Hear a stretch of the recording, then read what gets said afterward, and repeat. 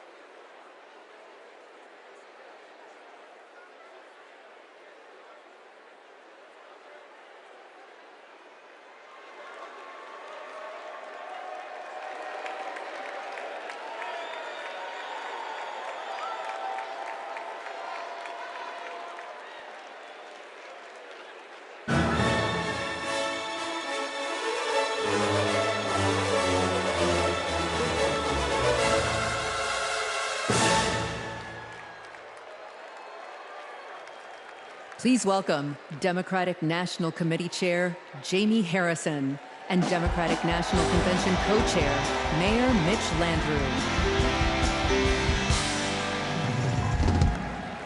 Welcome back, Democrats! To chair today's session, I'm proud to pass the gavel to Co-Chair Mayor Mitch Landrieu.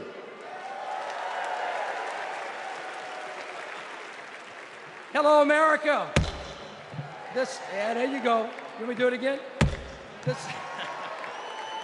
second in-person session of the 49th Quadrennial National Convention of the Democratic Party will now come to order.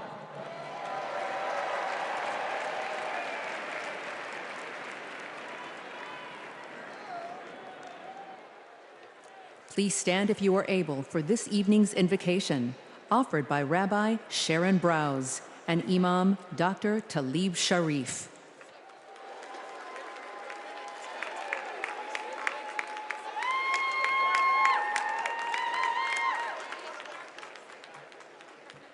We have gathered together this week to craft a redemption story for America. My faith is sustained by a redemption story. A people beleaguered and bereft, traversing the desert on a journey from degradation to dignity, from darkness to light. Holy One, help us write America's redemption story, a story of ceaseless striving toward a true multiracial democracy, rooted in equal justice, where every person is treated as unique, mighty, and worthy of love. In this story, politics is not a vehicle for repression, bigotry, or personal profit, but a call to service. This story counters extremism with capaciousness and compassion. It rejects the inevitability of war, affirming that every one of us, Muslim and Jew, Christian, Black, White, Latino, AAPI, queer and straight, Israeli and Palestinian, deserves to live in dignity and in peace.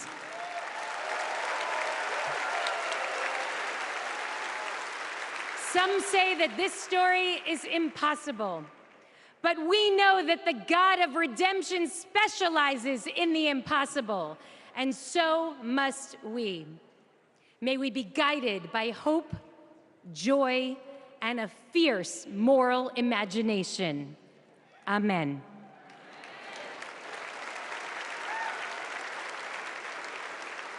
Greetings of peace. We pray that Almighty God, Allah, will bless this historic convention.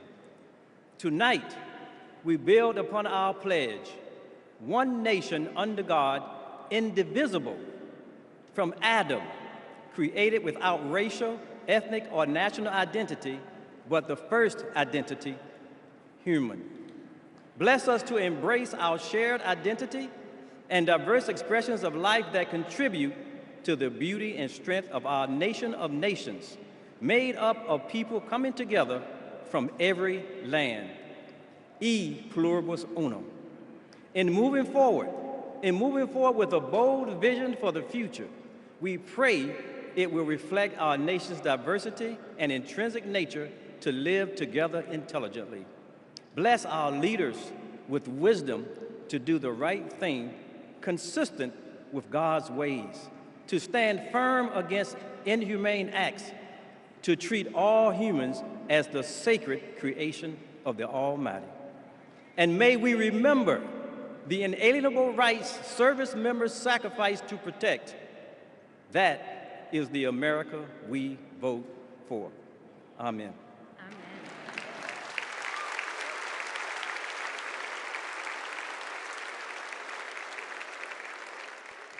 Please welcome Joshua Davis from Virginia to lead us in the Pledge of Allegiance.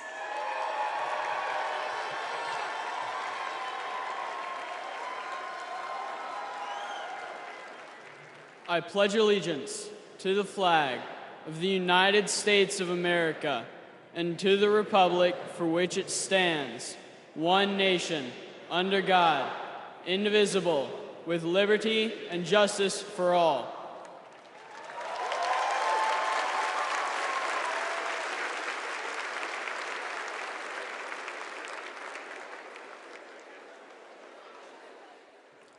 Please welcome Aristotle Garcia Byrne to sing our national anthem.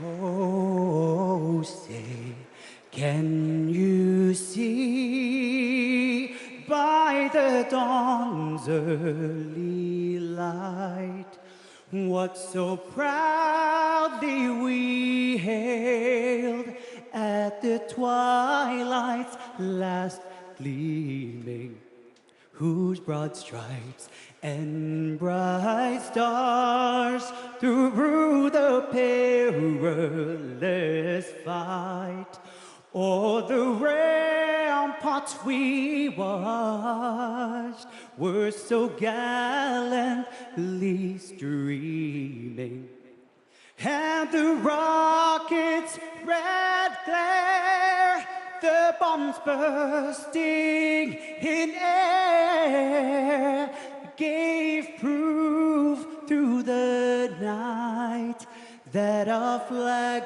was still there. Oh, say does that star-spangled banner yet wave o'er the land of the free and the home of the brave.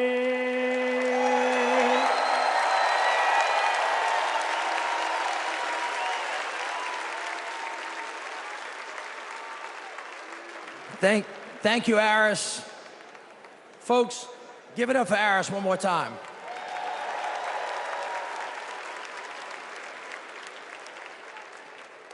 I'd like you to pause with me for a minute.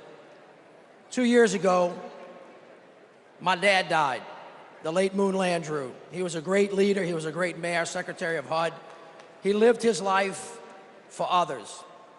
We have lost so many patriots since the last convention. So before we go any further tonight, let's take a moment and join with me and let's remember them all.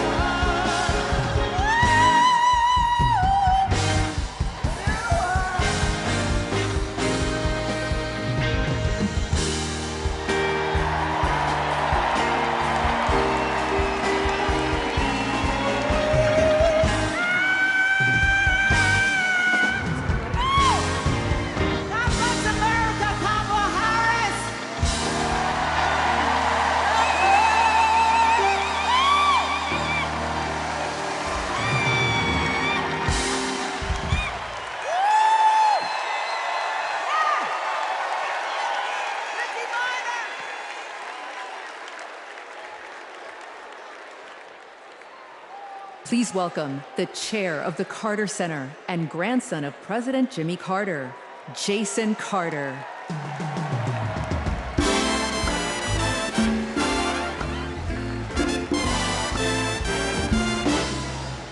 Hello, I'm Jason Carter. My grandfather, President Carter, will have his 100th birthday in October. I call him Pawpaw, and I can tell you that he wishes he could be here tonight. He and my grandmother led their lives with an unwavering faith in God, a respect for human dignity, honesty, and a commitment to loving their neighbors as themselves. Those principles guided them throughout their lives, including during their 4 years in the White House and the 4 decades since. For my grandfather, it was never about fame, recognition, accolades, or awards. His legacy is measured by the lives he has touched and the good he has done. Kamala Harris carries my grandfather's legacy. She knows what is right, and she fights for it. She understands that leadership is about service, not selfishness, that you can show strength and demonstrate decency, and that you can get a whole lot more done with a smile than with a scowl. Pawpaw is holding on. He's hopeful. And though his body may be weak tonight, his spirit is as strong as ever. My grandfather can't wait to vote for Kamala Harris. She reminds us all that the promise of America remains unchanged. We are one nation, indivisible, with liberty and justice for all. And my grandfather knows that with her as our next president, we will keep that promise. Thank you.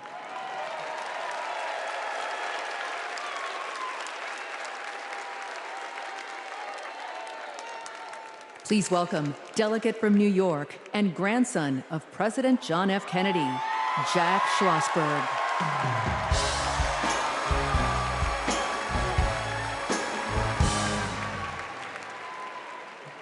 Hi, I'm Jack Schlossberg.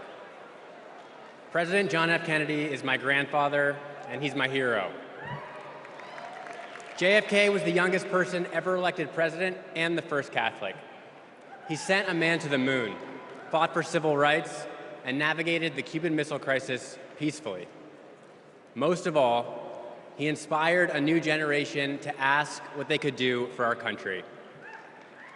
Tonight, JFK's call to action is now ours to answer, because once again, the torch has been passed to a new generation, to a leader who shares my grandfather's energy, vision, and optimism for our future.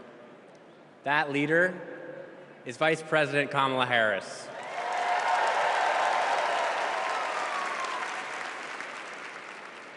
Like President Kennedy, Vice President Harris has dedicated her life to public service. She believes in America, like my grandfather did, that we do things not because they're easy, but because they are hard. As president, she will fight for working families. She will expand investments in clean energy so that my generation will have clean air and good jobs. She will defend our freedoms, the freedom for women anywhere in America to make their own healthcare choices, the freedom to be safe from gun violence, the freedom to vote easily and without fear. The choice is ours to make, and history is watching to see what we will do. Now, let's elect Kamala Harris the next President of the United States. Thank you.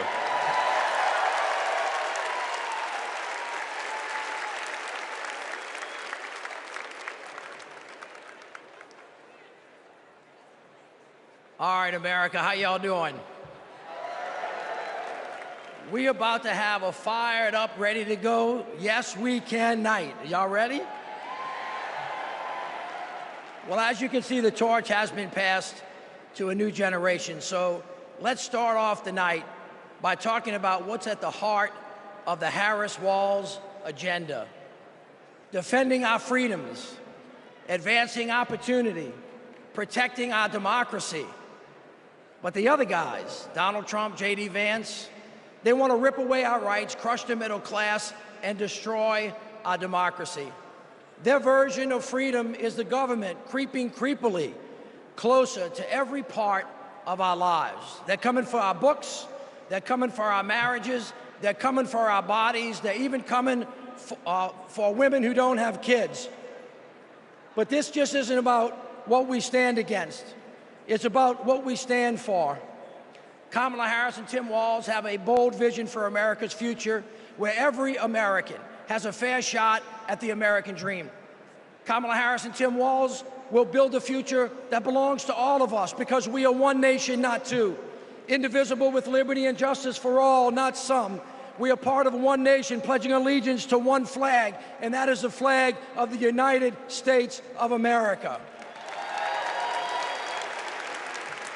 Hear this: America is great because of who we are, and more importantly, who we strive to be. My friends, our best days are ahead if we stick together. My friends, say it with me, let them hear it to the rooftops: we are not going back. So now please help me welcome. Please help me welcome from the great state of Pennsylvania, the great Representative Malcolm Kenyatta.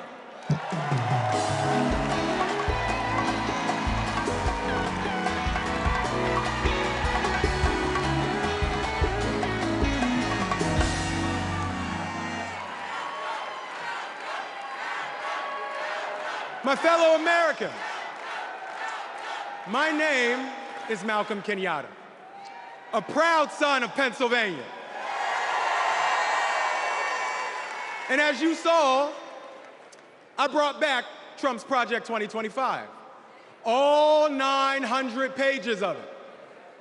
And it's interesting because usually Republicans want to ban books, but now they're trying to shove this down our throats. It is a radical plan to drag us backwards, bankrupt the middle class, and raise prices on working families like yours and mine. Under Project 2025, a family making just $75,000 a year with just 2 kids would pay $1,800 more in federal taxes. No, but there's more. Because on page 465, Project 2025 would stop Medicare from negotiating to lower the price of prescription drugs and capping out-of-pocket costs. And on page 587, Project 2025 would cut overtime pay for hard-working Americans. But my friend, these bad ideas aren't new. As long as we have been fighting to make America work for working families, there have been greedy corporate interests trying to take us back. In 2019, my grandma, a civil rights warrior, called me, her voice cracking, and she said, "I'm so sorry, baby. I'm so sorry. I thought my generation had fixed this. And here you are, fighting the same battles." But I want to tell you tonight, my friends, what I said to my grandma. I said, "It's okay, Grandma. It's just our turn. It's just our turn to stand up for working people and to stand up for our nation's promise. It's just our turn to defend our rights and to ensure that democracy doesn't die on our watch. It's our turn to make history, my friends, by electing Kamala Harris as the next President of the United States of America. God bless you. May God protect our troops.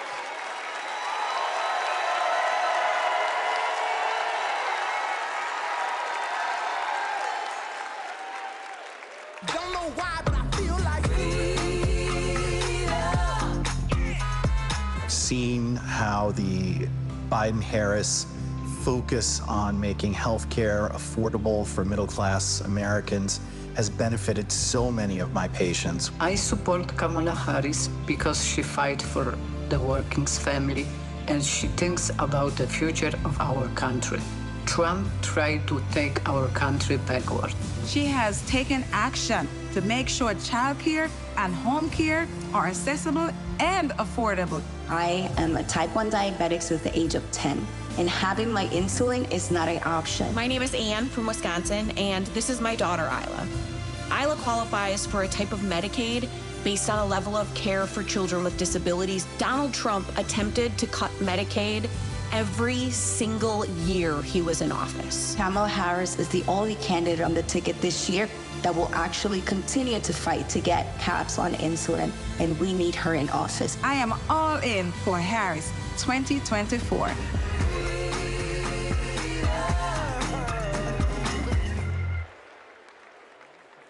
Hailing from the South Side of Chicago, please welcome Oscar and Grammy Award-winning artist, author, and longtime activist, Common, featuring Grammy Award-winning gospel singer, Jonathan McReynolds.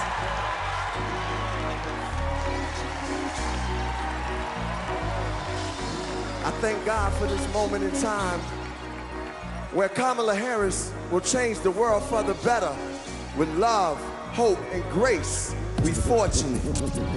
I'm fortunate to be alive. Can't explain how I got here, but we've arrived. The deliverance and diligence for which we strive. It's the feeling, there's no silliness when we rise. Fortunate to have friends who don't synthesize. I keep good company, we enterprise. Had a strong gauge since infant eyes. I guess I can see the power in the prize. Incentivized by the streets I identified. Other people's struggles I don't minimize. Fortunate to be born and raised in the shy. Salt of the earth, people with the bravest eye. They say your God is the truth, I wasn't raised to lie. Fortunate to be so que sera. Every day that I get up, I trace the sky. Draw with the most high on the place that I am. And that's fortunate, you can feel it in the air. Hey yo, it's love out there. Hey, the feeling is free. Yo, Chi-Town at the DNC. Jonathan, what you say? Your struggles keep you near the cross, and may your troubles show that you need God, and may your battles end the way they should, and may your bad days prove that God is good, and may your triumphs keep you humble and high. And may your endings be worthy of every start.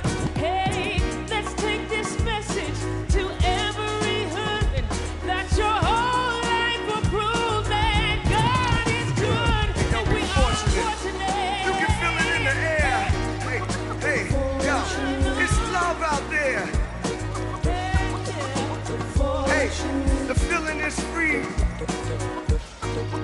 Yo, we live at the DNC.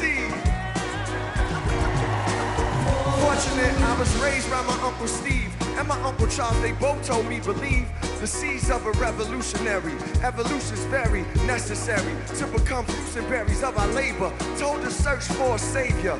Fortunate, I had a chance to raise her. In the days of the unknown, I'm fortunate to come home to blocks we fought and swung on. Fortunate the Lord put me on the path to use the microphone for a ride and a staff. Fortunate, yo, we got the golden parents. We fortunate, y'all, for Kamala Harris. Yo, we fortunate. Yo, the love is in the air. Yo, can you feel it out there? Hey, yo, the feeling is free. Chi-Town, we live at the DNC.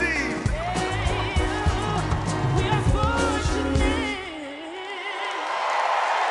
Thank you, God.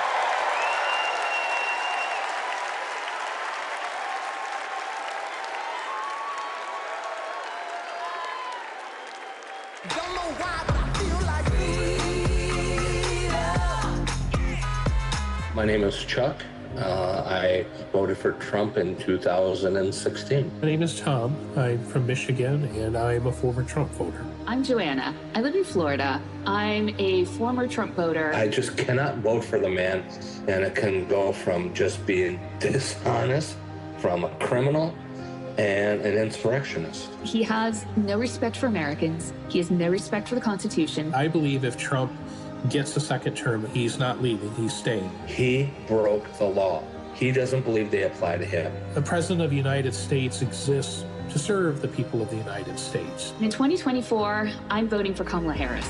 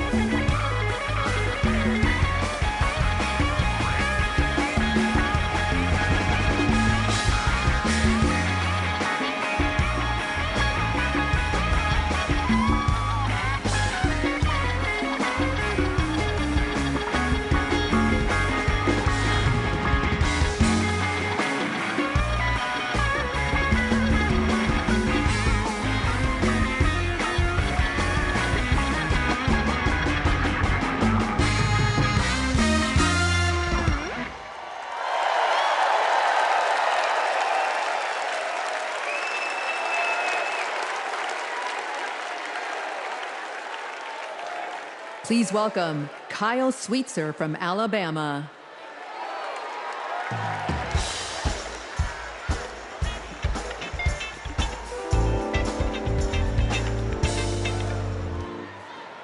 I voted for Trump not once, not twice, but 3 times. You see, I work in construction. I work with my hands. He told us he'd look out for blue-collar workers. So I made my first ever political donation to Trump, and I donated to him many times throughout his presidency. But then I started to see Trump's tariff policy in action. Costs for construction workers like me were starting to soar. I realized Trump wasn't for me. He was for lining his own pockets. Now, I'm not left-wing, period. But I believe our leaders should bring out the best in us, not the worst. That's why I'm voting for Kamala Harris. She's tough. She's going to tackle inflation. Trump will make it worse. I'm voting for Kamala Harris because she'll make us proud to be American again.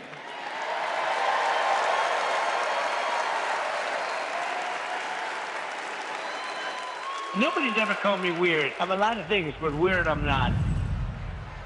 The late, great Hannibal Lecter is a wonderful man. You know what I'd do if there was a shark or you get electrocuted? I'll take electrocution every single time. Bing, bing, bing, bing, bing. She said Kamala has one big advantage. She's a very beautiful woman. I'm a better looking person than Kamala.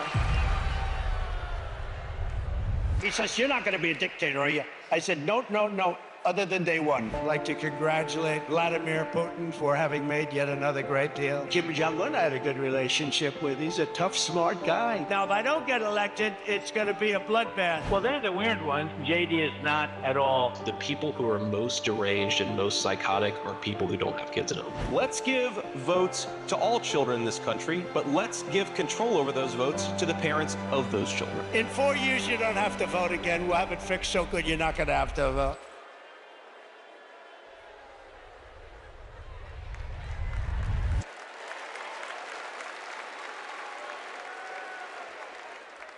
Please welcome Stephanie Grisham.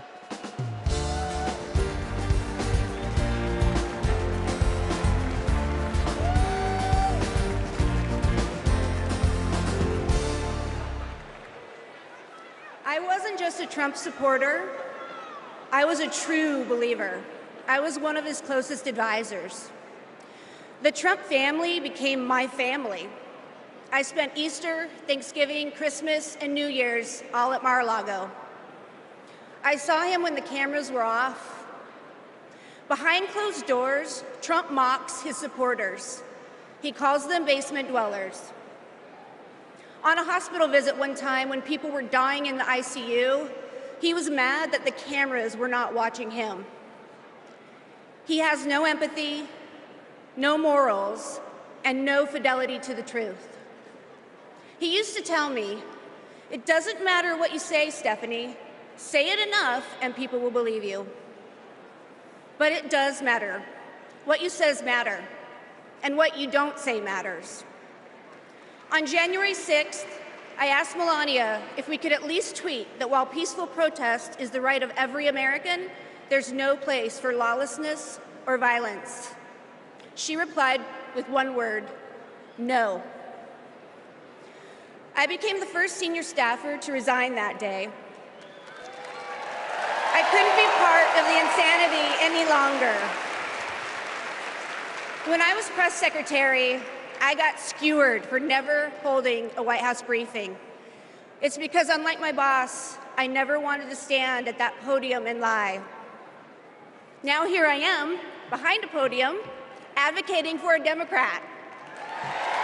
And that's because I love my country more than my party. Kamala Harris tells the truth.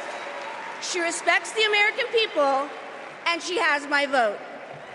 Thank you.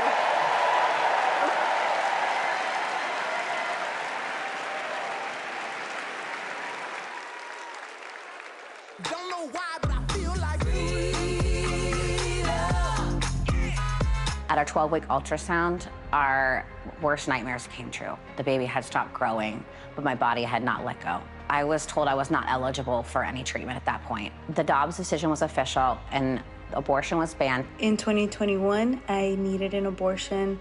After an ectopic pregnancy, I was able to access life-saving medical care when I needed it, and now I'm turning to IVF to build my family. I'm supporting Kamala Harris because I'm an IVF mom. It's not just the headline-making stories that these bans impact. It impacts people trying to build families, just like me.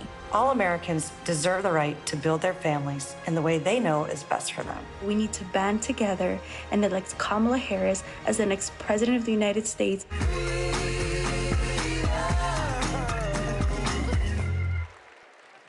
Please welcome Nabella Noor.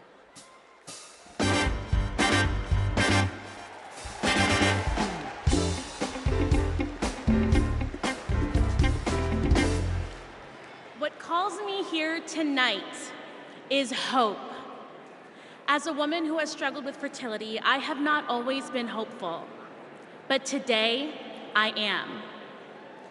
I'd always dreamt of motherhood, and coming from a large Bangladeshi American family, I imagined it'd be easy. It wasn't. My husband and I tried to conceive. We failed. We tried and failed again and again and again for 6 long years. Finally, I got pregnant. We were overjoyed, but then I miscarried. I was devastated. It was only after sharing my story online and hearing from women about their experiences with IVF that I felt a tiny glimmer of hope. So I started the IVF process. But just a few weeks before my egg retrieval, I learned I was pregnant.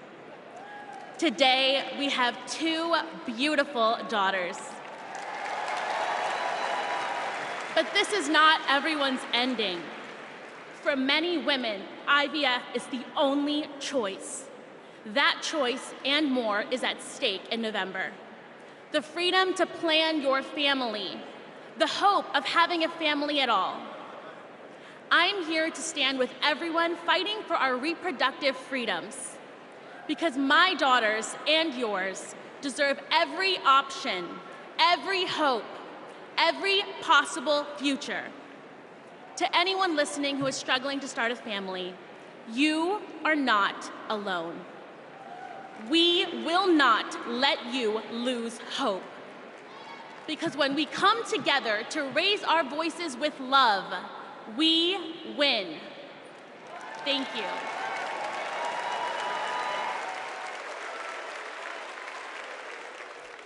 Please welcome Michigan Senator Gary Peters.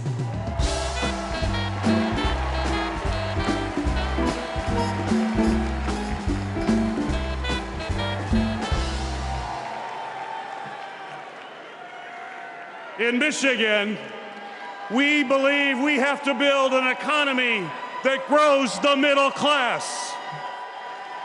And we know that when unions succeed, all workers win.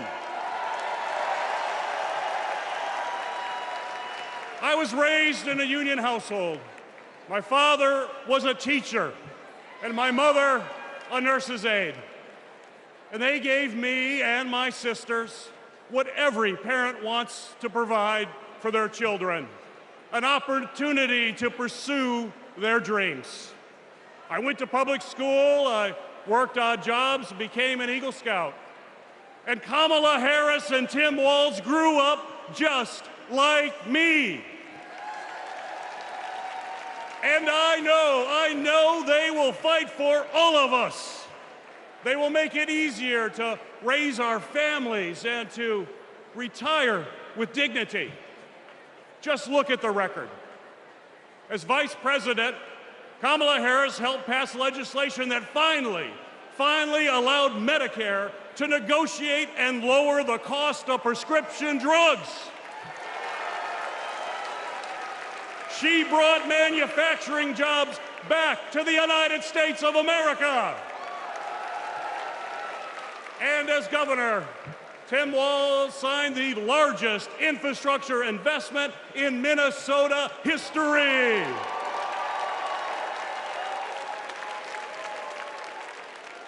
And on the other hand, we have Donald Trump and J.D. Vance. And let's be clear, if they win, working people like my friends here from the Teamsters will pay the price.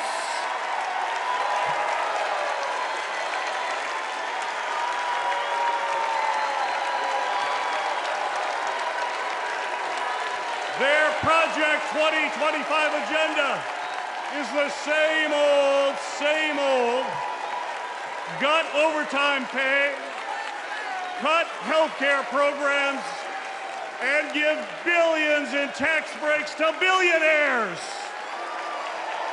We cannot let that happen, and we will not let that happen. And now I want to introduce some retired Teamsters and pension warriors, led by Ken Stribling, president of the National United Committee to Protect Pensions.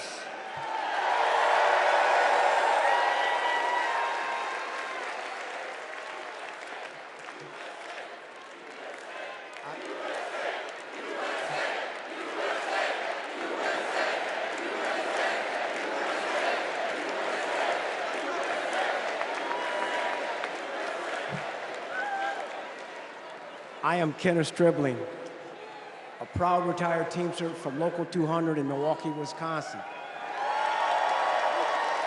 I hope you don't mind, but I brought some friends. Pension warriors from the NUCPP.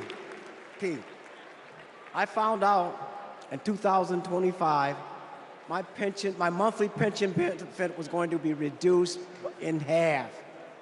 Not long after that, my wife, Beverly, was diagnosed with terminal cancer. I didn't know how we were going to make it. So I went to a retirees meeting in the basement of a small church. At that moment, I knew we were not going to go down without a fight. Beverly made me promise never to quit until we made this right. So we organized a nationwide grassroots movement. For 6 years, we fought hard. And finally, we had a breakthrough. After 50 days in office, the Biden-Harris administration passed the American Rescue Plan, including the Butch-Lewis Act, to save our pensions and secure our retirement. They got it done without one single Republican vote in Congress. They saved over 1 million pensions, including 33,000 from my state, Wisconsin, 52,000 from Pennsylvania, 61,000 from Michigan. As president, I know Kamala Harris will have our backs. She will fight for our retirement, Social Security, and Medicare. Beverly passed away in 2019, but I kept my promise, because a promise is a promise is a promise. Thank you.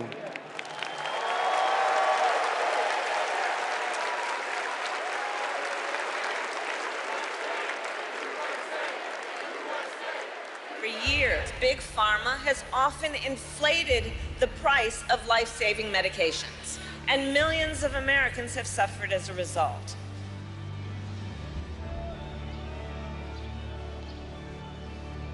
Those costs got passed on to our seniors, but not anymore.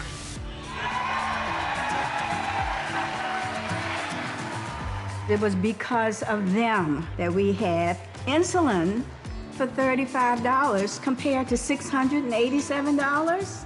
What a gift. This $35 is life-changing for us. The beauty of it is it's fixed. Everything else goes up, but it stays the same.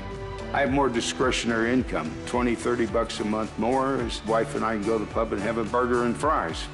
I can afford my rent. I can afford to feed my children. I can afford my insulin. It's saving me a couple $1,000s a year, which is several trips to visit the grandkids. I am looking forward to that lifestyle where I can travel and be able to enjoy my grandchildren and maybe great-grandchildren. It meant I could enjoy life. President Joe Biden and Vice President Kamala Harris will be in Maryland this afternoon to unveil a new plan cutting prescription drug costs. 10 popular drugs are affected by this, including cancer, diabetes, heart disease, and blood clot medications. Seniors will save roughly $1.5 billion in out-of-pocket costs next year. With Kamala Harris, I feel so hopeful. I feel the future of America will be good.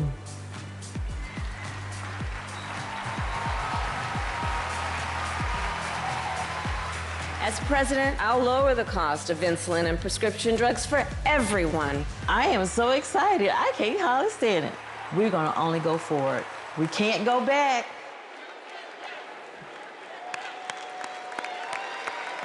Let's have another hand for our brothers and sisters from Teamsters and all of our brothers and sisters from the unions across America who are rebuilding it, brick by brick. I mean, after that, what do you talk about? Kamala Harris wants to throw a little bit of dirt. So here we go. After years of dead ends and broken promises, President Biden and Vice President Harris brought Republicans and Democrats together to actually get something done. Trump promised Infrastructure Week but never built anything. But this time, the Biden-Harris administration is actually breaking ground, and we're starting to turn dirt, ushering in an infrastructure decade. All I see is possibilities ahead. You see, the foundation of a strong economy is literally a country's infrastructure. It's the cornerstone upon which all rest. We finally got a president and a vice president who puts their money where their mouth is. Already, $460 billion out the door, $1 trillion of private sector investment, building roads and bridges and airports and ports and water systems so that kids don't have to drink dirty water out of lead pipes and little girls don't have to sit on the back of their mama's car trying to do their homework so they can have a better future for us. We're building a clean energy economy. All of it is moving out of the door. And we're touching every part of the country, from the Pakiak, Alaska, all the way down to Lowndes County. We have over, hear me now, 60,000 projects all across this country with funding already underway. We're hitting the ground running, and it's right in everybody's backyards. 2 years ago, after President Biden and Vice President Harris passed the biggest infrastructure investment since President Eisenhower, he called on me and others to help carry out that vision as we rebuild America. As a senior advisor to the president, we pushed out funding for the roads and the bridges. We're literally building bridges to the future. High-speed internet and the clean energy economy. With these projects, we're ushering in a brighter future, a future in which everyone has clean air to breathe, everyone has clean water to drink, a future in which everyone has the opportunity to build generational wealth, a future in which the most vulnerable communities aren't forced to bear the brunt of progress. And we have made historic progress towards that vision. Let's take a look with what progress is being made in communities across the country with products that are being made right here in the USA. Since passing the bipartisan infrastructure law and the American Rescue Plan, the Biden-Harris administration is putting billions of dollars into cities and counties across the country over the next 5 years. I want to particularly thank the mayors of America. You make things work. Thanks to the Biden-Harris administration, the city of Phoenix has a much greener bus fleet. in San Antonio. We're building the airport of the future in the heart of our city. Until 1970, Scranton and New York were connected by passenger rail. And within 5 years, finally, we're getting that connection back. Our vision is to create a truly multimodal city, a city where people can walk, ride public transportation, or ride a bike to get to their destination. Our city is able to create over 2,000 jobs and move our transit system into the future. We are investing over $50 million to take vacant buildings just like this one to turn them into shovel-ready job sites in the heart of our city. We were able to use American Rescue Plan funding for safe, affordable housing for our neighbors. When a dilapidated apartment complex was condemned, we were able to swiftly relocate these tenants. In Tucson, we have planted or distributed over 100,000 drought-tolerant trees to combat extreme heat. In the great city of Baltimore, Maryland, we're opening brand new rec centers that are closing in our city, and many, many, many more investments thanks to President Biden and Vice President Harris.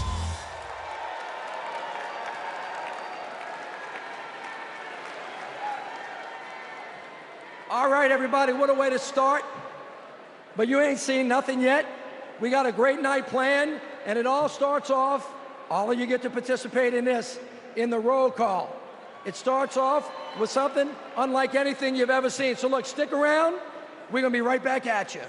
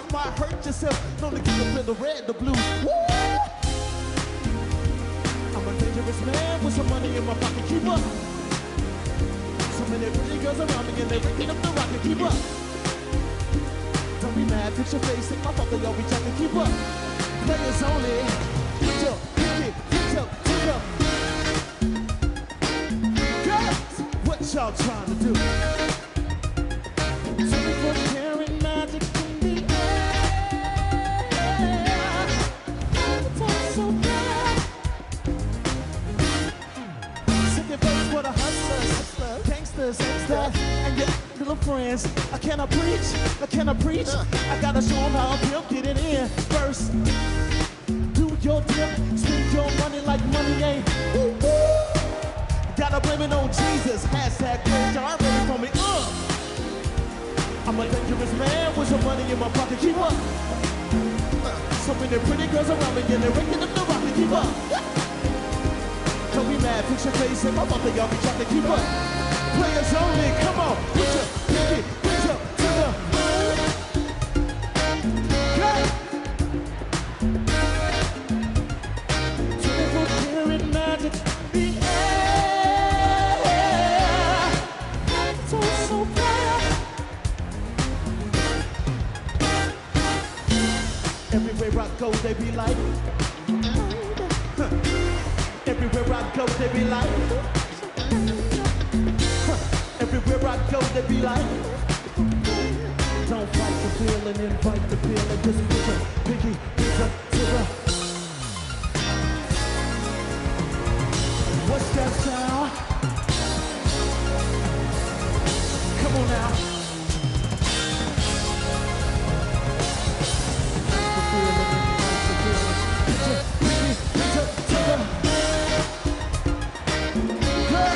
What y'all trying to do? 24-karat magic in the air. It's all so bright.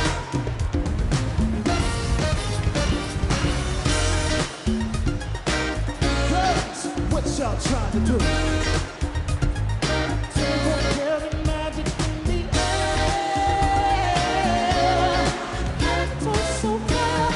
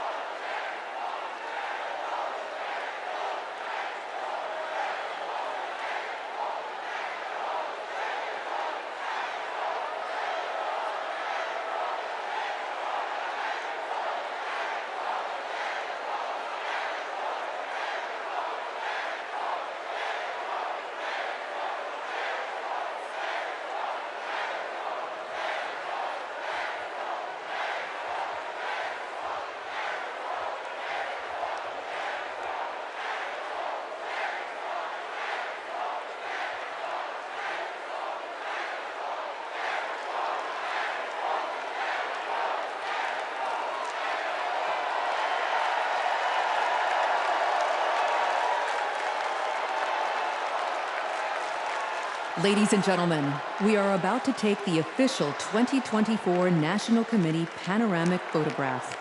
At this time, we would ask all of the delegates and guests to take their seats and get ready for this historic photo. During the photo, there should not be any movement in the hall. If anyone moves, anyone behind them will be blurred. There will be one digital rotation. There will be one photo taken with a 110-year-old film camera by Abbas Shir Mohammadi, fourth-generation photographer who has captured all of the past Democratic and past tense swearing ceremonies. The camera is ready. Please listen to Abbas, who is located in the center blue press stand in the center of the hall.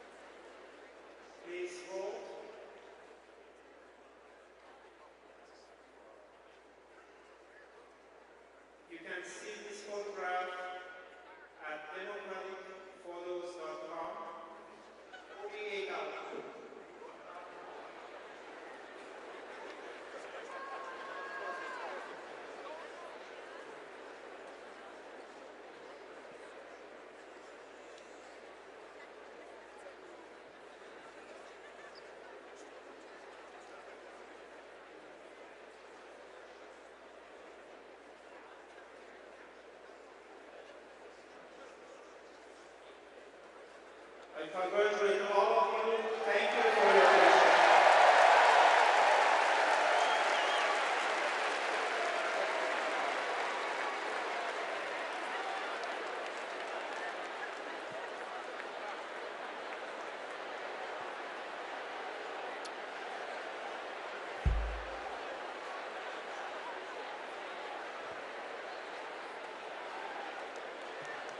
Delegates and guests, please put on your wristbands at your seats.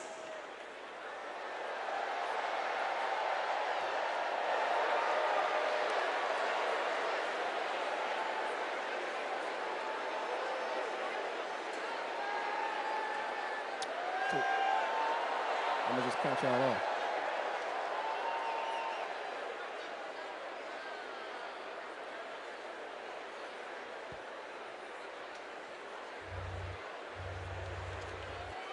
Here we go.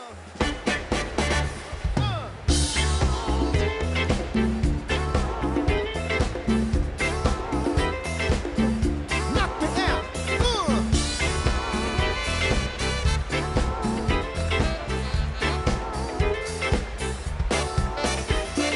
Superhighway, coast to coast, easy to get anywhere.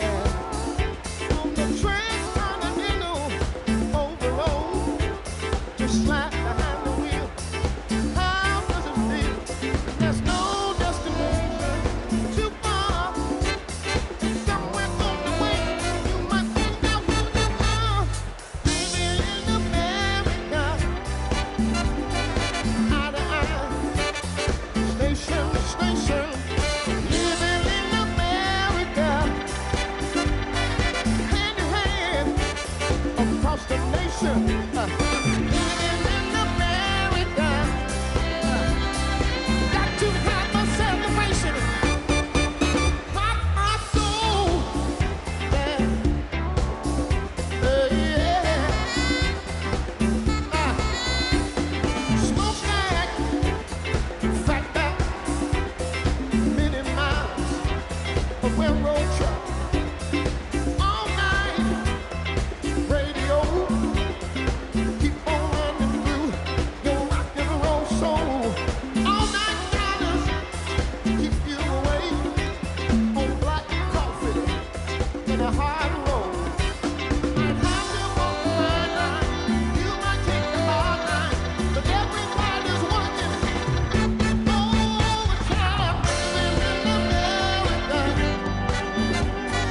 eye to eye, station to station. Living in America,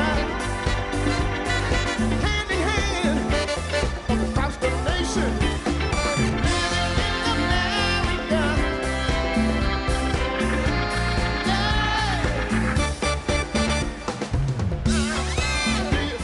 America,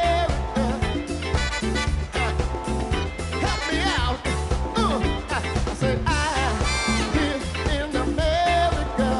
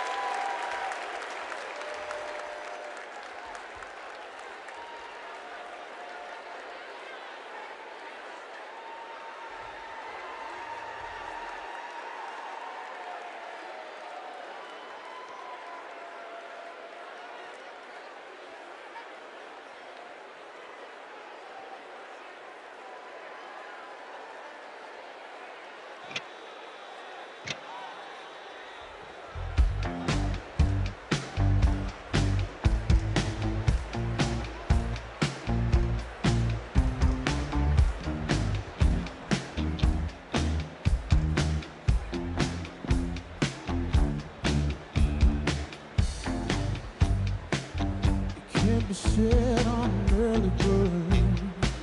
It's 10 o'clock before I say a word. Baby, I can never tell. Do you sleep so well? You keep telling me to live right, to go to bed before the daylight. Then you wake before the sunrise. No, you pretend, baby, now and then. Don't wanna wake up, dark as the lake. Spinning like a wildfire, lost in the haze. We're drunk on life, it's great. The wait, I'll take my whiskey neat, my coffee black and my bed at 3. You're too sweet for me. You're too sweet for me. I'll take my whiskey neat, my coffee black and my bed at 3. You're too sweet for me. You're too sweet for me.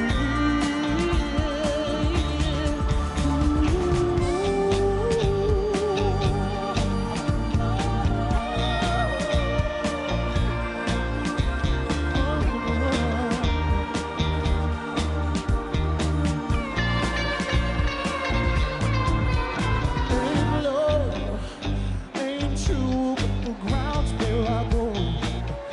Work late when I'm free from my phone. The job gets done, don't you worry, son. I know who wants to live forever, baby. You treat your mouth like it's a heaven's gate. The rest of you is like a TSA. How is you get along?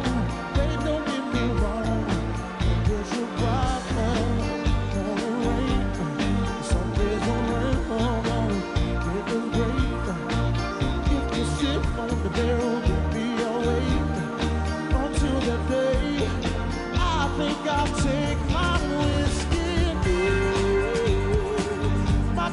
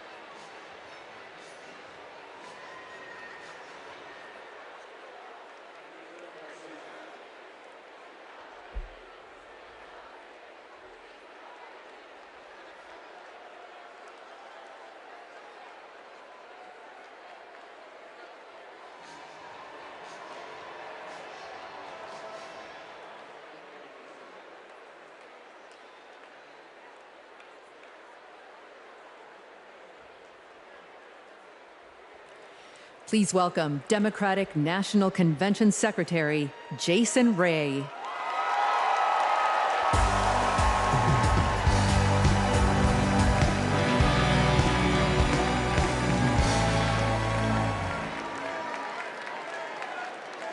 Well, good evening, delegates. My name is Jason Ray, and I'm honored to serve as the secretary of both the Democratic National Committee and the Democratic National Convention. I remember watching my very first convention on television when I was just 10 years old. It was the 1996 convention right here at the United Center. Now, nearly 3 decades later, I could not be more thrilled to join you in making history as we nominate Vice President Kamala Harris.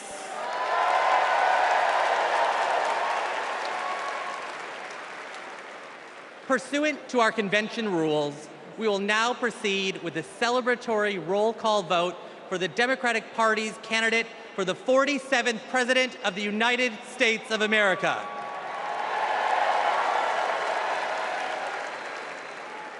As a reminder, our nomination was made official on August 6th upon the certification of the virtual roll call. This roll call will reflect those results.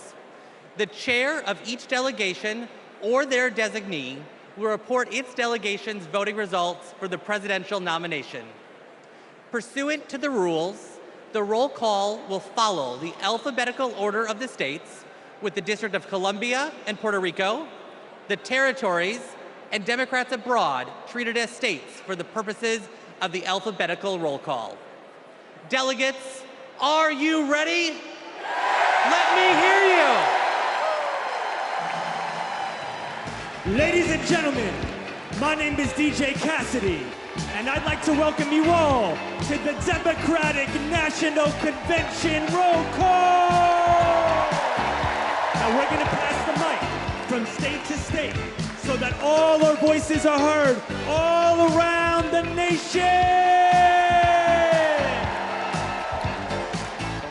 But first, let me pass it back to Secretary Ray to get the celebration started.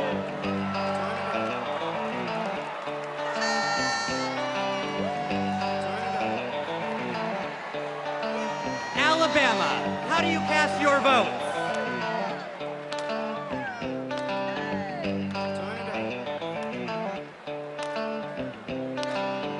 Alabama passes. Delaware, how do you cast your votes? On behalf of the great state of Delaware, home of our beloved 46th President of the United States, Joseph Robinette Biden Jr., it is our honor to unanimously cast our 34 votes for the next President of the United States, Vice President Kamala Harris!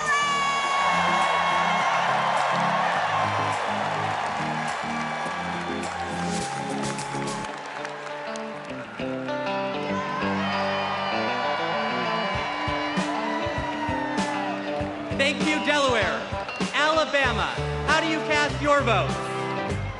In a letter from the Birmingham jail, Dr. King wrote that progress is not inevitable. We have to fight for it. We have to win it.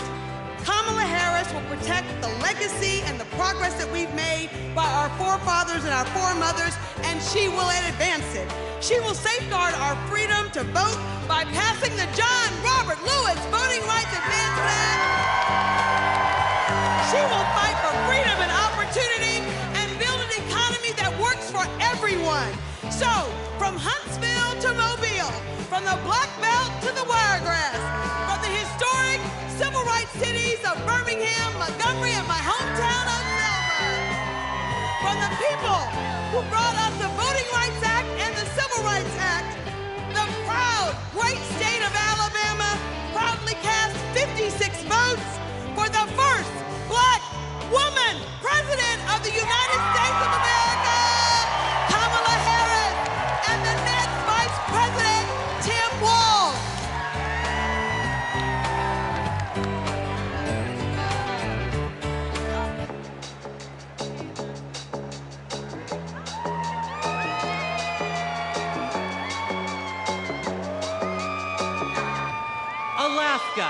do you cast your vote? Alaska's motto is North to the Future. And that's exactly where Kamala Harris and Tim Walz are going to take us. A future full of opportunity for everyone. As a teacher, a union member, and a proud Black woman, it is my honor to cast Alaska's 19 delegates for the next president of these United States, Kamala Harris.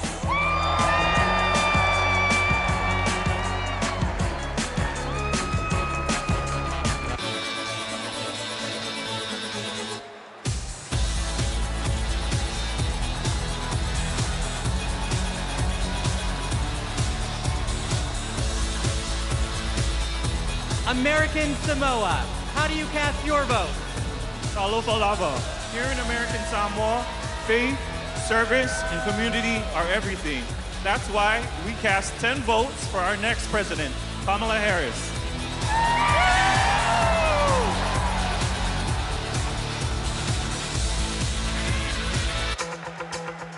Now, once again, my name is DJ Cassidy, and this is the DNC roll call. So let's pass the mic around the nation.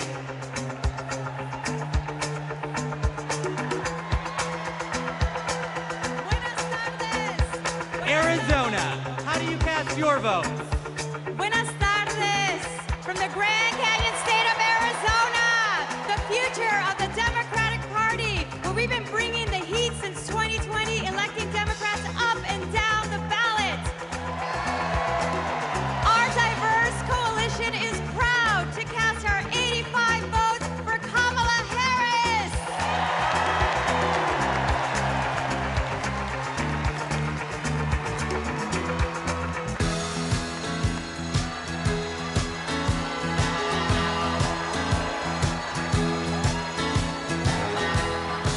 Arkansas, how do you cast your vote? On behalf of the great state of Arkansas, home of American legends Johnny Cash and Sister Rosetta Tharpe, home of the trailblazing civil rights leaders Daisy Bates and the Little Rock Nine, and home of the birthplace of President William Jefferson Clinton, who inspired all of us in a place called Hope. Arkansas casts our votes for Vice President Kamala Harris and Governor Tim Walz.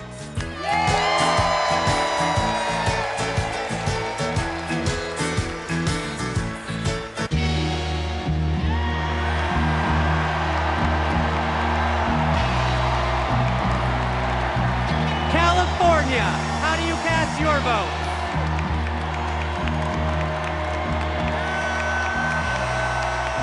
Mr. Secretary, the great state of California passes at this time. California passes.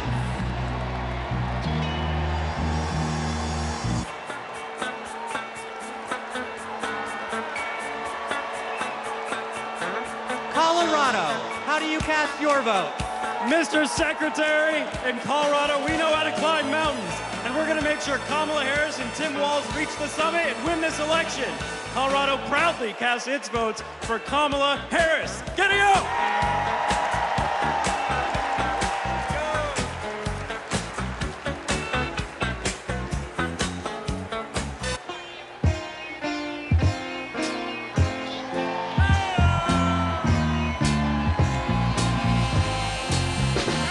Connecticut, how do you cast your vote?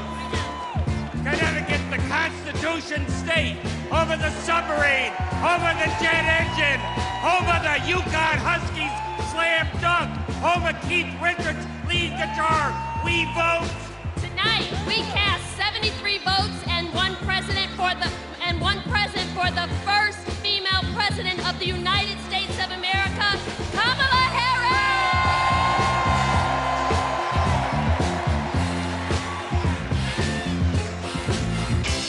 Now we're passing the mic all around the world tonight. So let's join together. Here we go, here we go, here we go. Let's go.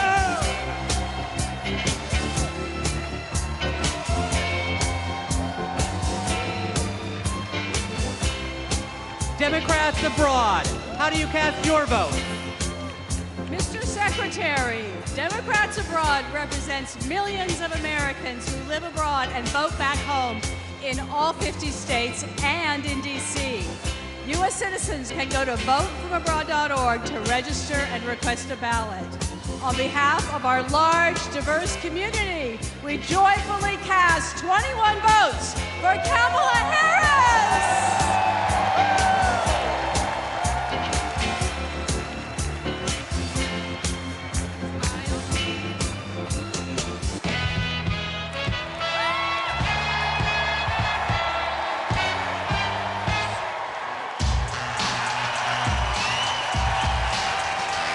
The District of Columbia, how do you cast your vote? We are Washington, D.C., home to 700,000 Americans, where millions have marched for jobs and justice, where Dr. King had a dream and Obama had hope, and where in January 2025, we will host the inauguration of President Kamala Harris.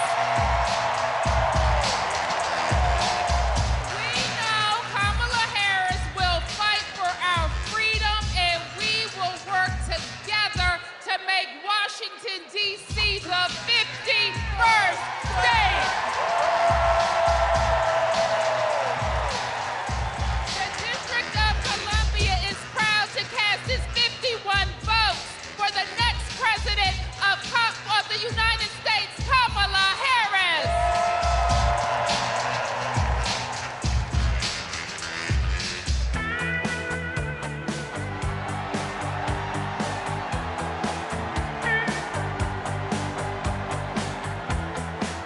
Florida, how do you cast your vote?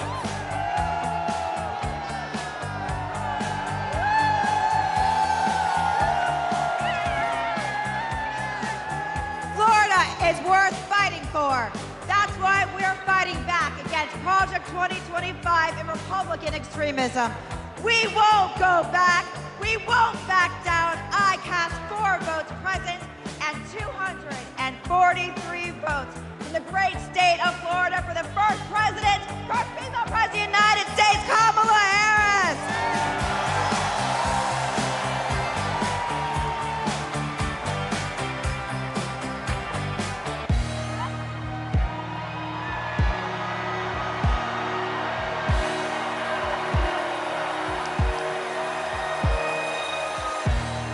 Georgia, how do you cast your vote?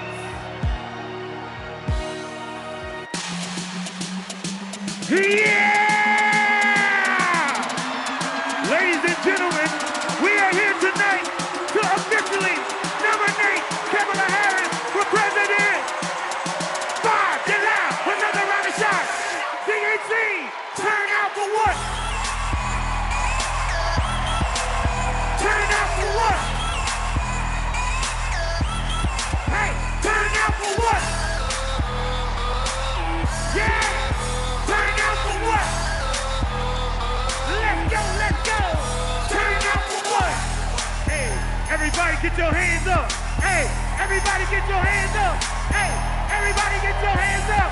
Now, say, we're not going back! We're not going back! We're not going back! We're not going back! VP Harris! Coming to wall! VP Harris! Giving the wall! Hey!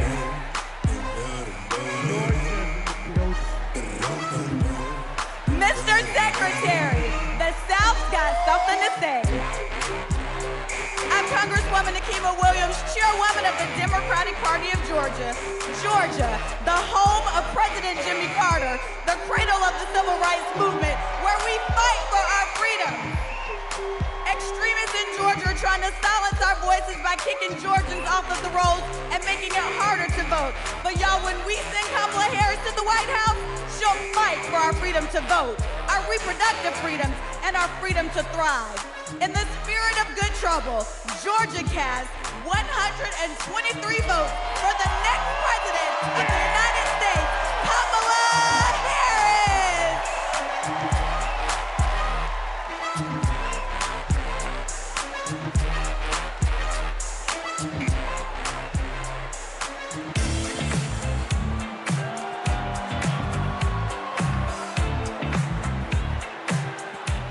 Guam, how do you cast your vote? Hafide todo centro. I am Governor Lou Myung Guerrero, the first female governor of our beautiful island of Guam.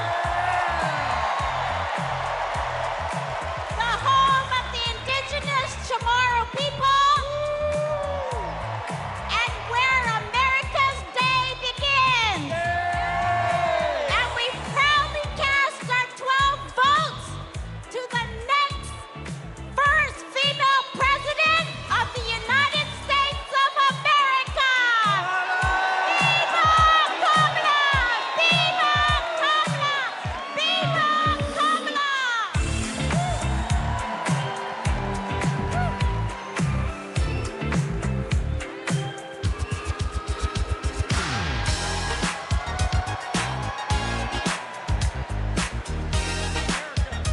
Aloha, Hawaii, how do you cast your vote?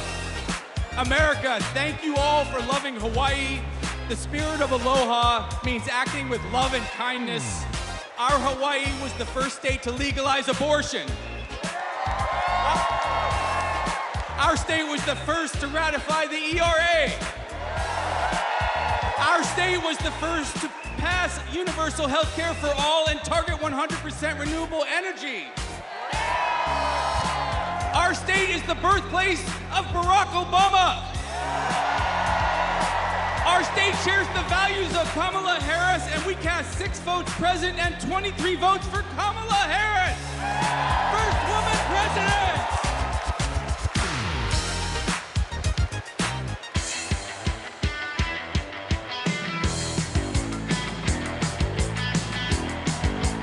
Idaho, how do you cast your vote? Republicans ripped away our reproductive freedoms. The Idaho Democrats are mounting our comeback. For the first time in decades, we're running in every legislative district. We are not going back. Idaho cast 27 votes for Kamala Harris.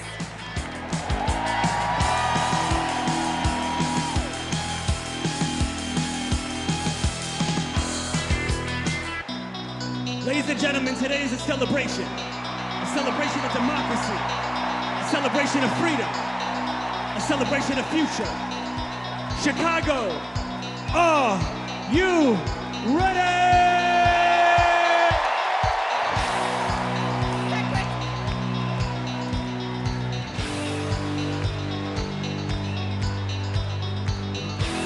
Our convention host, Illinois, how do you cast your vote?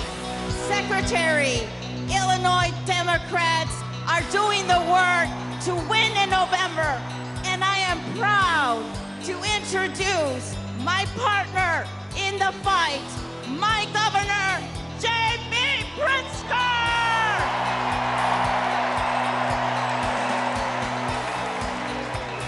The great state of Illinois, the prairie state, home of 4 presidents, including President Barack Obama. The birthplace of skyscrapers and the adopted home of Superman. The cornerstone of the Midwest Blue Wall. The first state to ratify the 13th Amendment ending slavery. And the 19th Amendment granting women the right to vote. Illinois casts 1 vote present and 176 votes for the next president of the United States, future Madam President Kamala Harris.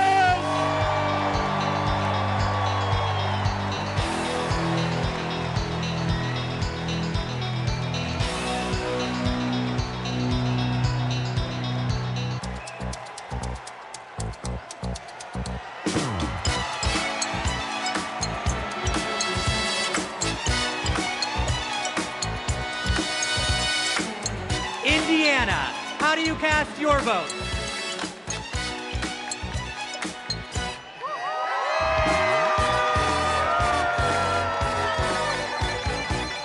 Indiana welcomed me into its heart.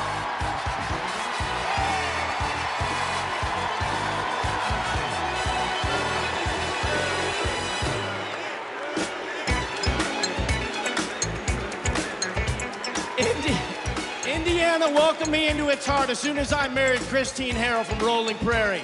And that's before I lived in Hawkins or played the littlest player with the biggest heart at the University of Notre Dame, Rudy. I want what's best for Indiana, and that means electing Kamala Harris, the first woman president of the United States of America. On behalf of the great Hoosier State, home of the largest single sporting day event in the world, the Indy 500, home of Michael Jackson, home of Babyface, home of David Letterman, Indiana delivered just 86 delegates to Kamala Harris and Tim Walz as the next president and vice president.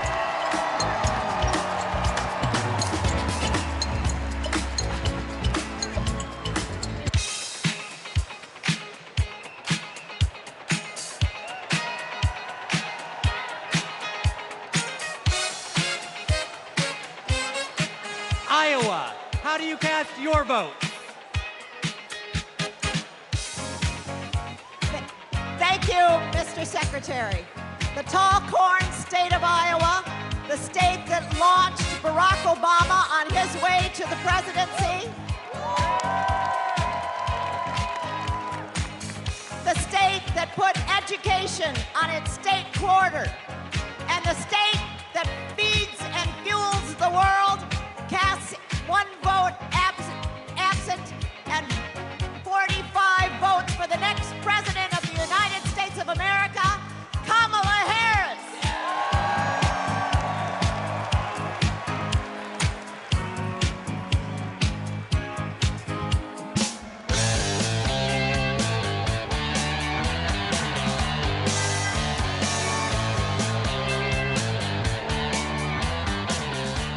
Kansas, how do you cast your vote? I can't hear. Hello, delegates from the center of America, the Sunflower State, Kansas, where our farmers feed America, where we elect strong women who govern from the middle.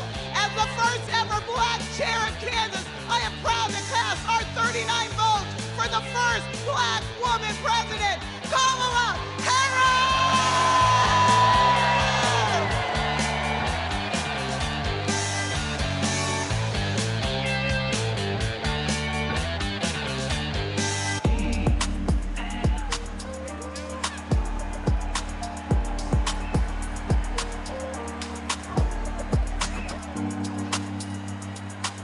The Commonwealth of Kentucky, how do you cast your vote? Since 2021, the Biden-Harris administration has shown up for the Commonwealth of Kentucky, and today we're showing up for Vice President Harris. With this administration, we've broken every record for private sector investment, exports, tourism, wages, and new jobs. Together, we're building the 2 largest battery plants on planet Earth, and we opened the cleanest, greenest recycled paper mill the world has ever seen. We are proud to cast 56 votes for the next president of the United States, Kamala Harris.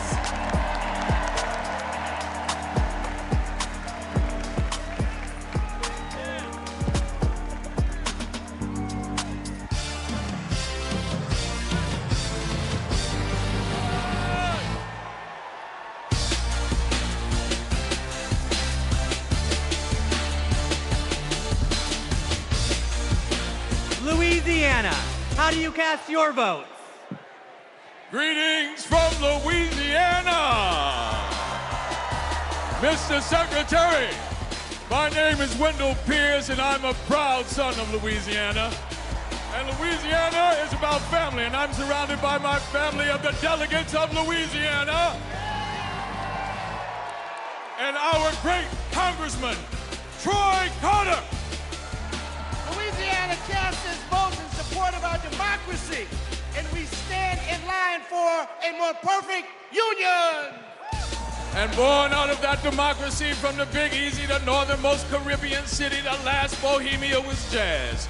And nothing can be more emblematic of jazz and democracy than what we swing with in the Big Easy. And it's because of that that I am here to cast my personal vote for the next President of the United States, Kamala Harris. And now, the leader of our party, Mr. Randall Gaines. The great state of Louisiana, a state that embodies the principles and spirit of hope and resilience, and so does Kamala Harris. The great state of Louisiana cast its one vote present, and our 47 votes for the next President of the United States, Kamala Harris.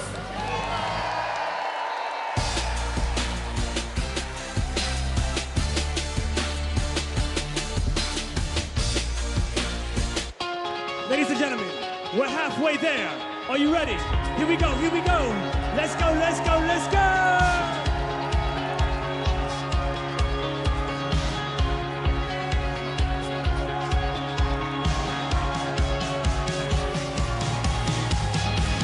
Next up is Maine. Maine, how do you cast your vote? Mr. Chair, great state of Maine, home of environmental climate activists and champions like Edmund S. Muskie and George Mitchell. Happy birthday today, George. The state where the sun rises first on the nation over our bold and rocky coast, bringing with it today a new day for the brave and open-hearted people of this country. We have improved lives, restored rights, and preserved our environment in Maine for future generations. Maine leads, and as Maine goes, so will go the nation.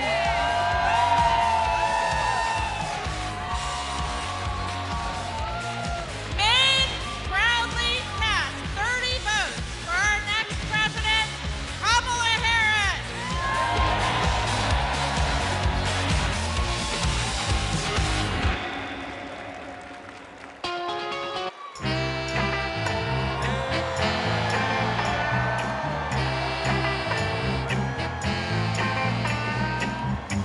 Maryland, how do you cast your vote? We are Maryland!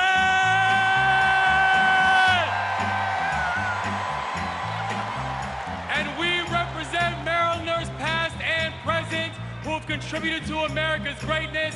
We are the birthplace of Harriet Tubman. We are the birthplace of Thurgood Marshall. We are the birthplace of Frederick Douglass.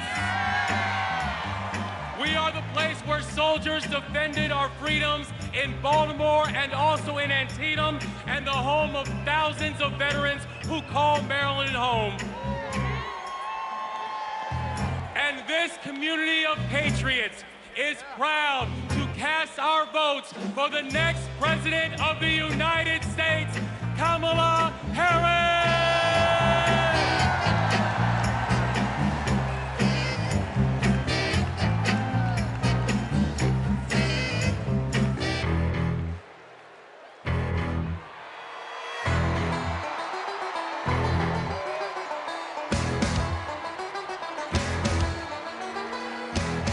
The Commonwealth of Massachusetts, how do you cast your vote? Mr. Secretary, the people of Massachusetts know something about making history. The first Thanksgiving in Plymouth, the first public school, the first public library where we don't ban books. Health care for all, and the first shots fired in our revolution. And we are proud, as the Commonwealth of Massachusetts, to make history once again. Mr. Secretary, Massachusetts counts 116 votes, all of our votes, for Kamala D. Harris for the office of President of the United States.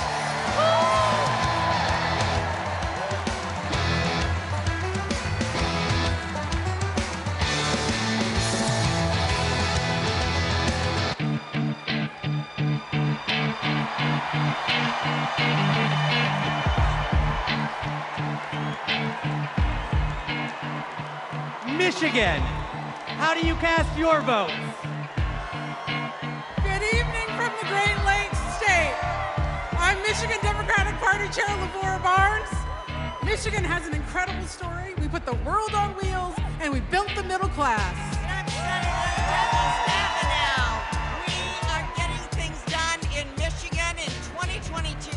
We flipped our state House of Representatives for the first time in 40 years. We're getting it done in Michigan.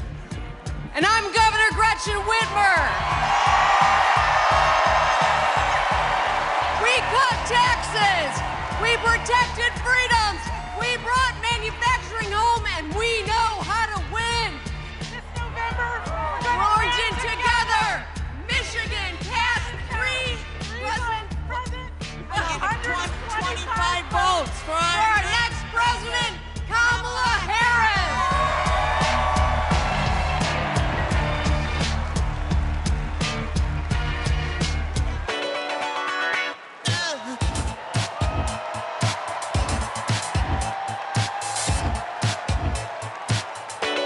Minnesota, how do you cast your votes?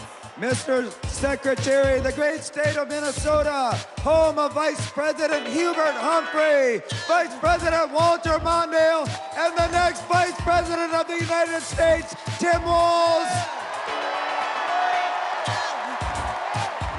We pass. Minnesota passes.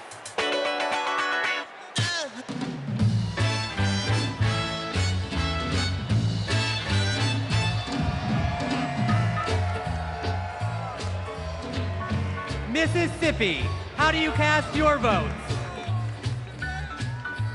Mr. Secretary, I'm State Chair Shaq Taylor from the home of magnolias and mockingbirds, from the great state of Mississippi, from the Red Clay Hills to the Mississippi River. To our Gulf Coast, we're proud of our heroes such as Fannie Lou Hamer and our special guest, Mr. January 6th, the Honorable Benny T. Thompson. With great joy, Mississippi delivers 40 votes for our future president, Miss Kamala Harris.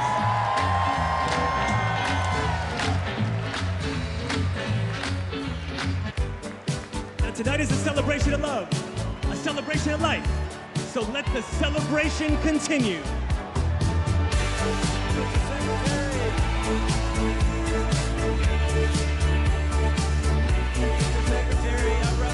Missouri, how do you cast your vote?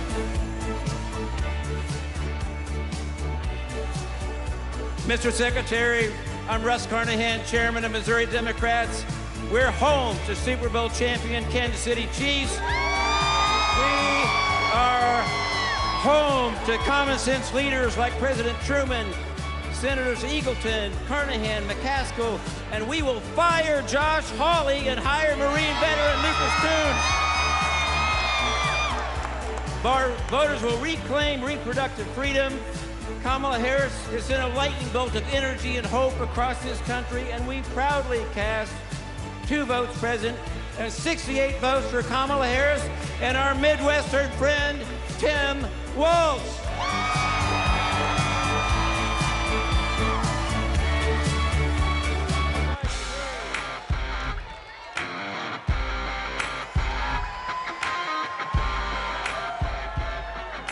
Montana, how do you cast your vote?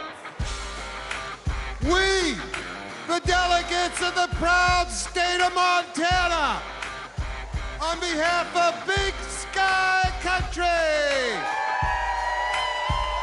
the last best place in these United States, I'm grateful for the beauty of our land and determined to protect it for future generations. We who sent the first woman to Congress proudly cast our 24 delegate votes to send the first woman to the White House, Kamala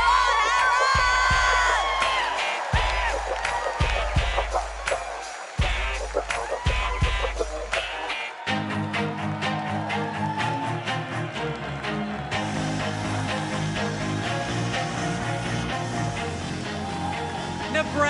Nebraska, how do you cast your vote?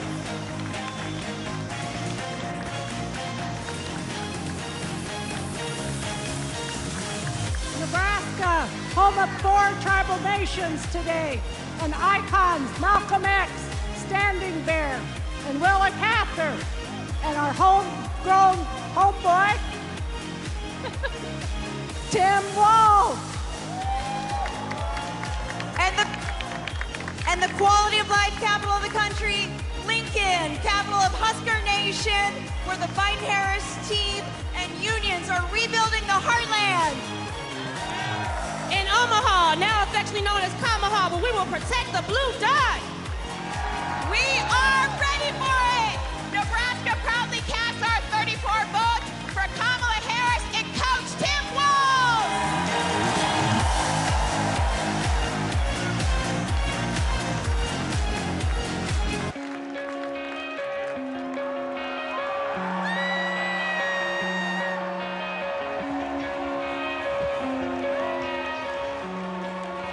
Nevada, how do you cast your vote?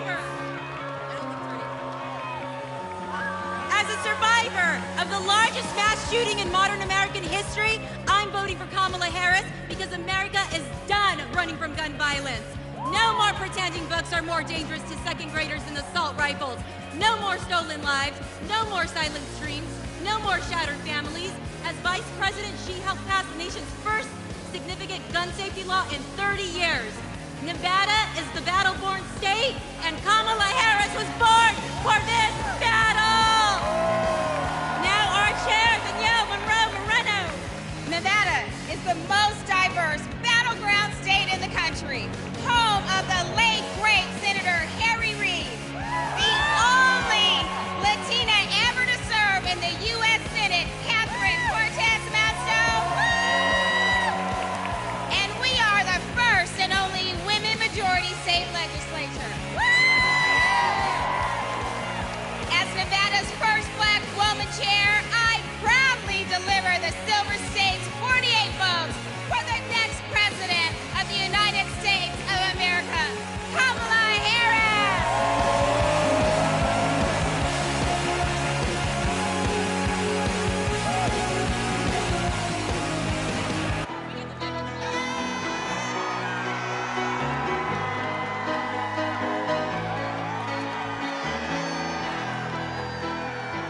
New Hampshire, how do you cast your vote?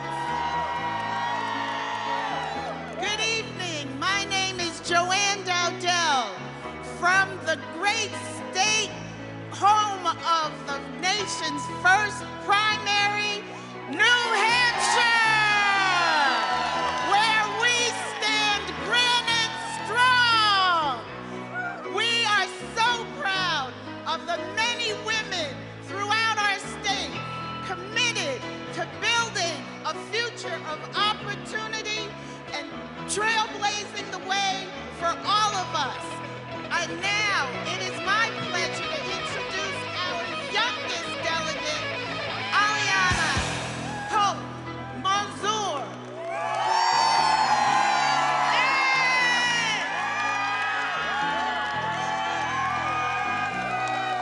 The great Live Free or Die state of New Hampshire casts all 34 of our votes for our next black woman and first South Asian president, Kamala Harris.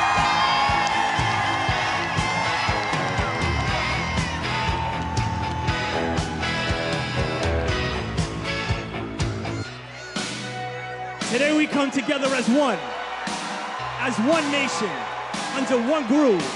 Nothing can stop us now. So no matter who you are, no matter where you are, represent your state with pride as we unite for the future.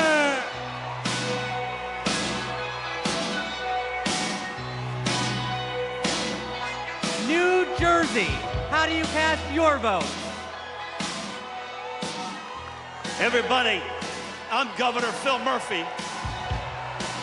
We're from Jersey, baby, and you're not. In the great Garden State, we care about protecting women's rights and lifting up vulnerable communities. That's what we mean when we say the great Garden State. My name is Dr. Joey Perella, pronouns she, her, hers. I'm a proud resident of the Garden State. I'm proud to stand with Kamala Harris and Tim Walz because they stand with the LGBTQ community.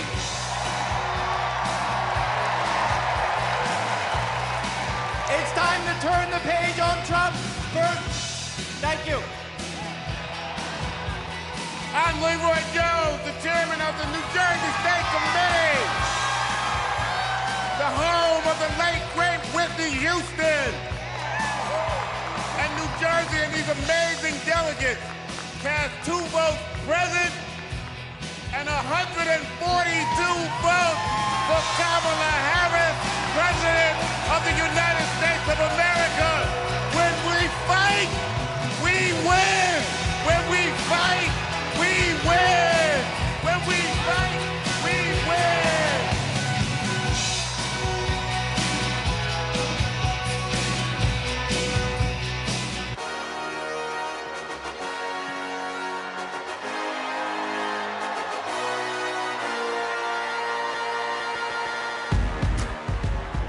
New Mexico, how do you cast your vote?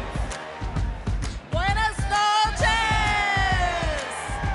Chair Jessica Velasquez here with our delegates from the land of enchantment, the great state of New Mexico, where we live our family values, respect women, love our land, our water, our blue skies, our green chili, and our sunsets. We are proud to cast 45 votes for Kamala Harris and Tim Walz.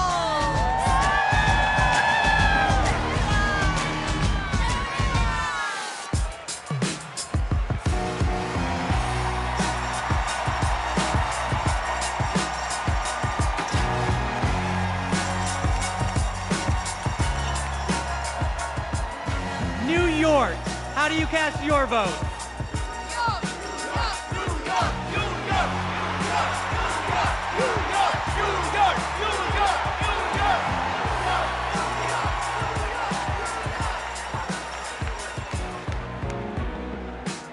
Mr. Secretary, my name is Henry Garrido.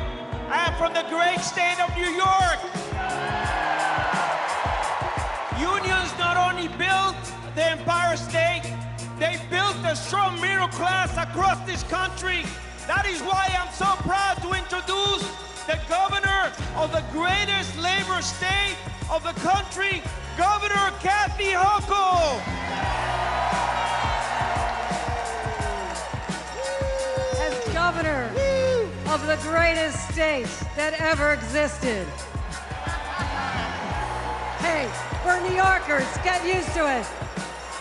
From Seneca Falls, the birthplace of the women's rights movement, to Stonewall, the birthplace of the LGBTQ movement, to Stone King Mountain, the birthplace of the environmental justice movement, and the birthplace of the labor movement. We are also not just the birthplace of great progressive movements, we are the birthplace of Shirley Chisholm. We are the birthplace of Geraldine Ferraro. And we are the home of Hillary Clinton. And that's why, as the first woman governor of New York, I am so proud to cast 298 votes to make Kamala Harris the first female president of the United States of America.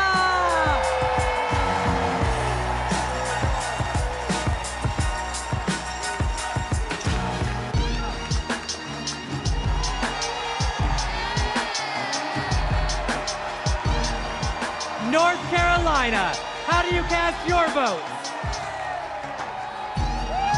My name is Anderson Clayton. I have the honor of serving as the youngest state party chair in this country.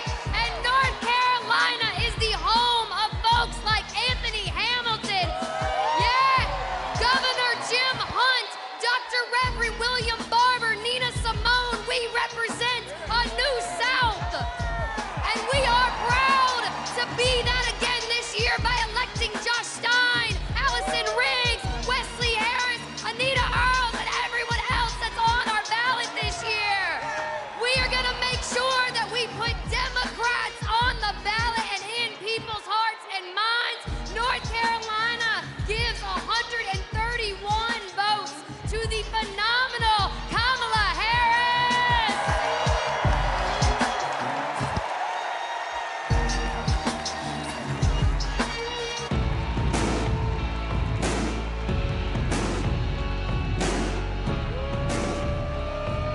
Dakota, how do you cast your vote? Mr. Secretary, the Democrats of North Dakota, the Peace Garden State, are proud to cast our 17 votes for Vice President Kamala Harris and the best neighbor you could ever hope to have, Governor Tim Walz, for President and Vice President of the United States of America. Let's go!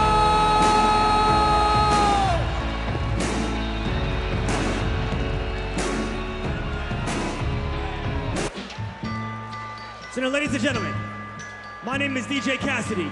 This is the DNC Roll Call, and tonight, your voice is the future.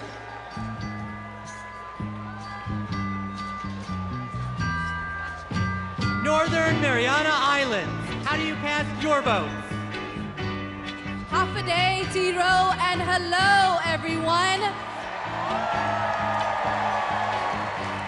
We are the Northern Mariana Islands, where our customs, our culture, our land, and our oceans breathe life into our people. The earth is not red or blue.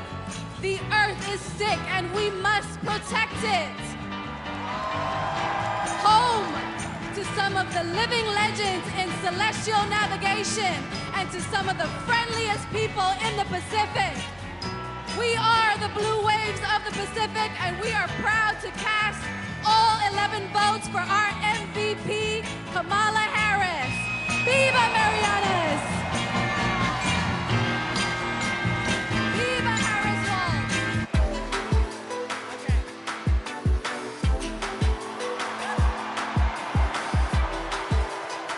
Ohio, how do you cast your vote?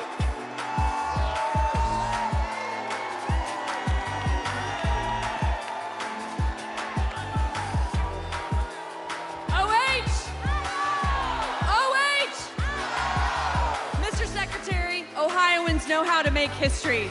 We put a man on the moon, and we are the founding home of the AFL-CIO. We enshrined abortion rights in our state constitution by 13 points, and we are going to send Sherrod Brown back to the U.S. Senate. As the first woman to lead Ohio Democrats, I am proud to cast our ballots for the first woman to be president of the United States. Mr. Secretary, we cast 1 vote present and 142 votes for Kamala Harris and Tim Walz.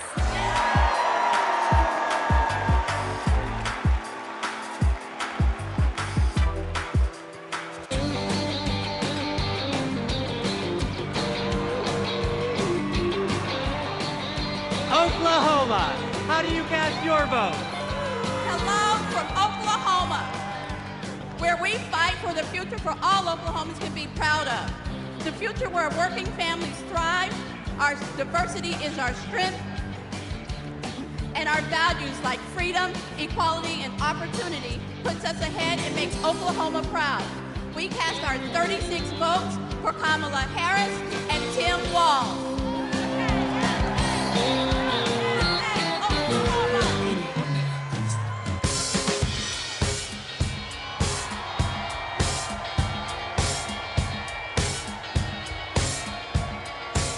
Oregon, how do you cast your vote?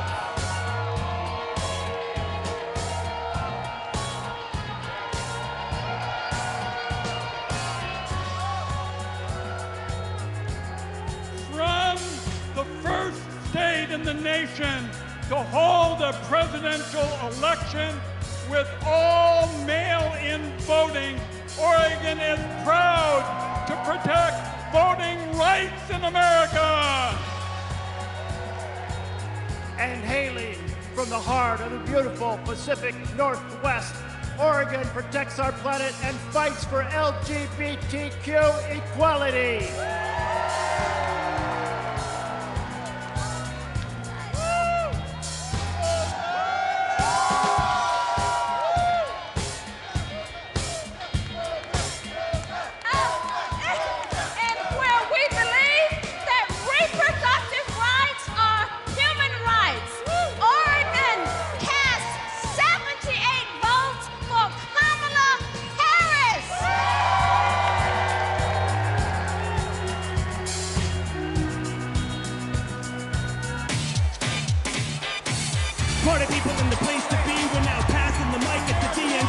goes 1, 2, 1, 2, 3, let's go!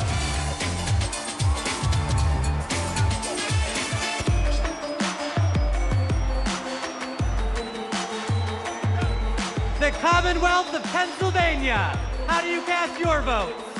Let's go, Pennsylvania, let's go! My name is Mayor DeJuan Walker from the great city of Aliquippa, Beaver County. My city's a city of legends, the only high school in America with 3 Hall of Famers. I took this seat in 2009 when my sister was murdered. I wanted to do better. 15 years she's been gone. 12 years this city has been under my watch. I'm grateful for the opportunity to lead my city. I'm grateful for the state of Pennsylvania. God bless everyone in this room. I love this state, thank you. I'm Governor Josh Shapiro. The proud governor of the Commonwealth of Pennsylvania, the birthplace of democracy, the birthplace of freedom, the greatest Commonwealth of all. And together, Pennsylvania cast 178 votes for the next Madam President of the United States, Kamala Harris, and Vice President Tim Walz.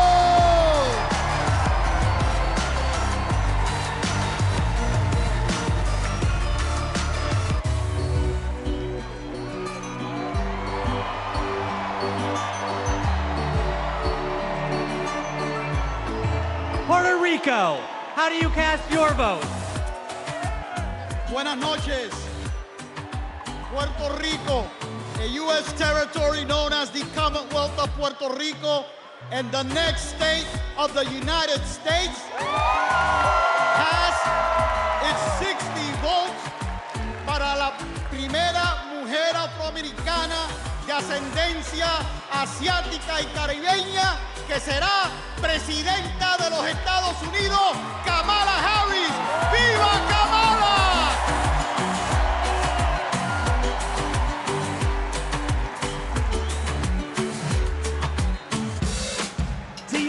Let's go! Roll call, keep it coming now. Roll call, keep it coming now. Roll call, keep it coming now. 1, 2, 1, 2, 3, let's go!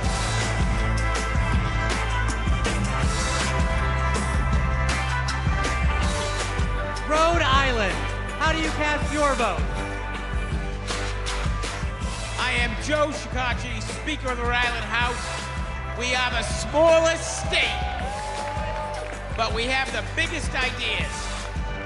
Home to the nation's first wind farm and a historic act on climate, we continue leading the way on sustainability and housing. The deep blue ocean state is proud to cast 1 vote present and 34 ballots for the next President of the United States, Kamala Harris. Yay!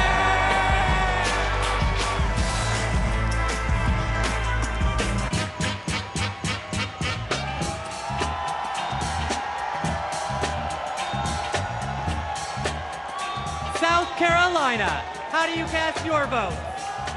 I'm Crystal Spain. I'm Crystal Spain, chair of the South Carolina Democratic Party. Hello from the great state of South Carolina, where we pick presidents. The home of the DNC chair, Jamie Harrison. The home of the first Black Panther, Chadwick Boseman. The home of the national basketball champions, the mighty Lady Gamecocks. I'm Senator Margie Bright Matthews, one of the sister senators, and John F. Kennedy Profiles in Courage Award winner. We stopped the total abortion ban in South Carolina. Like us, Kamala has proven that she has the courage to fight and will fight for all Americans. South Carolina is not going back.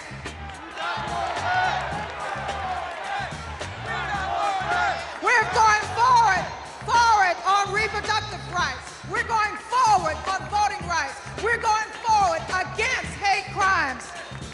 forward with a prosecutor and not a crook. That's why we are proud to cast our 65 delegates for Kamala Harris.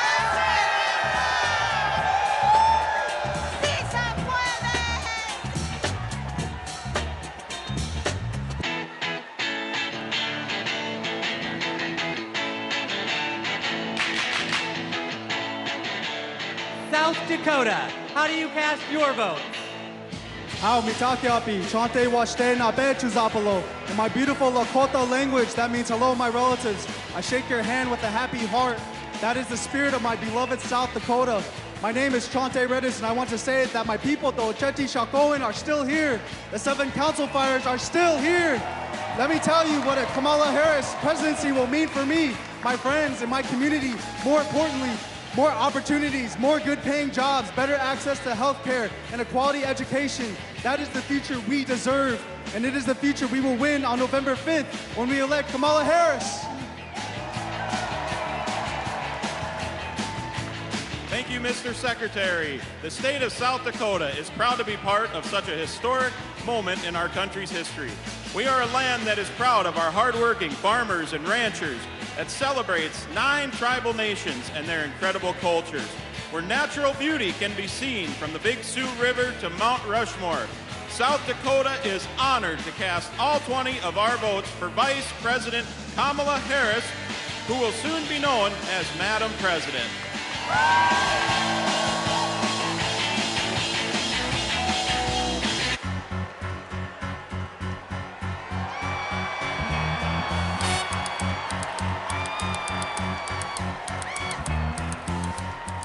Tennessee, how do you cast your votes?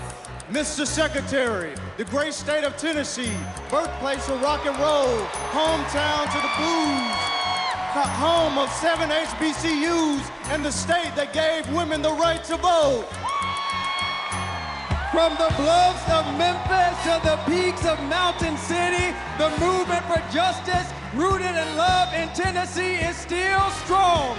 It is a movement where kids are free from gun violence, a movement where women have the right to choose, a movement where working people get access to economic opportunity, a movement where those who have been pushed to the periphery are brought to the center, a movement where those who have been pushed down are lifted up. It is alive in Tennessee because we believe that justice will roll down like waters and righteousness like an ever-flowing stream, which is why we are so proud to have been the first state in the union to have pledged all of our delegates to Kamala D. Harris. We cast 72 votes for the first woman and next president of the United States, Kamala D. Harris.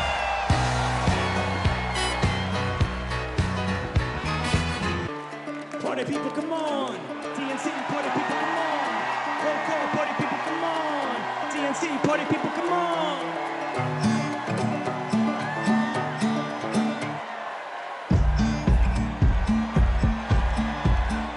Texas, how do you cast your votes?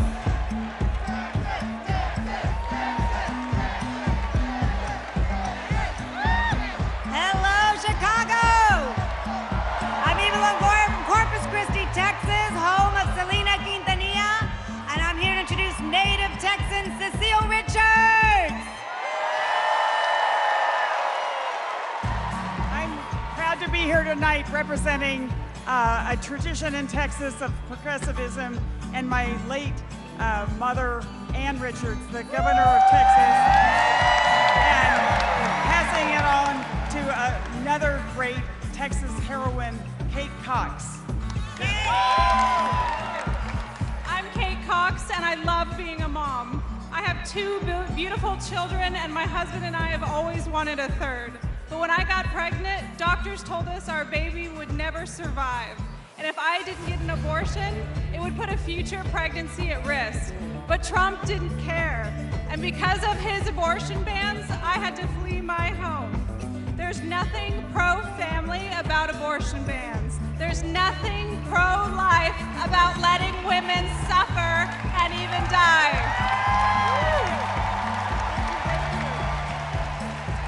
Today, because I found a way to access abortion care, I am pregnant again.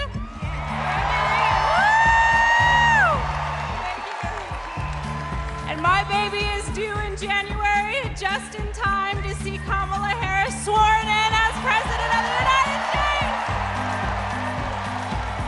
Mr. Secretary, my name is Gilberto Hinojosa, Chair of the Texas Democratic Party, and of the nation's biggest battleground state with 40 electoral votes on behalf of 30 million Americans. Texas cast 3 votes for president and 263 votes for freedom, for the future, for the first woman to serve as the next president of the United States, Kamala Harris.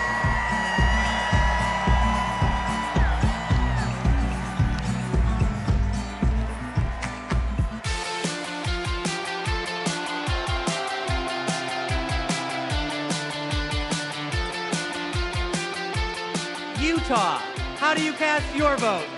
Utah, home of 8 tribal nations, the crossroads of the West, the Beehive State, the host of the 2034 Winter Olympics, the youngest and fastest growing state in the nation, and the next battleground state. Mr. Secretary, we proudly cast 34 votes for Vice President Kamala Harris!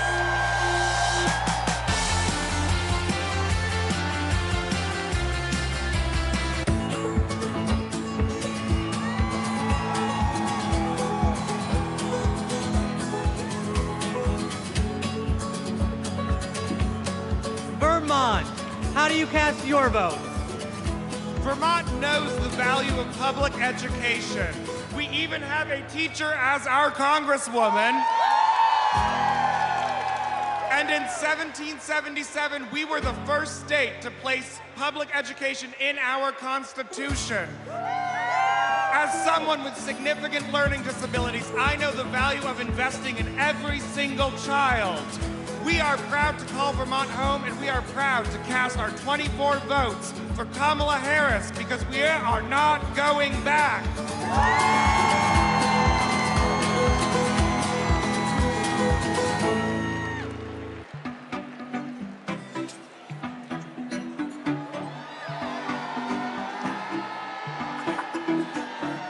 The U.S. Virgin Islands, how do you cast your vote?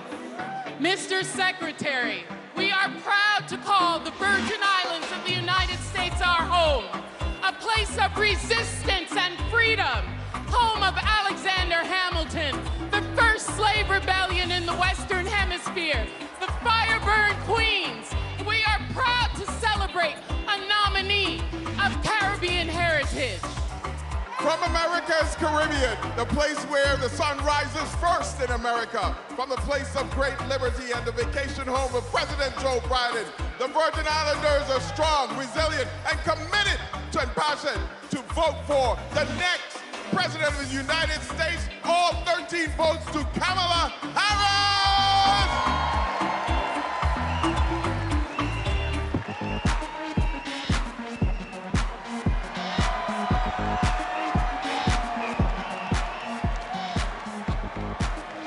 The Commonwealth of Virginia, how do you cast your vote?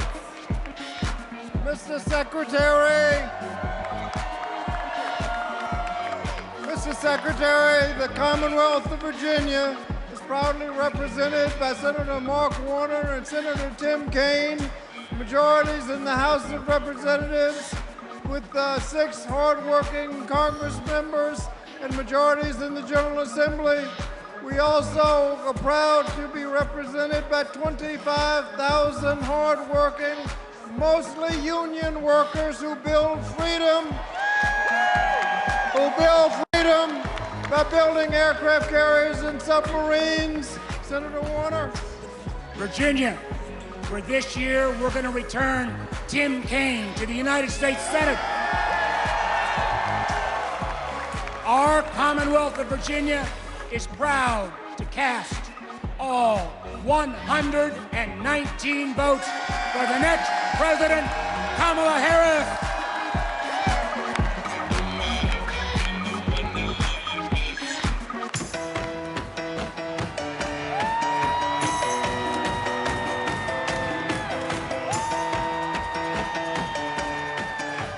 Washington. How do you cast your vote?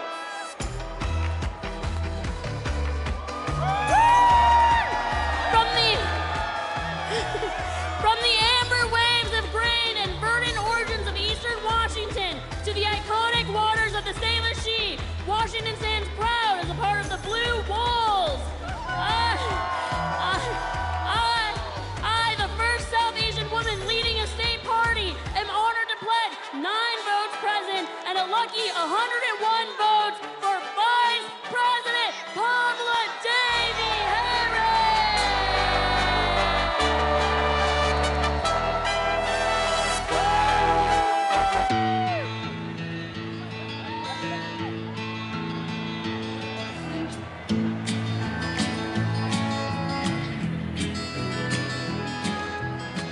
West Virginia.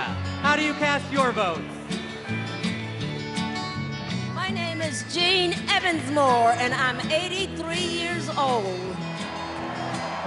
And as such, I am the oldest of the delegates in West Virginia.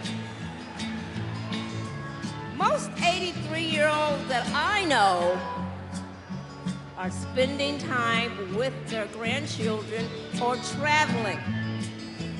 But I'm here, suited up and ready to battle.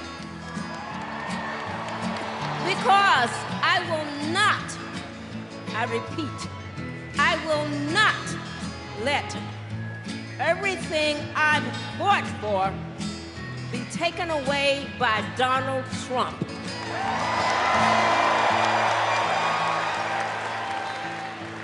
My name is Catherine Prather.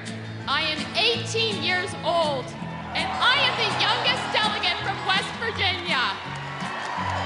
I'm suited up and ready for battle because I will not let my freedoms and my future be taken away by Donald Trump.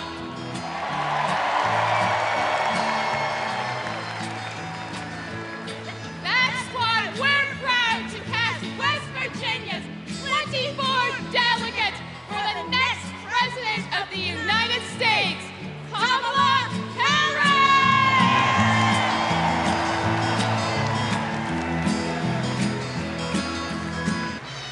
Ladies and gentlemen, my name is DJ Cassidy. Now, are you ready?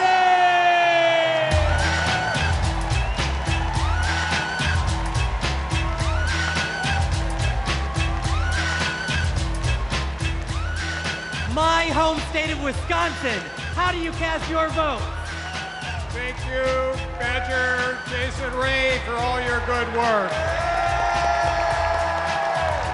As the proud governor of the great state of Wisconsin, we're home of the Green Bay Packers. We're home of the Wisconsin Badgers. We're home of the Milwaukee Brewers. And the Milwaukee Bucks, as well as U.S. Senator, our best U.S. Senator, Tammy Baldwin. And our great congressional folks, Gwen Moore and Mark Pocan. I'm here because I'm jazzed as hell to announce that Wisconsin passed 1 vote present and 94 votes who are we at? Got me going here. Former Wisconsinite, former state, oh my God. We love you, Jody! We love you, Jody! 94 votes for.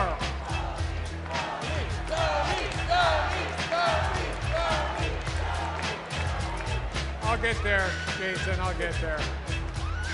94 votes for former Wisconsinite, Vice President, and our next President of the United States of America, Kamala Harris.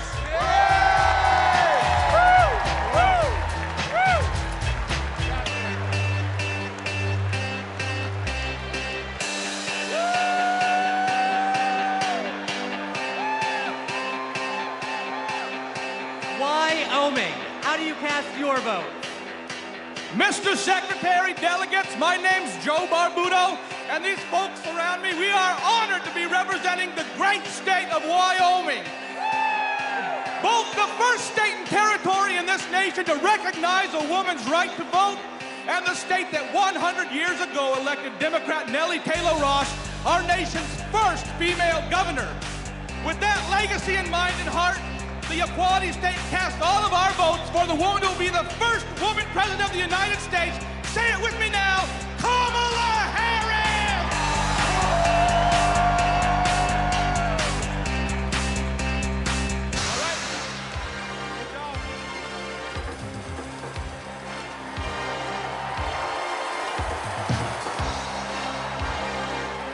The great state of Minnesota. How do you cast your vote? Hello, Minnesota!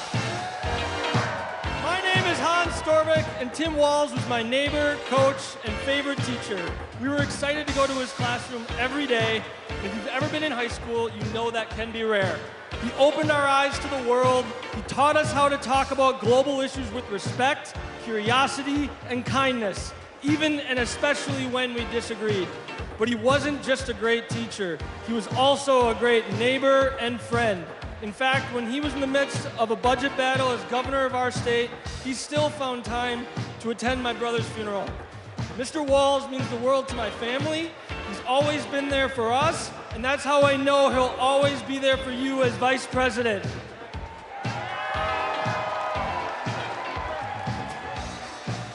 Thank you, Hans. Minnesota, let me hear you. There you go. 14 years in the National Football League taught me a lot about leadership. A good leader cannot be selfish. He has to look out for his team. Coach Walsh is unselfish as they come. He has led Minnesota with honesty and integrity. And in November, Minnesota is going to send Tim Walz and Kamala Harris to the White House. Let's go! I'm Amy Klobuchar, the senator from the great state of Minnesota, where nearly everyone votes and purple reigns. And I'm Tina Smith from the great state of Minnesota,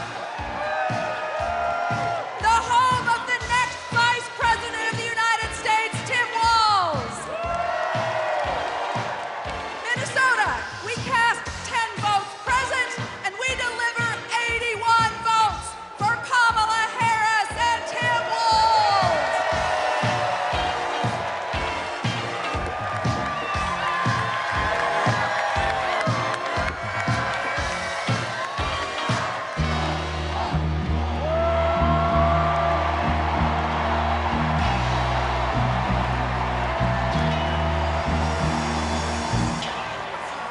The great state of California. How do you cast your vote?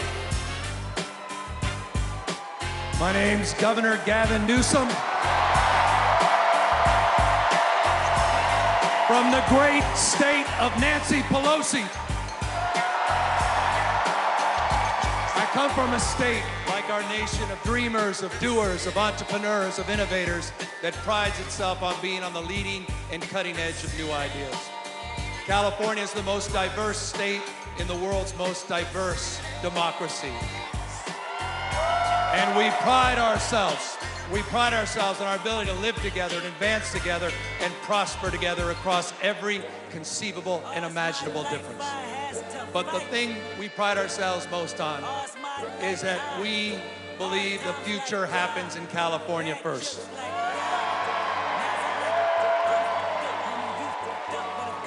And Democrats, I've had the privilege for over 20 years to see that future taking shape with a star in Alameda courtroom by the name of Kamala Harris.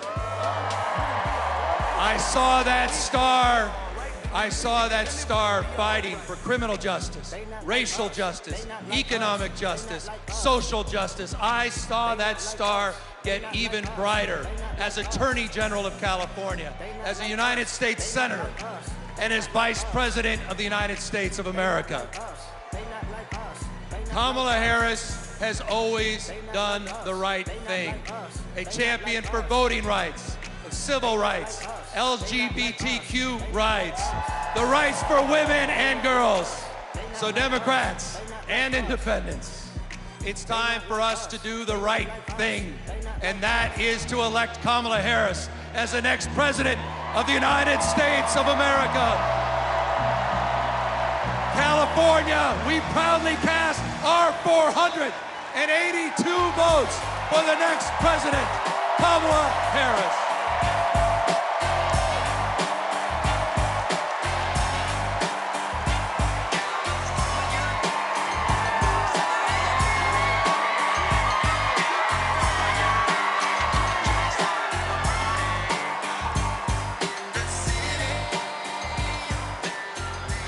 Thank you to everyone who participated in our celebratory roll call.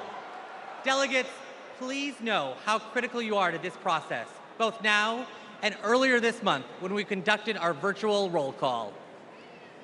I am thrilled to reaffirm Kamala Harris as the Democratic nominee for President of the United States.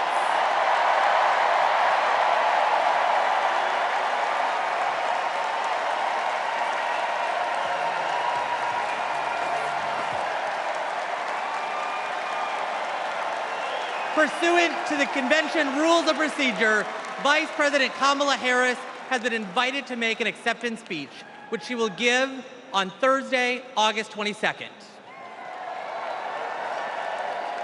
But now, a special surprise. It's my pleasure to introduce our party's official nominee for President of the United States, live from my home state of Wisconsin, Vice President Kamala Harris.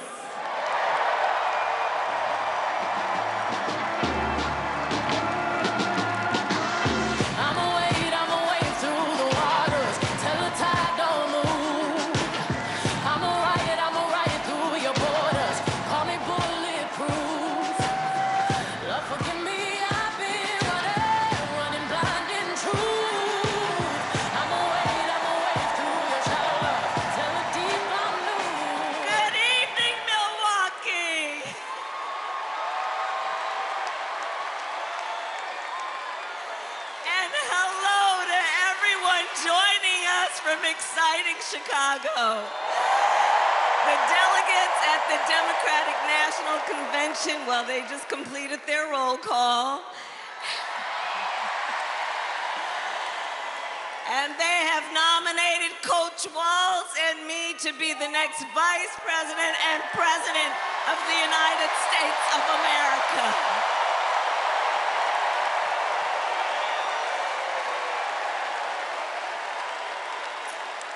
I thank everyone there and here for believing in what we can do together. We are so honored to be your nominees. This is a people-powered campaign, and together we will chart a new way forward.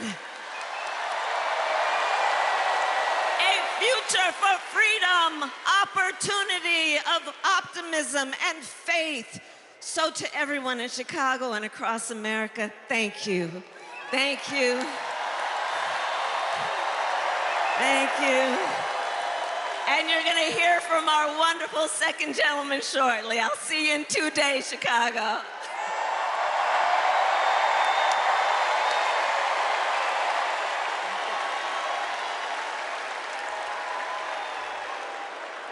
Please welcome TV personality, loud and proud Latina, Ana Navarro.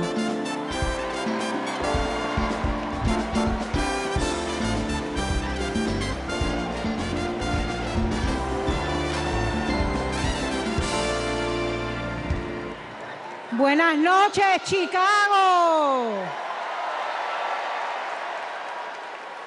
So tell me, are you excited? Wow, what energy, what a moment. I have to tell you, I will never stop being the little refugee girl who came to this country at the age of 8. Thank you for inviting me to be here. Welcome to the second night of the Democratic National Convention. Let me tell you about the Kamala Harris I know. She is legitimately a joyful, optimistic leader. She cares about policy, yes, but she also cares about people and how that policy affects real people, not just the members of Mar-a-Lago. And you know what else? Kamala Harris, she likes dogs. And my dog, Cha-Cha, likes her. Dogs are good judges of character. So are cats. We cannot elect a president who does not like dogs or hangs around with people who shoot them. Now, let's be serious. Donald Trump and his minions call Kamala a communist. I know communism. I fled communism from Nicaragua when I was 8 years old. I don't take it lightly. And let me tell you what communist dictators do. And it's never just for one day. They attack the free press. They call them the enemy of the people, like Ortega does in Nicaragua. They put their unqualified relatives in cushy government jobs so they can get rich of their positions, like the Castros do in Cuba.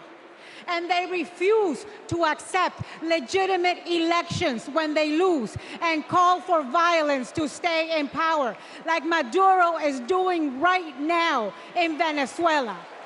Now, you tell me something. Do any of those things sound familiar? Is there anybody running for president who reminds you of that? And I know one thing, it's not Kamala Harris. That is not the America we love. It's not the land of freedom we treasure. Last night, we heard President Biden say that he loves his job, but he loves his country more. Every American needs to love our country more. Every American has the duty to put our country first. Country first before party. Country first before political ambition. Country first before habit. And in this election, putting country first means one thing and one thing only: voting for Kamala Harris. And that is what this night is about. That is what we're going to talk about tonight. So you know what? Let's get it started. Let's get this fiesta going.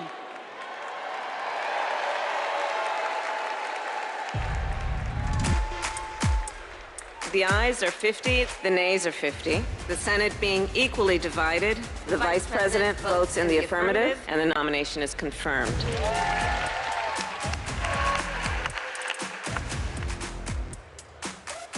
And the concurrent resolution as amended is adopted.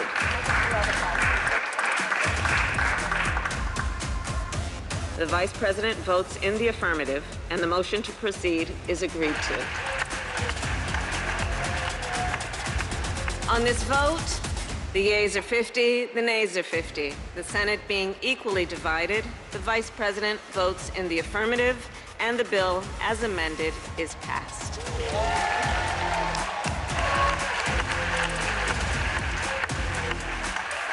It is my honor to present the Golden Gavel to Vice President Harris, 32 tie-breaking votes. Please welcome Senate Majority Leader and New York Senator Chuck Schumer.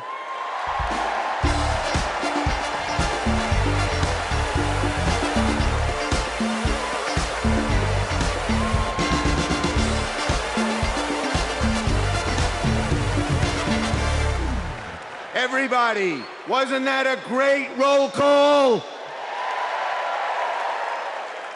Now just let me hear you if you're ready for President Kamala Harris. Friends, we're here to talk about one thing tomorrow. and building a better tomorrow for all Americans.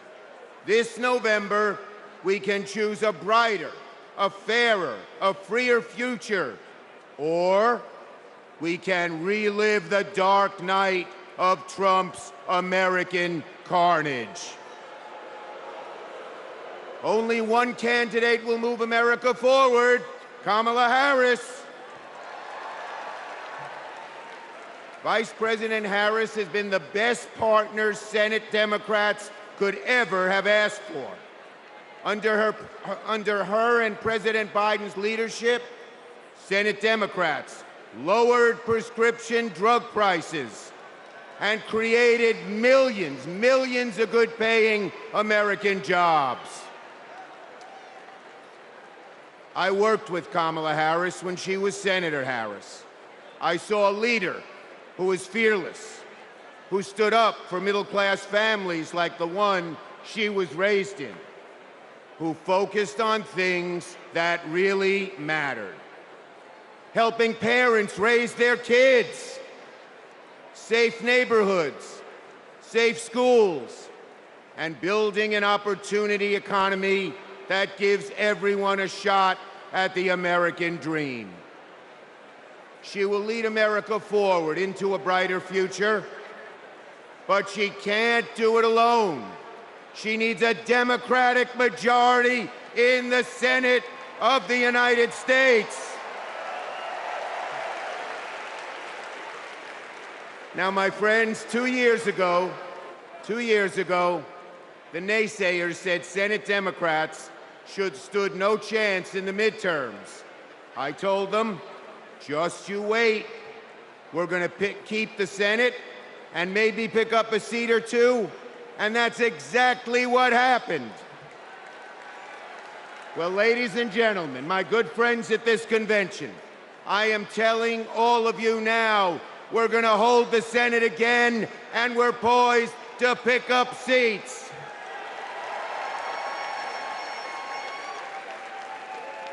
A Democratic majority to create good-paying jobs and lower costs, to defend a woman's right to choose, to deliver for communities back home.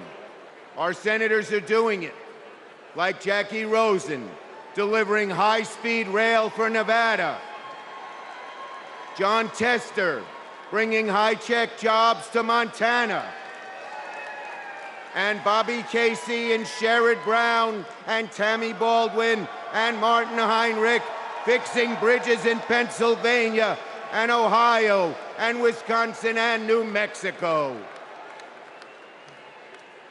We also have amazing candidates. Ruben Gallego, Angela Alsobrooks, Andy Kim, Alyssa Slotkin, Lisa Blunt, Rochester, Colin Allred, Debbie Mucarsel-Powell. And folks, listen to this. More than half of our candidates are candidates of color. We're making the Senate look like America. Now let's compare that with Senate Republicans. Senate Republicans pretend to care about middle-class families, but they voted no on expanding the child tax credit, and J.D. Vance didn't even show up to vote.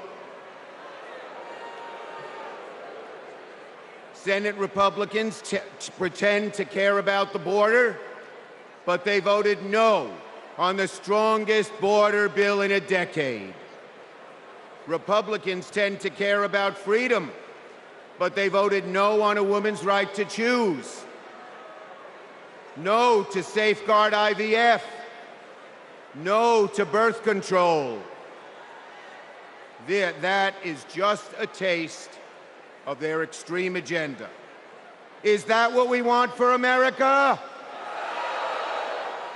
Do we want a Republican Senate that assaults reproductive freedoms?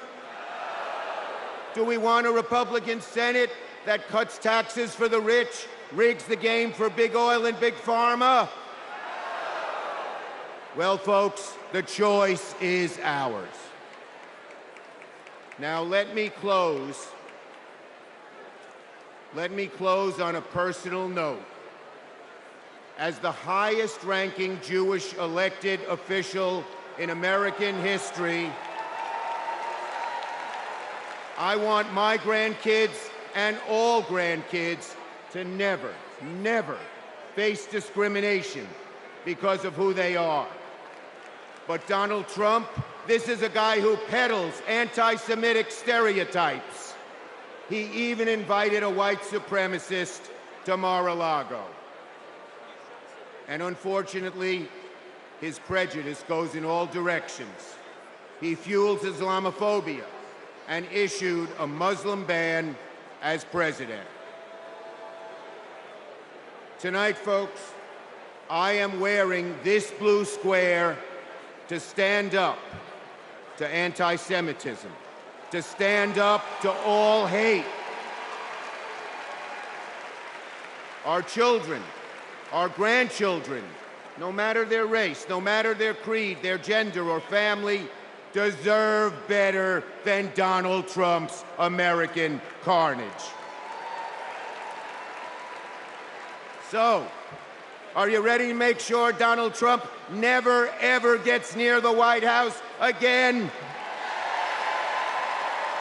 So let's elect Kamala Harris, Tim Walz, and a Democratic majority in the Senate and keep the torch of freedom burning bright for generations to come. On to victory in November.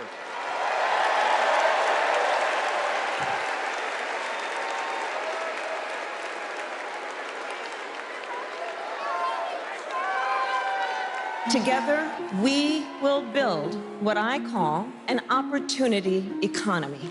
I will take on the high costs that matter most to most Americans. Compare my plan with what Donald Trump intends to do. He wants to impose what is, in effect, a national sales tax on everyday products and basic necessities that we import from other countries. It will mean higher prices on just about every one of your daily needs. Donald Trump's plan would cost a typical family $3,900 a year.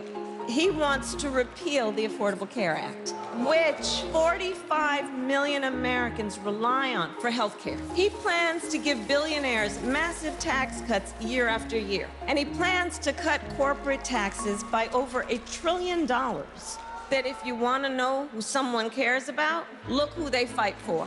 We capped the price of insulin at $35 a month and the total cost of prescription drugs at $2,000 a year for seniors. And just yesterday, we announced that we are lowering the price for 10 more life-saving drugs.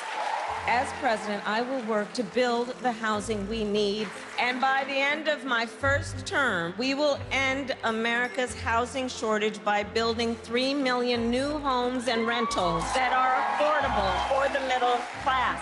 More than 100 million Americans will get a tax cut by restoring the Earned Income Tax Credit and the Child Tax Credit, through which millions of Americans with children got to keep more of their hard-earned income. We will provide $6,000 in tax relief to families during the first year of a child's life. Now is the time to chart a new way forward. I will fight to give money back to working and middle-class Americans. Increase the security and stability financially of your family and expand opportunity for working and middle-class Americans.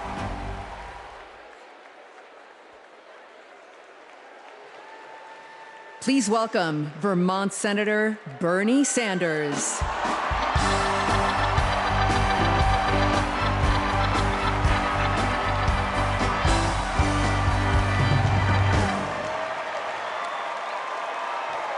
Thank you. Thank you. My fellow Americans, it is an honor. It is an honor to be with you tonight because we're laying the groundwork for Kamala Harris to become our next president. And let me tell you why that is so important. I want you all to remember where we were 3.5 years ago. We were in the midst of the worst public health crisis in 100 years and the worst economic downturn since the Great Depression. 3,000 Americans were dying every day, and our hospitals were overwhelmed with COVID patients. All across the country, businesses were shutting down. Unemployment was soaring. Workers were losing their health insurance. Schools were closing. State and city budgets were running out of money. People were being evicted from their homes. Children in America were going hungry. That was the reality the Biden-Harris administration faced as they entered the Oval Office. A nation suffering, a nation frightened, and people looking to their government for support. And within 2 months of taking office, our government did respond.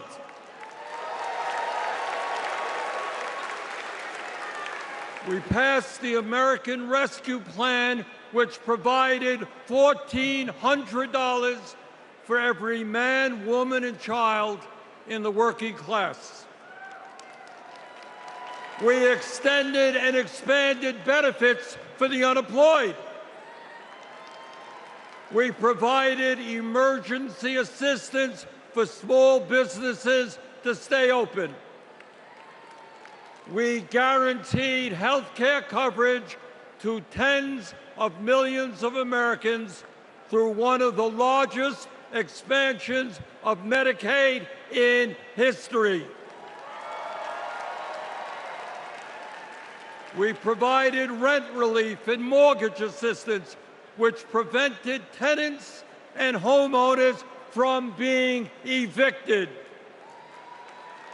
We established emergency food programs for hungry children and the elderly, and protected the pensions of millions of union workers and retirees from being slashed by up to 65%. Oh, and by the way, we cut childhood poverty by over 40% through an expanded child tax credit. Thank you, President Biden. Thank you, Vice President Harris. Thank you, Democratic Congress.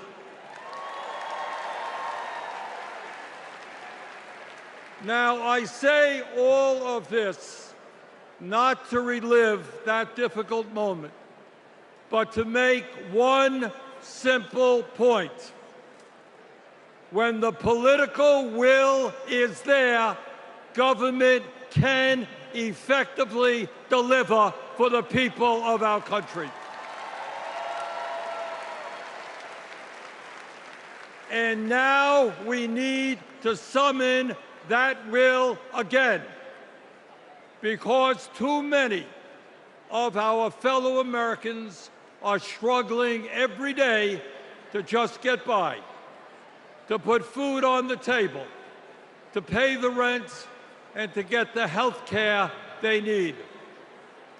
Brothers and sisters, bottom line, we need an economy that works for all of us, not just the billionaire class.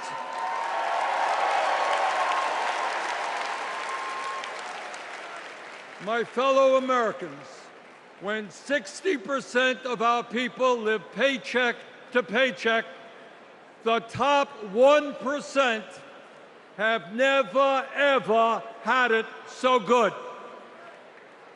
And these oligarchs these oligarchs tell us we shouldn't tax the rich. The oligarchs tell us we shouldn't take on price gouging. We shouldn't expand Medicare to cover dental, hearing, and vision. And we shouldn't increase Social Security benefits for struggling seniors. Well, I've got some bad news for them.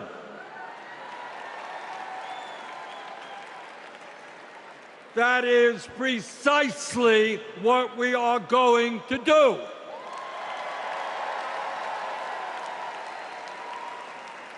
And we're going to win this struggle because this is precisely what the American people want from their government. And my friends, at the very top of that to-do list is the need to get big money out of our political process.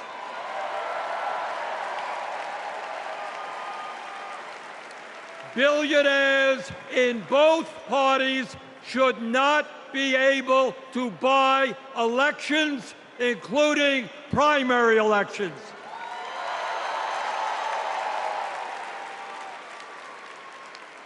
For the sake of our democracy, we must overturn the disastrous Citizens United Supreme Court decision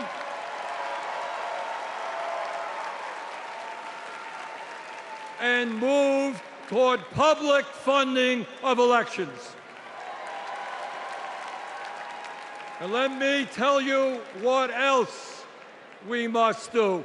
We need to join the rest of the industrialized world and guarantee health care to all people as a human right, not a privilege.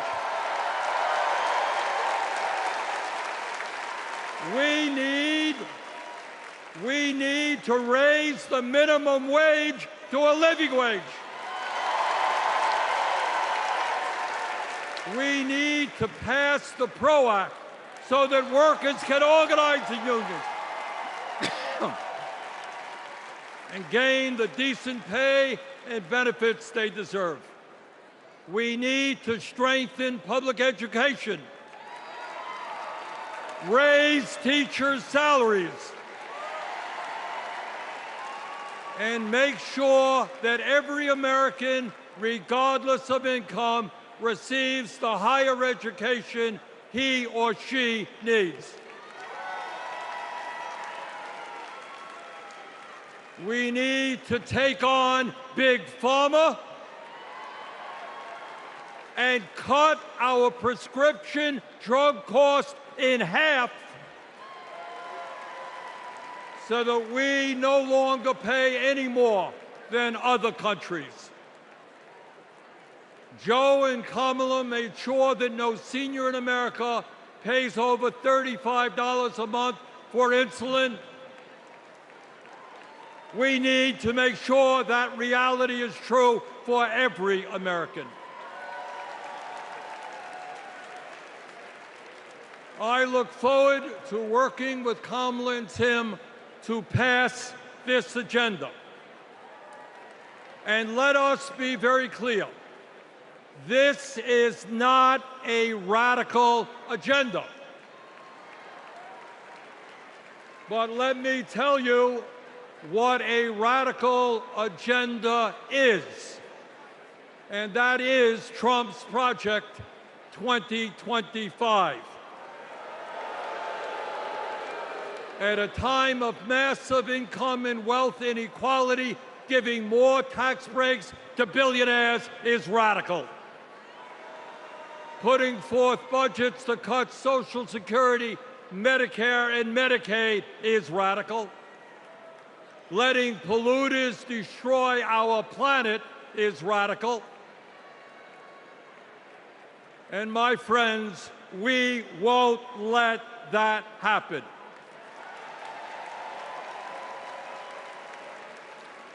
Fellow Americans, in the last 3.5 years, working together, we have accomplished more than any government since FDR. But much, much more remains to be done. We must summon the courage to stand up to wealth and power and deliver justice for people at home and abroad. Abroad, we must end this horrific war in Gaza.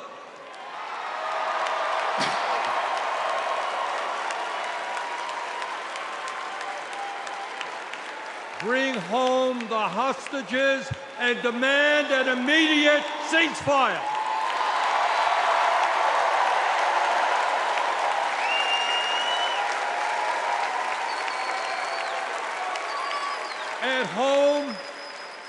At home right here, we must take on big pharma, big oil, big ag, big tech, and all the other corporate monopolists whose greed is denying progress for working people. On November 5th, let us elect Kamala Harris as our president, and let us go forward to create the nation we know we can become. Thank you all very much.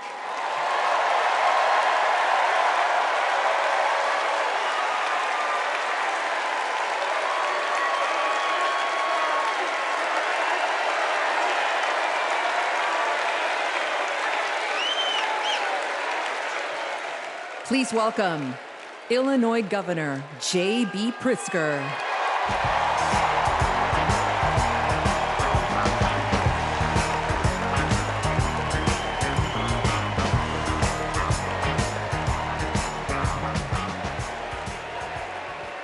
Fellow Democrats, welcome to Chicago! American city in a proud blue state. Our patriotism was formed in frost and in fire, and in the steel we forged to survive both. Our love of country has been a tapestry of faith that weaves from Abraham Lincoln reuniting a house divided to Barack Obama declaring blue states and red states make one United States.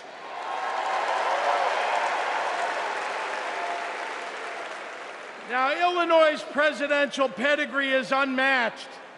And given that Vice President Kamala Harris spent some of her early life right here, I speak for the entire Illinois delegation when I say, we claim her too.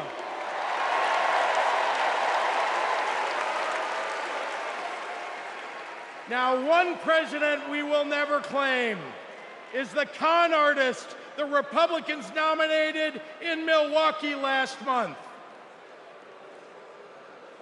Donald Trump once called Chicago embarrassing. To quote a great Chicagoan who won 6 world championships on these very grounds, we take that personally.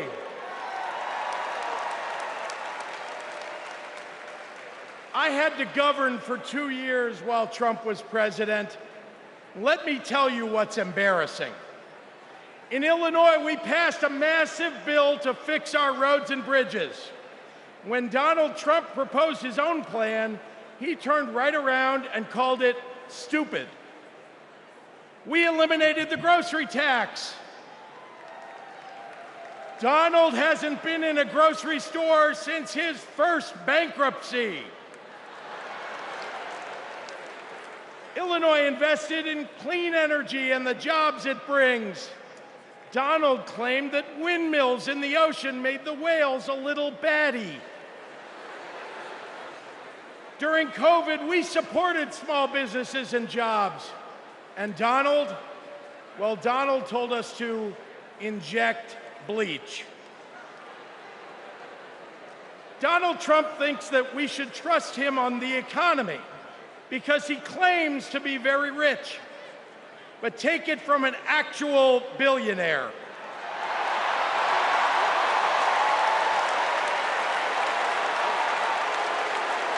Trump is rich in only one thing: stupidity.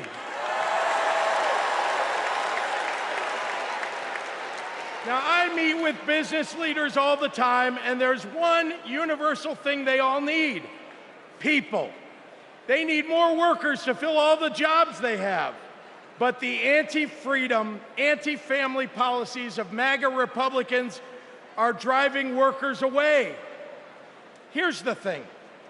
Americans don't want to be forced to drive 100 miles to deliver a baby because a draconian abortion law shut down the maternity ward.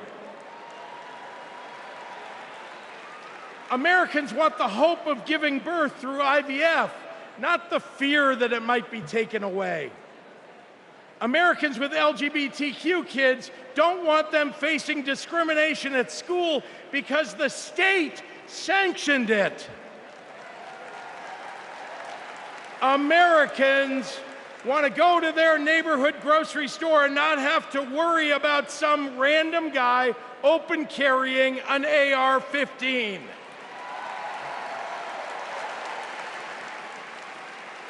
Americans don't want their kids to be taught in history class that slavery was a jobs program. And if Americans are black or brown, they want to get promoted at work without being derided as a DEI hire for the sin of being successful while not white.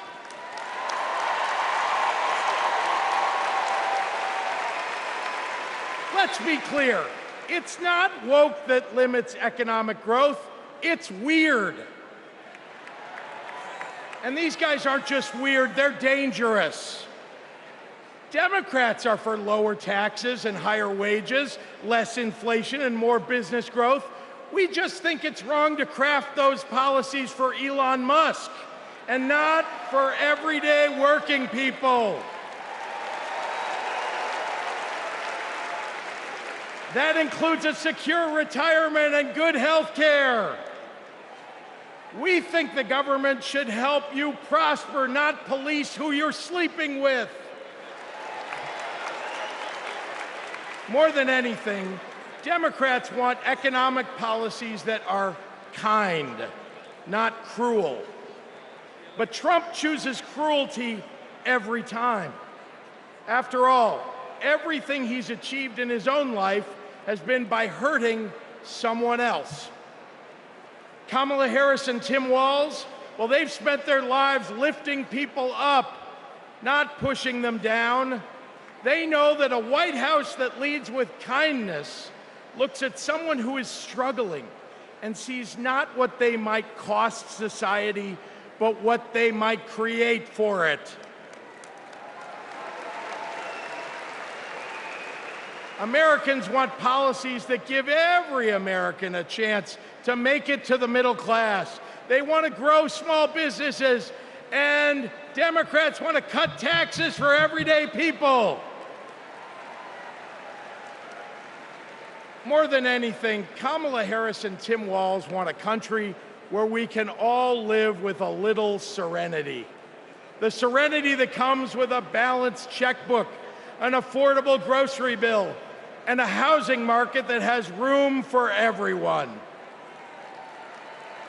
And if there's one thing I know about Donald Trump, he's not bringing anyone any kind of serenity.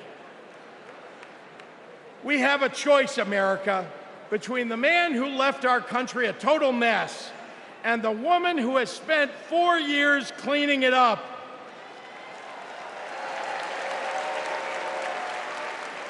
And I think it's time we stop expecting women to clean up messes without the authority and the title to match the job.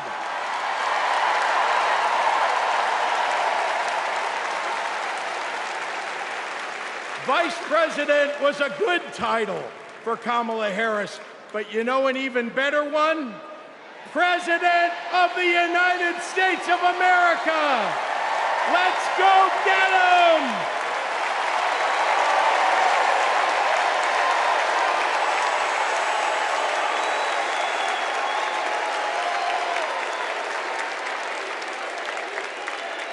Please welcome former chair and CEO of American Express and current chair and managing director of General Catalyst, Ken Chenault. My fellow Americans, for 17 years, I ran American Express, one of the greatest companies in this country. America has thousands of great companies, more than any other nation in the world. And that's not by accident. The United States is the best place in the world to do business because of the values on which our country was built. Democracy, the rule of law, free and fair elections, the peaceful transfer of power. As a business leader, I have seen firsthand why democracy is so important. Democracy provides the foundation upon which American business and our economy depend. Character and values matter. In business, nothing is more important than trust. In America, we have to trust our president will protect democracy. We have to be certain they'll follow the law and serve the nation, not themselves. Business requires stability and certainty that our democracy will endure. Our economy and democracy are tightly linked. Both only grow stronger when Americans, despite our differences, are willing to work together.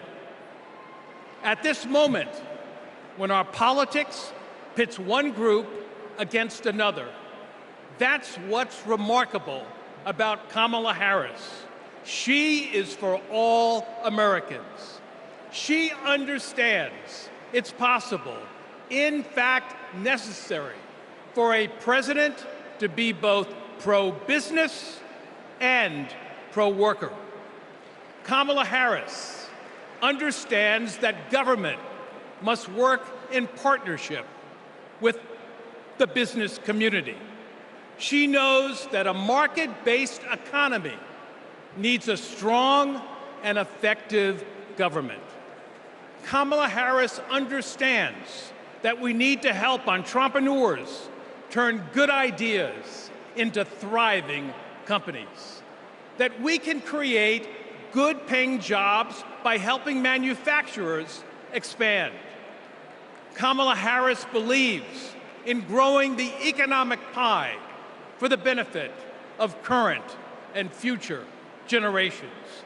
Unlike her opponent, she knows the way not to build an advanced economy is a broad tariff that would only raise prices, hurt consumers and businesses, and cost jobs. She knows the way not to do it is to give people like me a tax cut when that money should be invested to grow the middle class. If you want to lead, you have to be willing to serve. Kamala Harris's vision for the economy serves us all. She has demonstrated throughout her career that she wants to serve all people and wants all Americans to have the opportunity to work to achieve their own share of the American dream. Our economy goes up and down, but the reason America is the strongest nation in the world is because of her commitment to something bigger than ourselves, our commitment to each other, to democracy. That's what this election is about. It's more than a choice between two parties or sets of policies. It's a choice about who we're going to be as a country. In his words and actions, Kamala Harris's opponent has shown us that he does not believe in our democratic values, and he will seek only to serve himself and his desire for vindication and vengeance. Kamala Harris will face the facts. She will navigate this country, the greatest country in the world, through the inevitable challenges, while also leading with the hope and values that America was founded on. Kamala Harris understands that the role of a leader is to instill hope, to repudiate the merchants of fear, and focus on ensuring that the best days are ahead of us. She believes in America, its principles, the hopes and dreams of our people, and the promise of our future. That is why I believe Kamala Harris should be the next president of the United States of America. God bless America.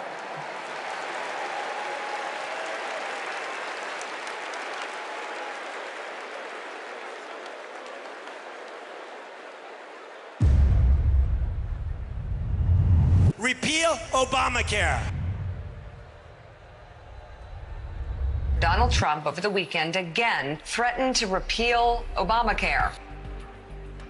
This would lead to Americans having their health insurance taken away. There are about 19 million people with coverage through Medicaid expansion, another 16 million enrolled through the ACA's health insurance marketplaces, and we'd probably be talking about many millions of people becoming uninsured. Biggest worries, losing the safety net of pre-existing conditions coverage. What happens if you lose this insurance? Our son would die. What makes you think this isn't just a hollow threat? This is one of the few campaign promises that he actually tried very hard to keep. So we better believe him when he says he's coming after this. Even if you have insurance from your employer, you will be affected because your premiums would be going up. We're looking at a lot of people who could lose their health insurance. Please welcome New Mexico Governor Michelle Lujan Grisham.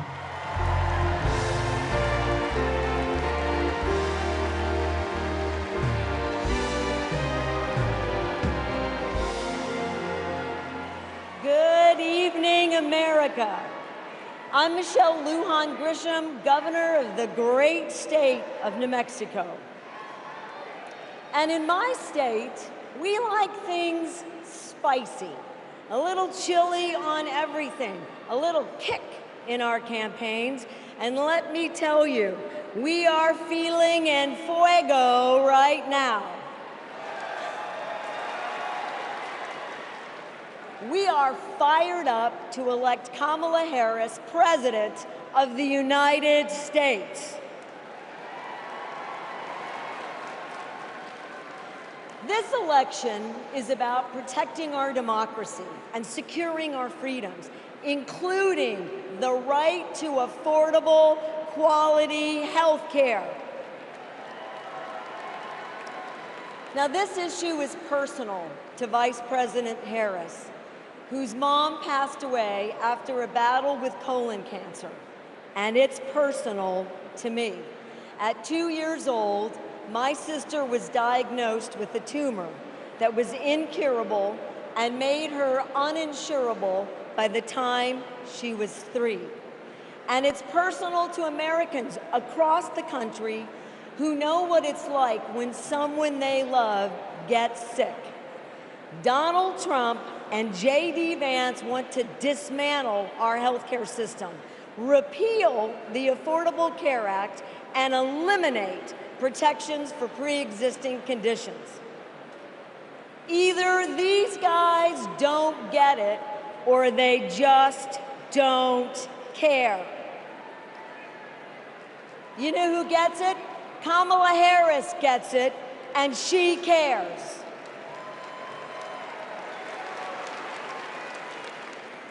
As Attorney General, she took on drug companies that jacked up prices and hospitals that overcharged patients. And when Republicans tried to kill the Affordable Care Act, she stood up in the Senate, voting not just no, but hell no.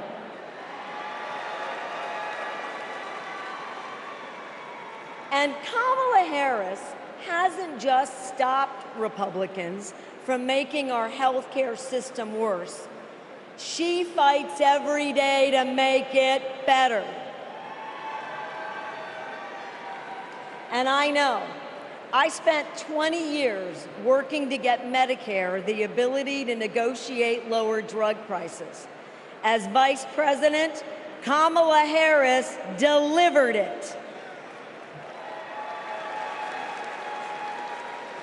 You know what Donald Trump delivered? Junk plans, higher premiums, and abortion bans. And if you don't think a second term would be worse, then I've got a box of Trump steaks to sell you. We have not just a better choice. America, we have the best choice. Yes, we do. Kamala Harris will protect your right to care. She'll cap drug costs, she'll go after corporate price gougers, and ensure every woman who needs it can access reproductive health care.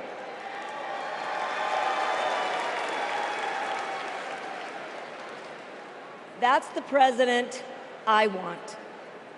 And that's the president America needs.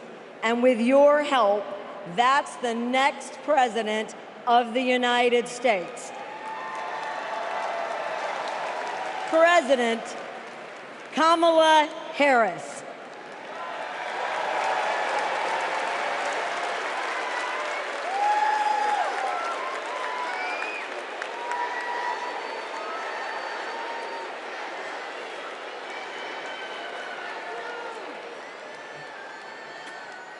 I love you too. Y en español, los quiero. So, my mom, like Kamala's mom, got sick. When my mom died in 2021, Kamala called me. She had lost her mother to cancer in 2009. Kamala helped me navigate my grief. She said that heartbreak and loss are the price for having loved and having been loved. How I wish our mothers could be here to see this moment.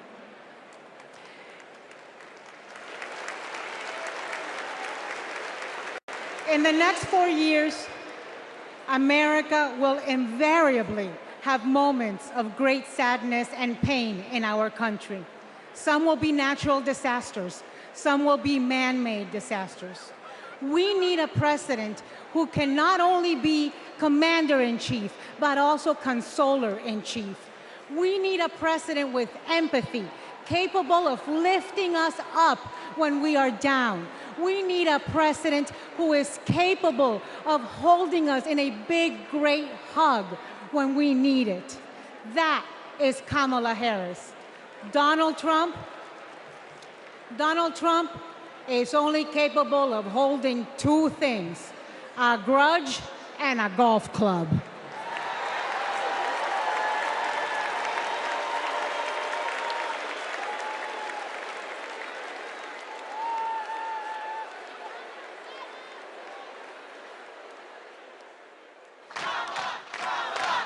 I remember when Kamala was first running for district attorney and people were like, oh, I don't know if she's tough enough.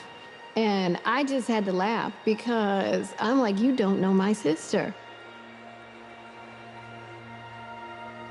Kamala had been a hard and tough prosecutor in Alameda County, prosecuting men who were pimping young girls and rapists. Kamala wanted to make sure that murderers and child abusers face meaningful accountability and consequences for those actions. One of the cases that she had early in her career was where a man had scalped his girlfriend. And she ended up getting a conviction, getting justice for that woman. She came to San Francisco to protect victims, and she was elected to be district attorney of San Francisco. Kamala knew that we needed to be smart on crime, and if hell, no one else was gonna do it, that she was gonna do it. If I'm gonna keep my promise to you to keep you safe, I better talk with you about what I'm doing in terms of crime prevention. Investing in people coming out of prisons is the smart thing to do for law enforcement. Forget that it's just the right thing to do. That was a young Kamala Harris. She's only gotten more fierce. I've never seen her back down from a fight, and when she fights, she wins. When Kamala became Attorney General, she wanted to protect people, but also to fundamentally pursue justice. Being smart on crime starts with being tough on violent crime. From a statewide perspective, I think we were concerned about the rise of gang violence. In San Joaquin County, we saw this tremendous change in our community, and it hit us like a wave. We saw an increase in human trafficking, narcotics, and guns. Let it be clear to anyone who would menace this state with violence, to those who prey on the weak and the vulnerable, justice will be swift and certain in the state of California. She was always hunting the kingpins, but we didn't have partnerships with DOJ or FBI or DEA or any of those law enforcement agencies. Now, we all work collaboratively to help all the counties in California. Because of her, we destabilized organized crime, disrupt these flows of guns, human beings, and narcotics. We are here this afternoon to announce the shutting down of one of the biggest and most organized threats to the safety of the Central Valley. I really think of her as fearless, as a fighter. Kamala just perseveres, and mommy would say it's too hard is never an excuse. Making excuses is a failure to not only take responsibility, but to take action. If you have the will, the desire, the passion, the commitment, there is no challenge that is insurmountable.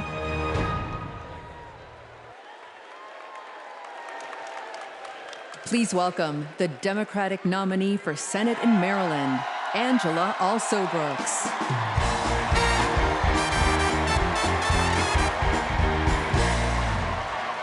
Good evening, America, and hello, Maryland.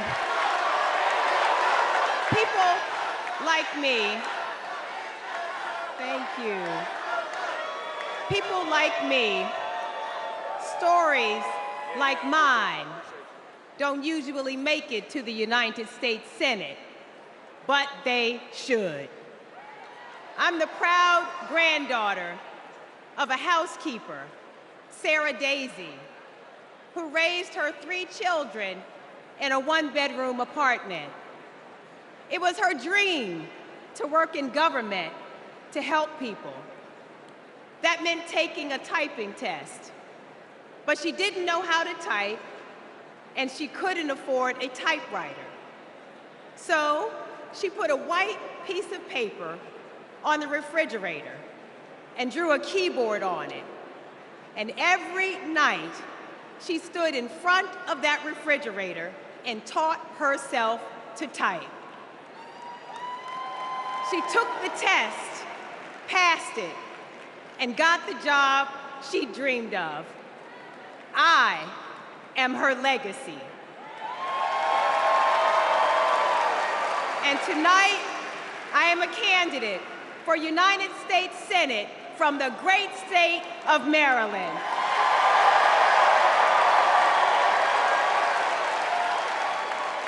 I've always been inspired by women like my grandmother, women who imagine a better future and then have the grit to make it a reality. One of those women is a friend, a mentor, and a role model. That woman is Kamala Harris. Let me tell you about the Kamala I've known for 14 years. I first heard about her in 2009 when I was running for state's attorney in Prince George's County, Maryland. I read a story in Essence magazine about a district attorney in San Francisco using new ideas to keep her community safe. Few had a better record prosecuting violent crime. She put rapists, child molesters, and murderers behind bars. But what she knew was that violent crime accounts for about 30% of all crimes. For the 70% that are nonviolent, she created a first-of-its-kind program called Back on Track.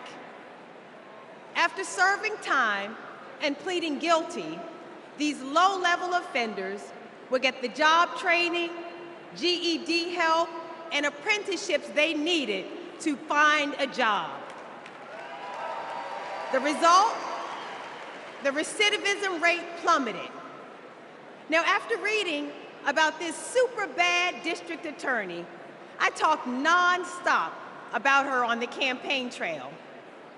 2 days after I won the election, my phone rings. It's Kamala Harris calling to congratulate me and ask how she could help. She helped me bring Back on Track to Maryland. And wouldn't you know it, crime went down and economic growth went up. Back on Track is now a national model. Now Donald Trump says if Kamala Harris is elected, tough guys will treat her like a play toy. Do you know who else thought that? The drug cartels she busted, the big oil companies she made pay for polluting, the big banks that she made pay $20 billion to homeowners they ripped off. Getting justice for others isn't a power trip for her. It's a sacred calling. And hear me, Kamala Harris knows how to keep criminals off the streets. And come November, with your help, she'll keep one out of the Oval Office.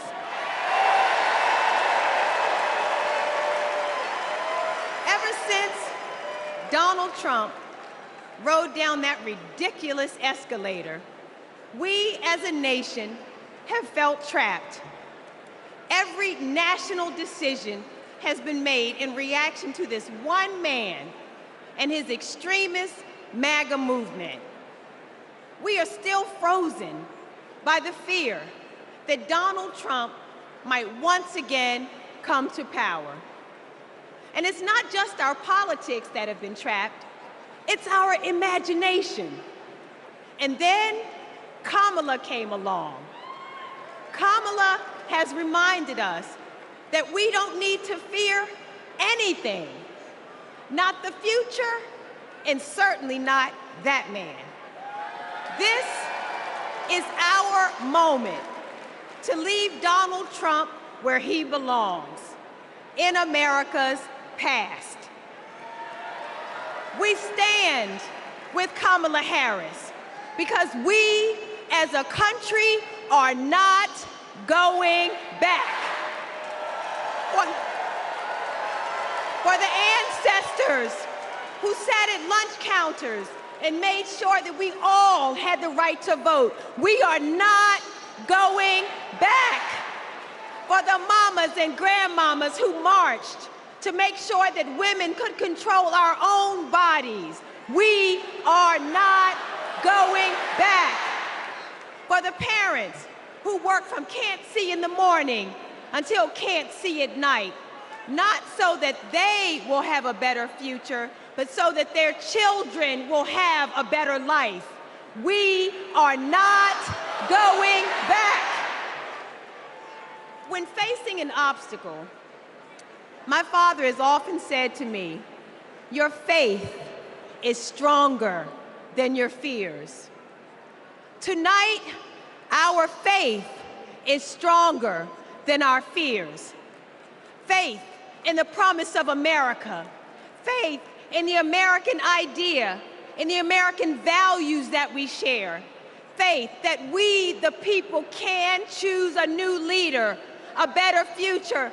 for the people. Faith that as dark as our days and challenges have sometimes felt, it's always darkest before the dawn. We know that we can endure for a night because joy cometh in the morning. Morning is coming. Morning is coming. And that joy will be led by Kamala Harris. Thank you so much.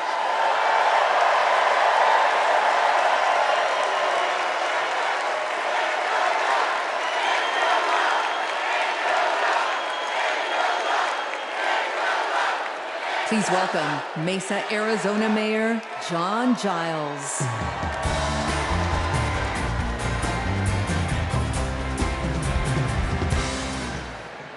Good evening. I have a confession to make. I'm a lifelong Republican. So I feel a little out of place tonight, but I feel more at home here than in today's Republican Party. The grand old party has been kidnapped by extremists and devolved into a cult, the cult of Donald Trump. Trump doesn't know the first thing about public service. Like a child, he acts purely out of self-interest. We all need an adult in the White House, and we've seen what happens when we don't have one. Trump made a lot of lofty promises: unlimited economic growth, American manufacturing reborn, a secure border. Turns out Donald Trump was all talk. He wanted our votes, but he couldn't deliver a thing. But these days, my city of Mesa, Arizona is on the move. I'm going to ribbon cuttings every single week, all because Joe Biden and Kamala Harris reached across the aisle and they delivered for my conservative community and countless more across the country. My hero, John McCain, taught us to put country over party. And that's how Vice President Harris and Governor Walz will lead too. I have an urgent message for the majority of Americans who, like me, are in the political middle. John McCain's Republican Party is gone, and we don't owe a damn thing to what's been left behind. So let's turn the page. Let's put country first. Let's put adults in the room where our country deserves. Thank you.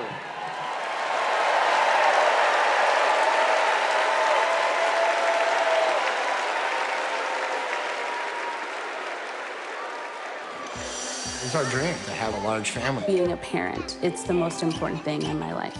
For decades, Americans have turned to the miracle of IVF treatments. She felt like a dream come true. The fact that she was able to build a family, that's why I do what I do.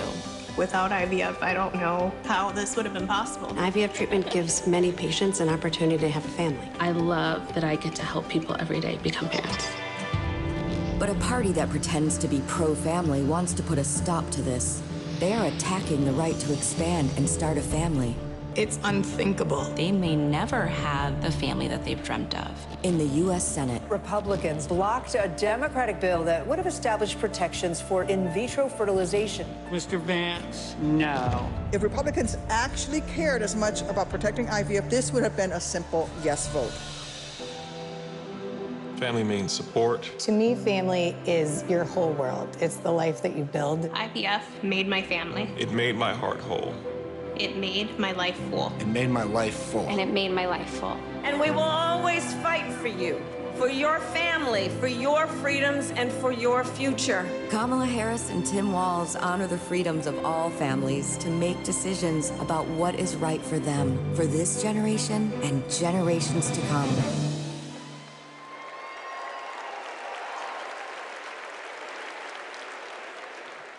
Please welcome Illinois Senator Tammy Duckworth.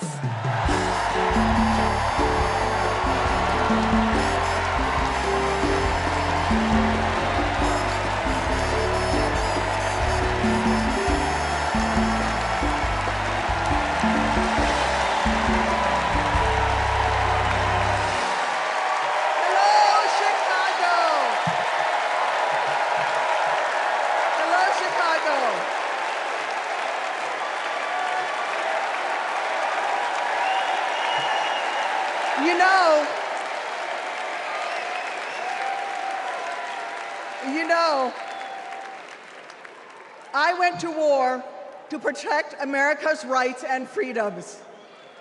So I take it personally when a 5-time draft-dodging coward like Donald Trump tries to take away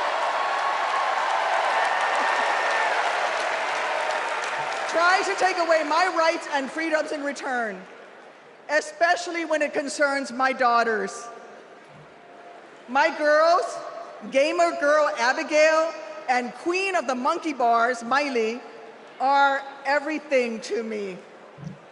But they would never have been born without access to reproductive care.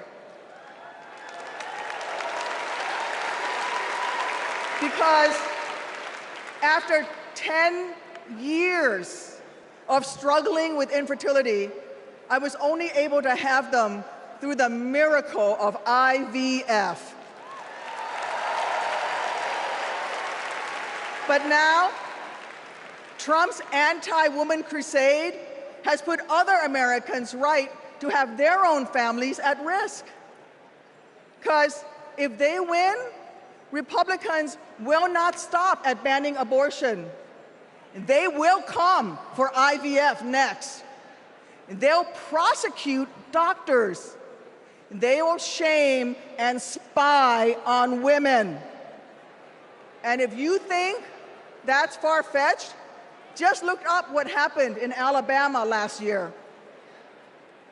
So let me say to every would-be parent, I see you, I'm with you.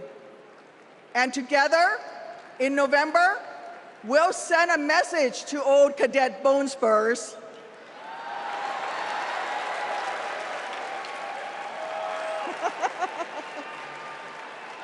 Stay out of our doctors' offices, and while you're at it, out of the Oval Office too.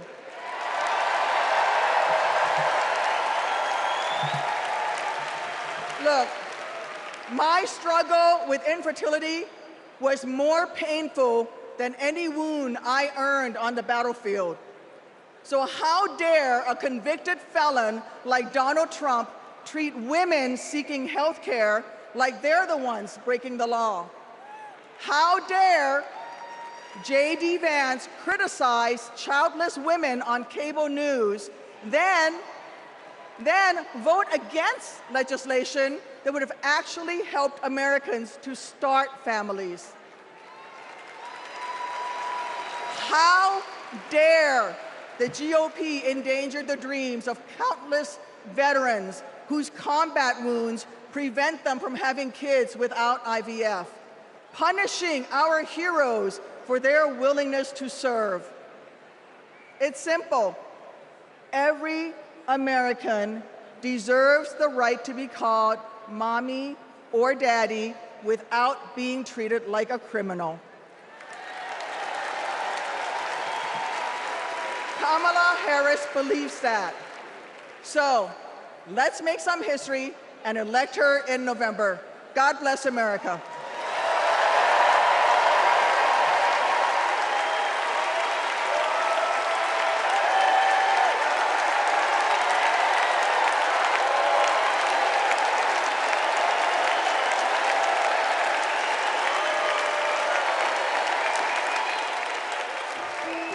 This is my dad, Doug.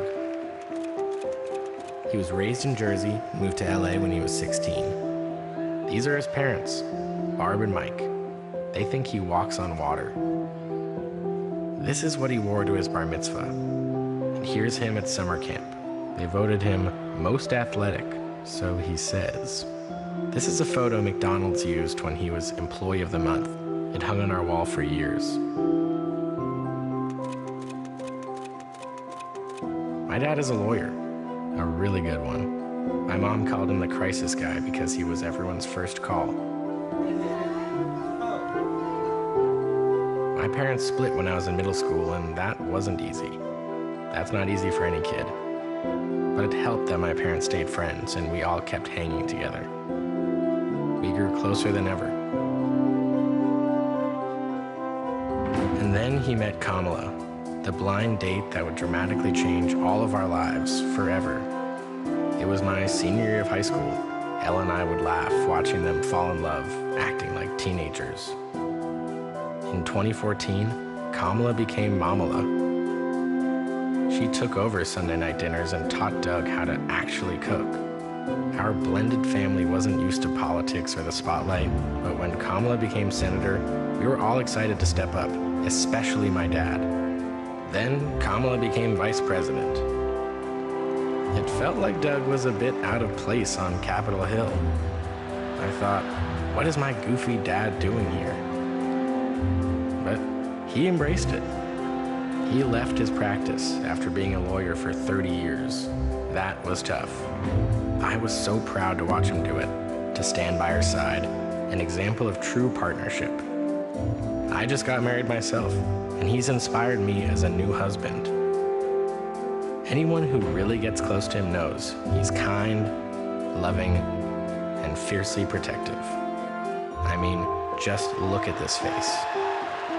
This is my dad, the first second gentleman in the history of this nation. He's found his voice around the issues that matter to him. You have no choice but to speak up and speak out. There is an epidemic of hate, including a crisis of anti-Semitism in our country and around the world. What they are doing on reproductive freedom and freedom in general is just outrageous. And next, he's gonna make history again as the first gentleman. I can't wait for everyone to get to know why we all love him. He's the glue that keeps this family together. We might not look like other families in the White House, but we are ready to represent all families in America.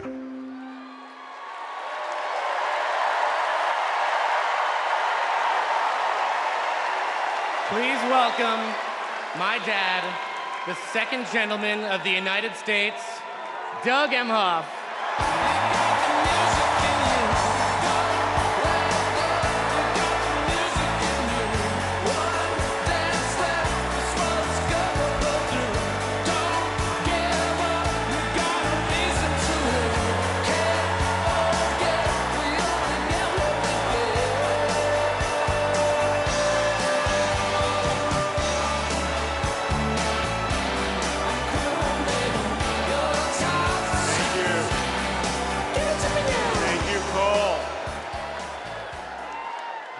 I guess he didn't want me to give this speech. He just...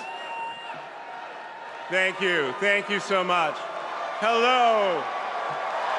Thank you. Hello to my big, beautiful, blended family up there. I love you so much. Aren't you proud of Cole? Wow. And a special shout out to my mother. I see you. My mother is the only person in the whole world who thinks Kamala is the lucky one for marrying me. And to Kamala, who, well, we just saw where she is. She's out on the trail, listening to and talking with voters. Honey, I can't wait for you to come back to Chicago because we're having a great time here.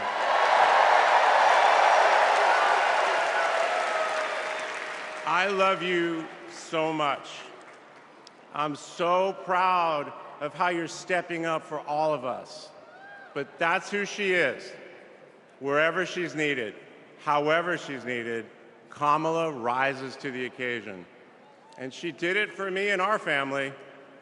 And now that the country needs her, she's showing you what we already know. She's ready to lead. She brings both joy and toughness to this task, and she will be a great president we will all be proud of. Now, I'm the son of two Brooklynites, Mike and Barb. They've been together almost 70 years. My dad worked in the shoe business in Manhattan, And he moved our family out to New Jersey. Where's New Jersey? I see you out there. When I was a little kid. And in a lot of ways, I had a typical Jersey suburban childhood. I biked around the neighborhood. I took the bus to Hebrew school. And I rode to Little League practice in the way back of my coach's wood-paneled station wagon. And if we did well, we got to have a Slurpee after. In my neighborhood, everyone left their garage door open. Wherever you ended up at dinner time, that's the family that fed you. Everyone took care of everyone else. And the guys I grew up with are still my best friends. The group chat is active every day, and it's probably blowing up right now, guys. When my dad had to get a new job, we moved across the country to LA. Money was tight. Hey, California.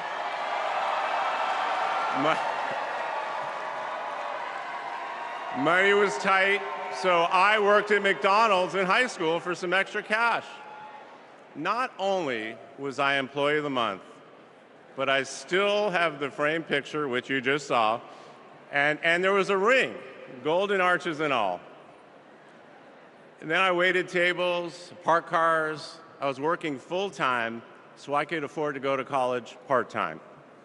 And thanks to partial scholarships, student loans, and a little help from my dad, I got myself through law school. And I got my first job as a lawyer, which is also where I met the guys in my fantasy football league. And a lot has changed in our lives since the early 90s, but my team name is still Nirvana. Yes, after the band. I worked hard, and I love being a lawyer. And by the way, I still get to be part of the profession by teaching students at Georgetown Law School. I got married, became a dad to Cole and Ella. Unfortunately, I went through a divorce, but eventually started worrying about how I would make it all work. And that's when something unexpected happened. In 2013, I walked into a contentious client meeting. We worked through the issue, and by the end of the meeting, the now happy client offered to set me up on a blind date, which is how I ended up with Kamala Harris's phone number. Now, for generations, people have debated when to call the person you're being set up with. And never in history has anyone suggested 8:30 a.m. And yet, that's when I dialed. I got Kamala's voicemail, and I just started rambling. Hey, it's Doug. I'm on my way to an early meeting. Again, it's Doug. I remember I was trying to grab the words out of the air and just put them back in my mouth. And for what seemed like far too many minutes, I hung up.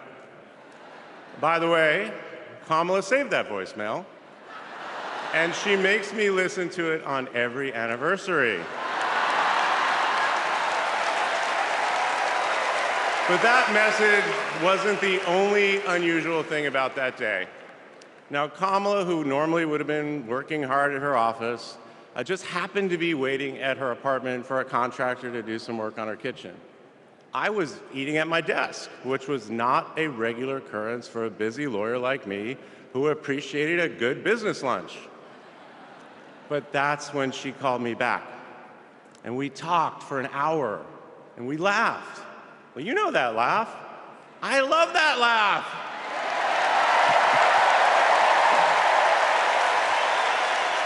And maybe that counted as our first date.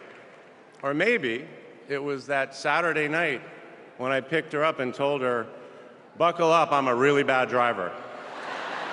Because you can't hide anything from Kamala Harris, so you might as well own it. And as I got to know her better and just fell in love fast, I learned what drives Kamala. And it's what you've seen over these past 4 years, and especially these past 4 weeks. She finds joy in pursuing justice. She stands up to bullies just like my parents taught me to. And she likes to see people do well, but hates when they're treated unfairly. She believes this work requires a basic curiosity in just how people are doing.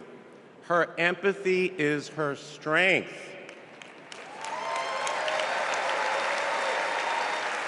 Over the past decade, Kamala has connected me more deeply to my faith, even though it's not the same as hers. She comes to synagogue with me for high holiday services, and I go to church with her for Easter. I get to enjoy her mom's chili relleno recipe every Christmas, and she makes a mean brisket for Passover. It brings me right back to my grandmother's apartment in Brooklyn, you know, the one with the plastic-covered couches. But Kamala has fought against anti-Semitism and all forms of hate her whole career. She's the one who encouraged me as second gentleman to take up that fight, which is so personal to me. And those of you who belong to blended families know that they can be a little complicated. But as soon as our kids started calling her Mamala, I knew we'd be okay. Ella calls us a three-headed parenting machine.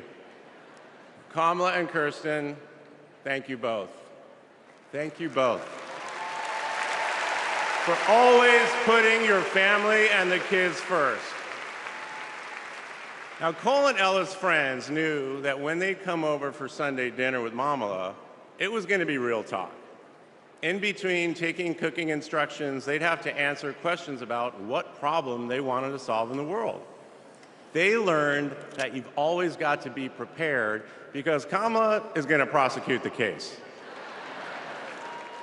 And in the same breath that Cole and Greenlee told us that they were engaged, they asked Kamala to officiate their wedding.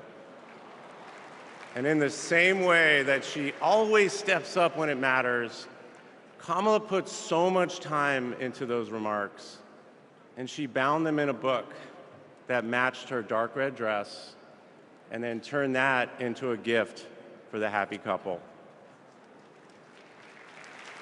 A few days ago, during this incredible time we're going through, there was a brief window when Kamala was back at home.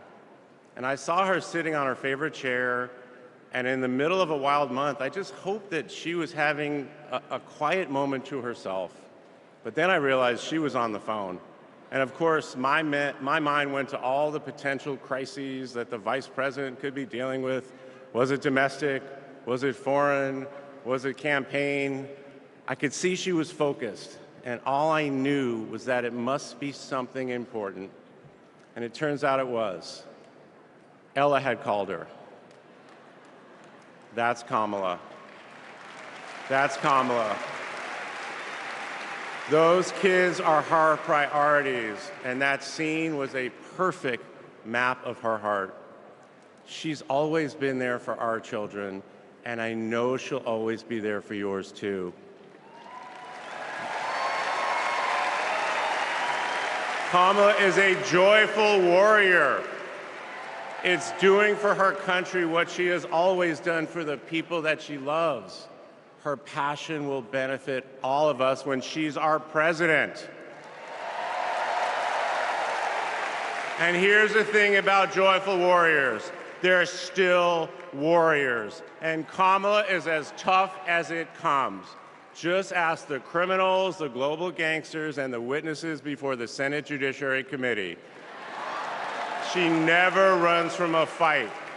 And she knows the best way to deal with a coward is to take him head on. Because we all know cowards are weak, and Kamala Harris can smell weakness. She doesn't tolerate any BS. You've all seen that look, and you know that look I'm talking about. That look is not just a meme. It reflects her true belief in honest and direct leadership. And it's also why she will not be distracted by nonsense. Kamala knows that in order to win, we cannot lose focus. America, in this election, you have to decide who to trust with your family's future. I trusted Kamala with our family's future. It was the best decision I ever made. This Thursday will be our 10th wedding anniversary, which I know it means I'm about to hear that embarrassing voicemail again. However, that's not all I'll be hearing. That same night, I'll be hearing my wife, Kamala Harris, accept your nomination for President of the United States. And with your help, she will lead with joy and toughness, with that laugh and that look, with compassion and conviction. She'll lead from the belief that wherever we come from, whatever we look like, we're strongest when we fight for what we believe in, not just against what we fear. Kamala Harris was exactly the right person for me at an important moment in my life. And at this moment in our nation's history, she is exactly the right president. Thank you so much.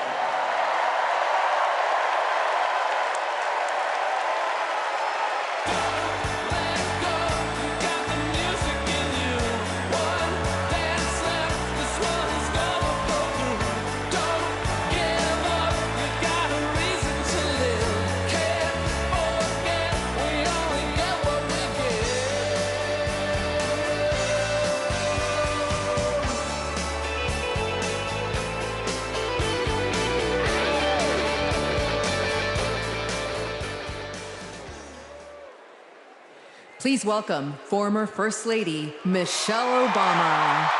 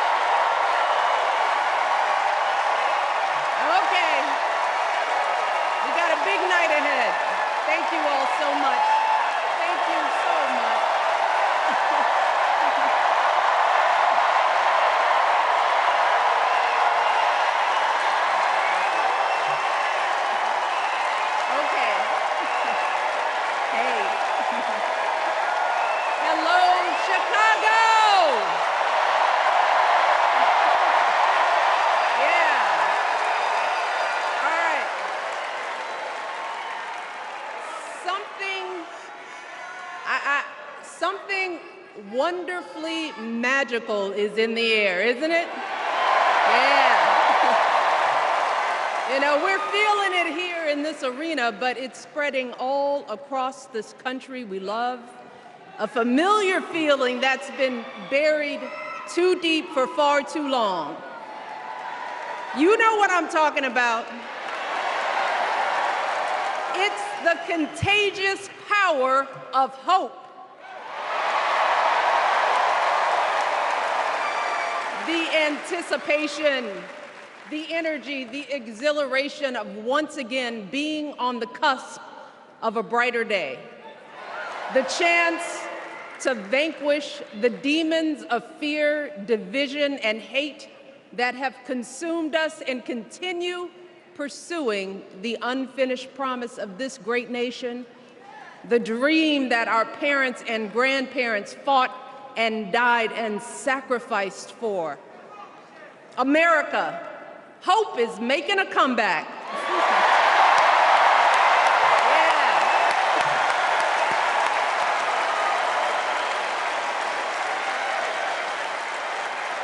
But to be honest, I am realizing that until recently, I have mourned the dimming of that hope. And maybe you've experienced the same feelings, that deep pit in my stomach, a palpable sense of dread about the future. And for me, that mourning has also been mixed with my own personal grief. The last time I was here in my hometown was to memorialize my mother, the woman who showed me the meaning of hard work and humility and decency, the woman who set my moral compass high and showed me the power of my own voice. Folks,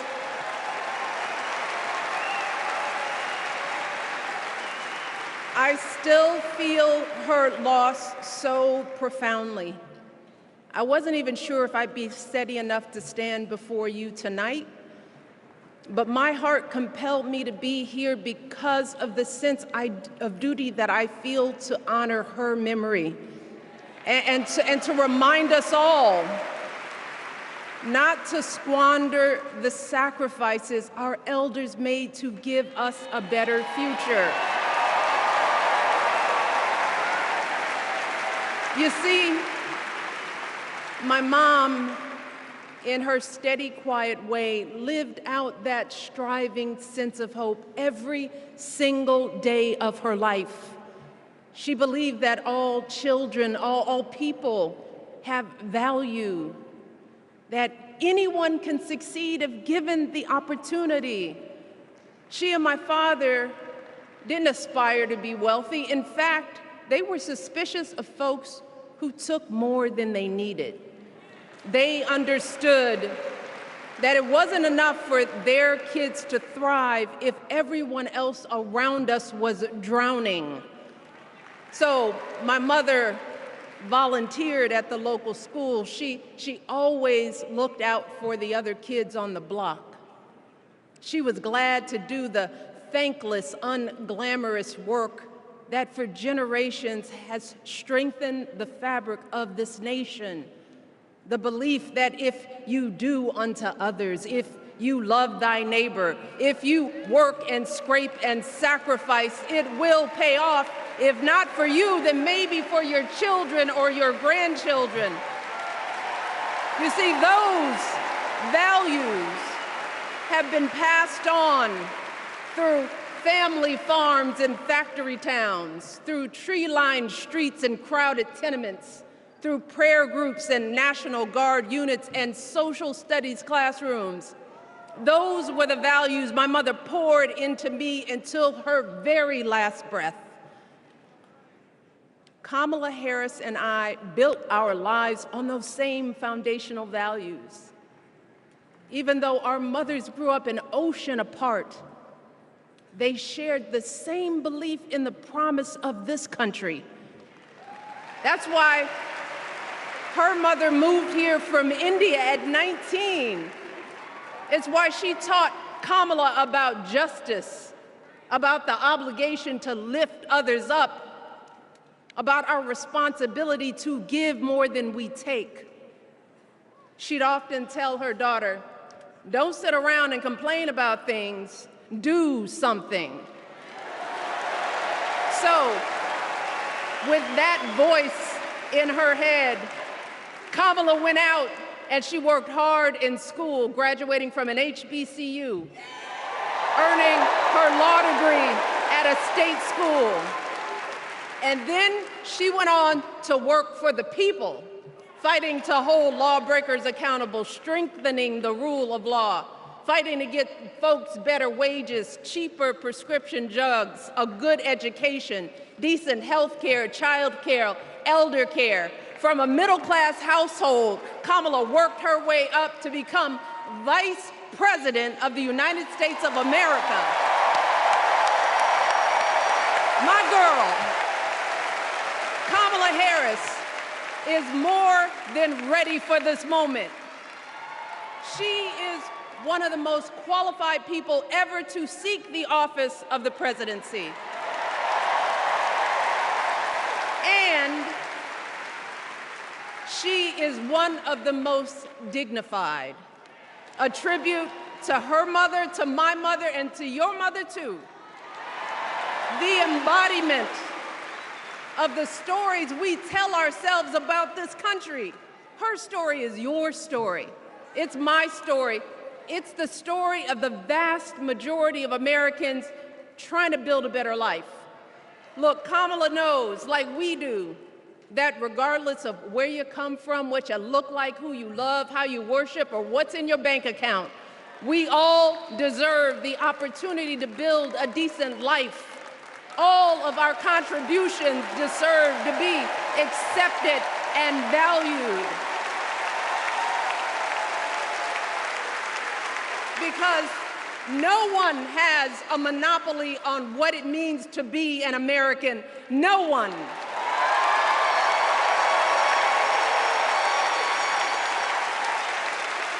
Kamala has shown her allegiance to this nation, not by spewing anger and bitterness, but by living a life of service and always pushing the doors of opportunity open to others. She understands that most of us will never be afforded the grace of failing forward. We will never benefit from the affirmative action of generational wealth.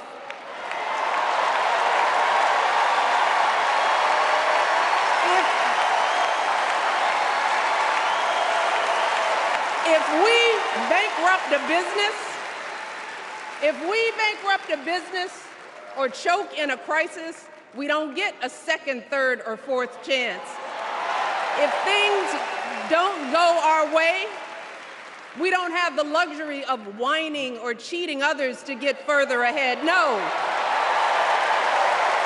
We don't get to change the rules so we always win. If we see a mountain in front of us, we don't expect there to be an escalator waiting to take us to the top. No. We put our heads down. We get to work. In America, we do something. And throughout her entire life, that's what we've seen from Kamala Harris. The steel of her spine, the steadiness of her upbringing, the honesty of her example, and yes, the joy of her laughter and her light. It couldn't be more obvious. Of the two major candidates in this race, only Kamala Harris truly understands the unseen labor and unwavering commitment that has always made America great.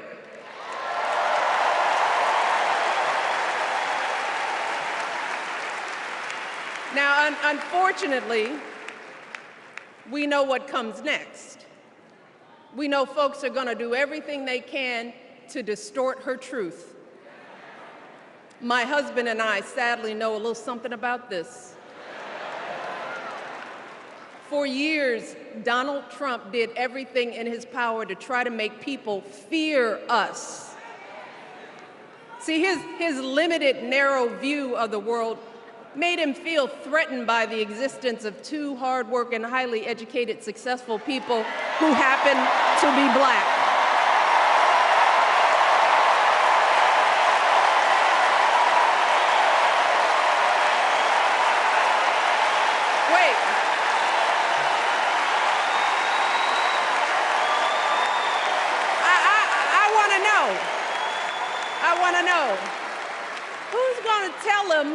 Who's going to tell him that the job he's currently seeking might just be one of those black jobs?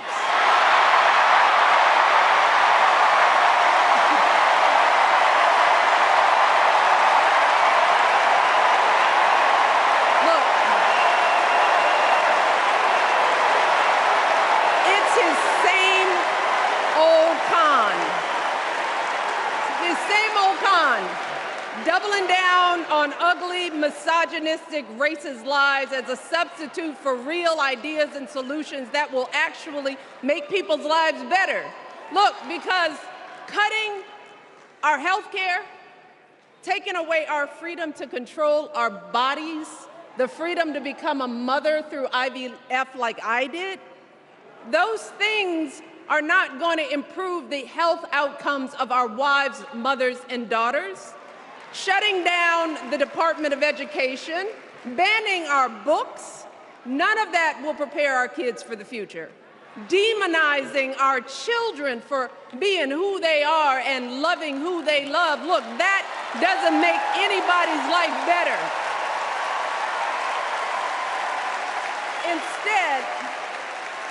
Instead, it only makes us small. And let me tell you this, going small is never the answer. Going small is the opposite of what we teach our kids. Going small is petty, it's unhealthy, and quite frankly, it's unpresidential.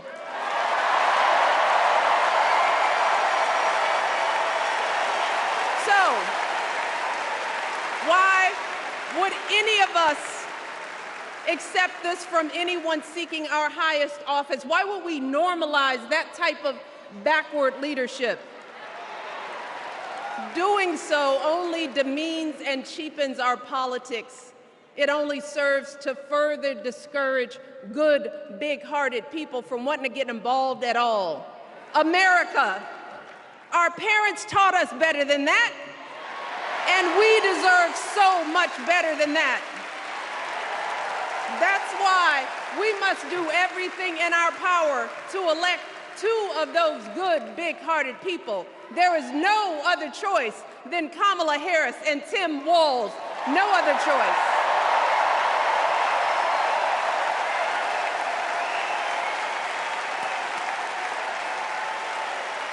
But as we embrace this renewed sense of hope, let us not forget the despair we have felt. Let us not forget what we are up against. Yes, Kamala and Tim are doing great now. We're loving it. They're packing arenas across the country. Folks are energized. We are feeling good. But remember, there are still so many people who are desperate for a different outcome, who are ready to question and criticize every move Kamala makes, who are eager to spread those lies, who don't want to vote for a woman, who will continue to prioritize building their wealth over ensuring that everyone has enough. So no matter how good we feel tonight or tomorrow or the next day, this is going to be an uphill battle. So folks, we cannot be our own worst enemies. No. See, because the minute something goes wrong, the minute a lie takes hold, folks, we cannot start wringing our hands. We cannot get a Goldilocks complex about whether everything is just right. And we cannot indulge our anxieties about whether this country will elect someone like Kamala instead of doing everything we can to get someone like Kamala elected.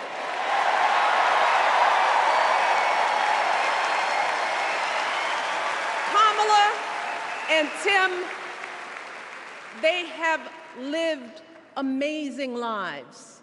And I am confident that they will lead with compassion, inclusion, and grace.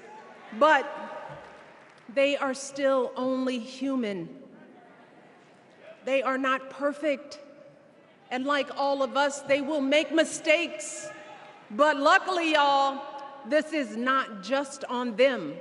No, this is up to us, all of us, to be the solution that we seek.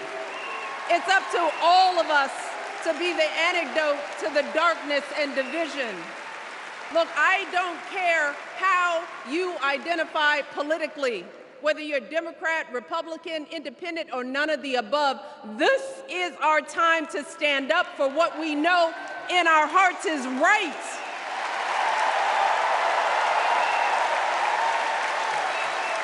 To stand up, not just for our basic freedoms, but for decency and humanity, for basic respect, dignity, and empathy, for the values at the very foundation of this democracy. It's up to us to remember what Kamala's mother told her. Don't just sit around and complain, do something. So if they lie about her, and they will, we've got to do something. If we see a bad poll, and we will, we got to put down that phone and do something. If we start feeling tired, if we start feeling that dread creeping back in, we got to pick ourselves up, throw water on our face, and what? Do something. We only have 2.5 months, y'all, to get this done. Only 11 weeks to make sure every single person we know is registered and has a voting plan. So we cannot afford for anyone America to sit on their hands and wait to be called. Don't complain if no one from the campaign has specifically reached out to you to ask you for your support. There is simply no time for that kind of foolishness. You know what you need to do. So, consider this to be your official ask. Michelle Obama is asking you, no, I'm telling y'all to do something.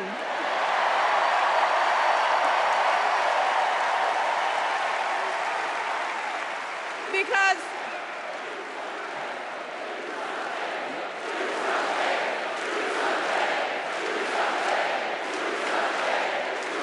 you all, this election is going to be close. In some states, just a handful, listen to me, a handful of votes in every precinct could decide the winner. So we need to vote in numbers that erase any doubt.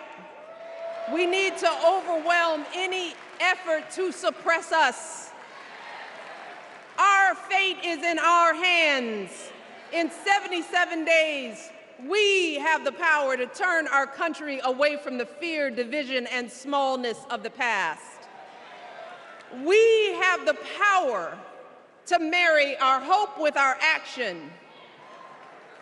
We have the power to pay forward the love, sweat, and sacrifice of our mothers and fathers and all those who came before us. We did it before, y'all, and we sure can do it again. Let us work like our lives depend on it. And let us keep moving our country forward and go higher, yes, always higher than we've ever gone before as we elect the next President and Vice President of the United States, Kamala Harris and Tim Walz. Thank you all. God bless.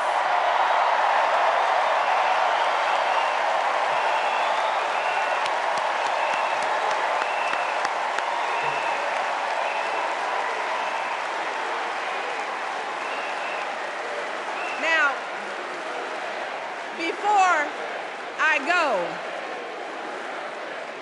I have one more job tonight.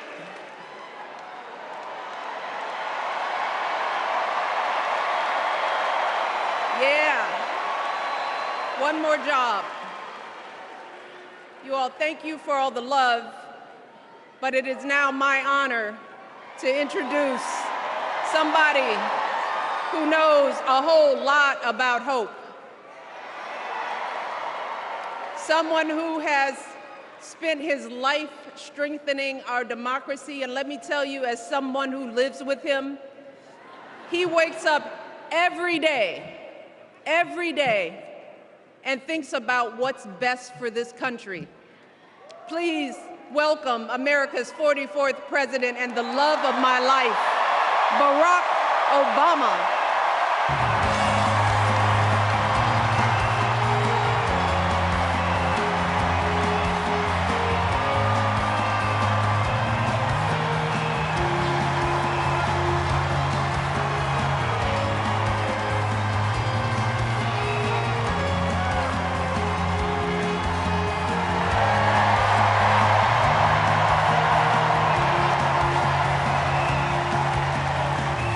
Mercy Chicago!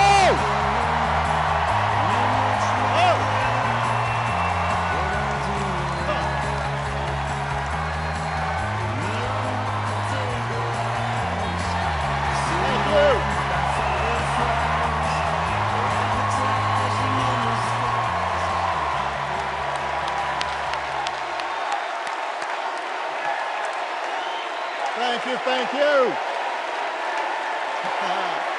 Thank you, everybody. Thank you.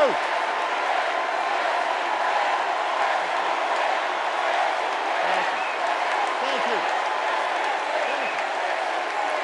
All right. That's enough. Thank you. Chicago! It's good to be home. It is good to be home, and I don't know about you, but I'm feeling fired up.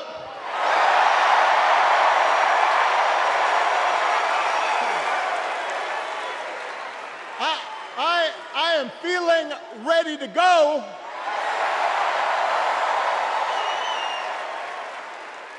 Even if I am the only person stupid enough to speak after Michelle Obama.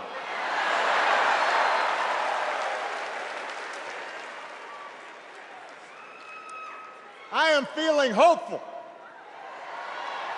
because this convention has always been pretty good to kids with funny names who believe in a country where anything is possible. Because we have a chance to elect someone who has spent her entire life trying to give people the same chances America gave her. Someone who sees you and hears you and will get up every single day and fight for you. The next president of the United States of America, Kamala Harris.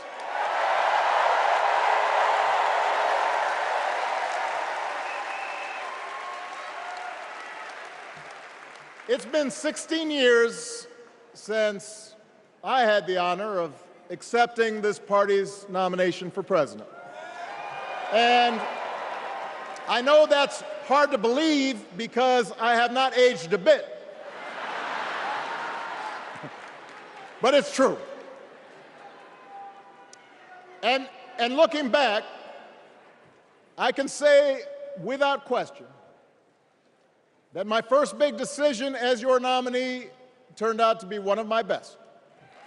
And that was asking Joe Biden to serve by my side as vice president.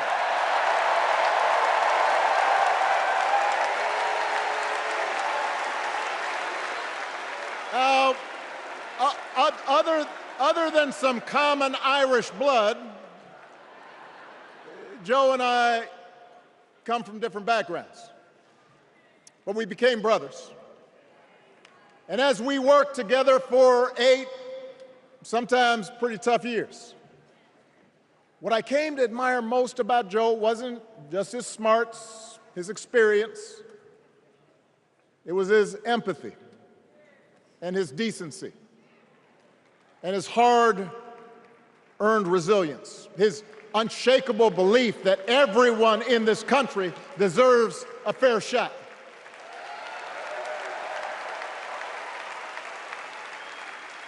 And over the last 4 years, those are the values America has needed most. At a time when millions of our fellow citizens were sick and dying, we needed a leader with the character to put politics aside and do what was right. At a time when our economy was reeling, we needed a leader with the determination to drive what would become the world's strongest recovery. 15 million jobs, higher wages, lower health care costs. At a time when the other party had turned into a cult of personality, we needed a leader who was steady and brought people together and was selfless enough to do the rarest thing there is in politics, putting his own ambition aside for the sake of the country.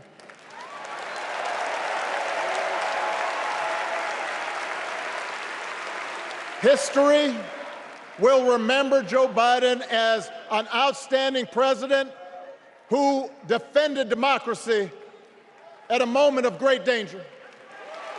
And I am proud to call him my president, but I am even prouder to call him my friend.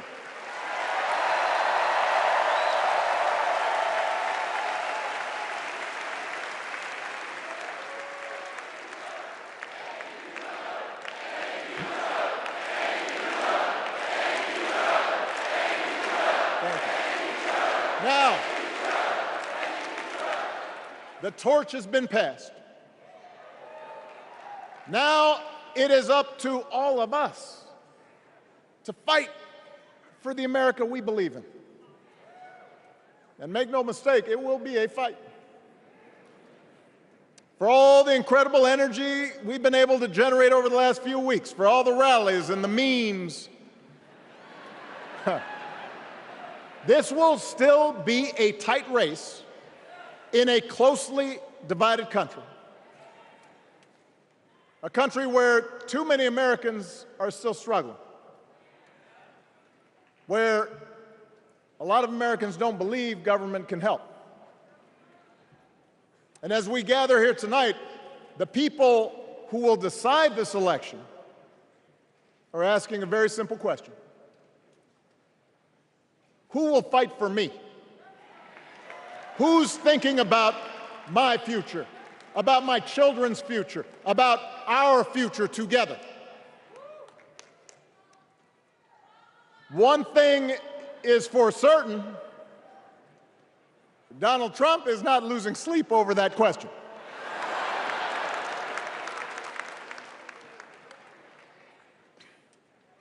Here's a 78-year-old billionaire who has not stopped whining about his problems since he rode down his golden escalator 9 years ago. It has been a constant stream of gripes and grievances that's actually been getting worse now that he's afraid of losing to Kamala. There's the childish nicknames, the crazy conspiracy theories, this weird obsession with crowd sizes.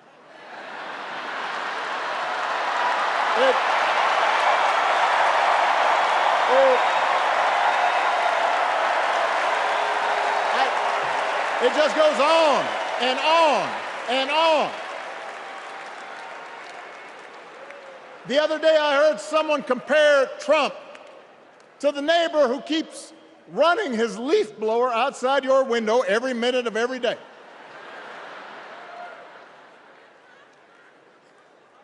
Now, from a neighbor, that's exhausting. From a president, it's just dangerous. The truth is, Donald Trump sees power as nothing more than it means to his ends. He wants the middle class to pay the price for another huge tax cut that would mostly help him and his rich friends. He killed a bipartisan immigration deal written in part by one of the most conservative Republicans in Congress that would have helped secure our southern border because he thought trying to actually solve the problem would hurt his campaign. He doesn't. Do not boo. Vote.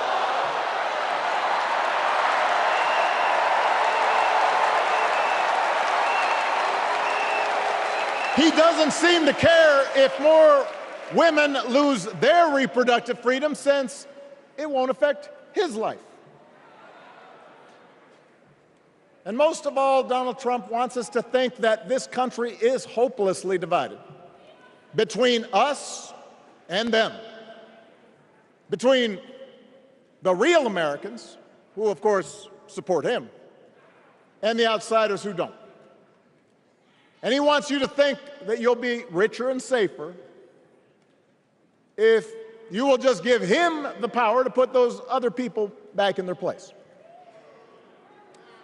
It is one of the oldest tricks in politics from a guy whose has let's face it, gotten pretty stale.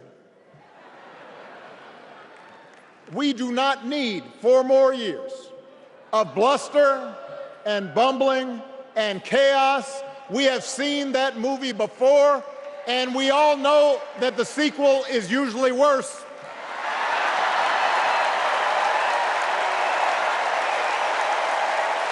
America's ready for a new chapter. America's ready for a better story. We are ready for a President Kamala Harris.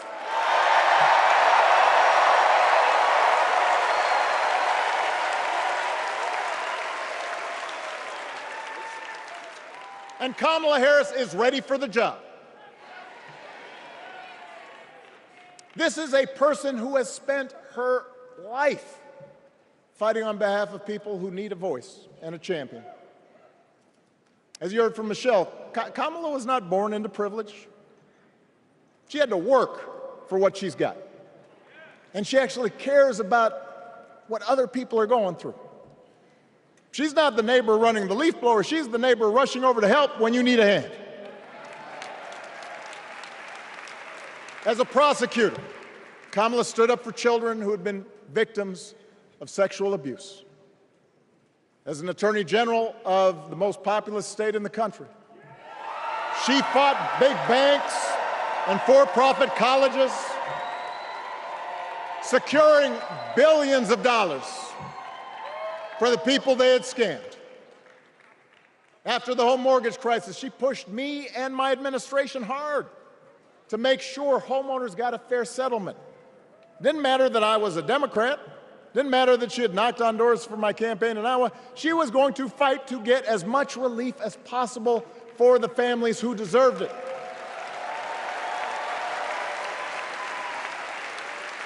As vice president, she helped take on the drug companies to cap the cost of insulin, lower the cost of health care, give families with kids a tax cut. And she is running for president with real plans to lower costs even more and protect Medicare and Medicaid, and sign a law to guarantee every woman's right to make her own health care decisions.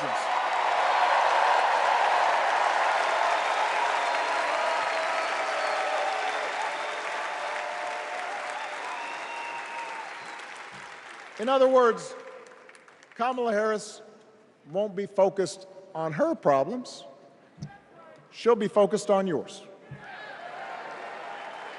As president, she won't just cater to her own supporters and punish those who refuse to kiss the ring or bend the knee. She'll work on behalf of every American. That's who Kamala is. And in the White House, she will have an outstanding partner in Governor Tim Walz.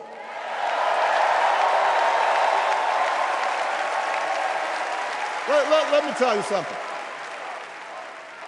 Let me tell you something. I love this guy. Tim is the kind of person who should be in politics. Born in a small town, served his country, taught kids, coached football, took care of his neighbors. He knows who he is, and he knows what's important. You can tell those flannel shirts he wears don't come from some political consultant. They come from his closet, and they have been through some stuff.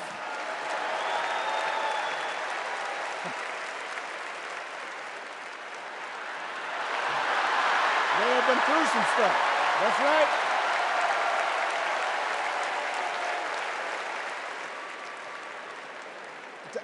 Together, Kamala and Tim have kept faith with America's central story. A story that says we are all created equal. All of us endowed with certain inalienable rights, that everyone deserves a chance, that even when we don't agree with each other, we can find a way to live with each other. That's Kamala's vision. That's Tim's vision. That's the Democratic Party's vision. And our job over the next 11 weeks is to convince as many people as possible to vote for that vision.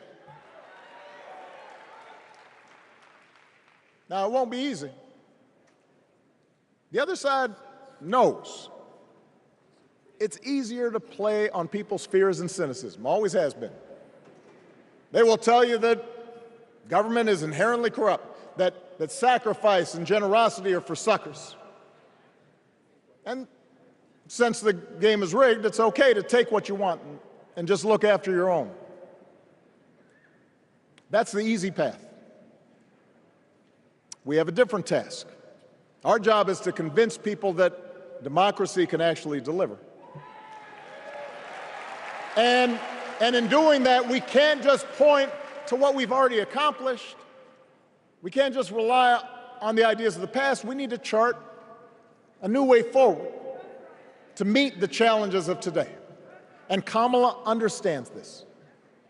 She knows, for example, that if we want to make it easier for more young people to buy a home, we need to build more units and clear away some of the outdated laws and regulations that made it harder to build homes for working people in this country. That is a priority, and she's put out a bold new plan to do just that.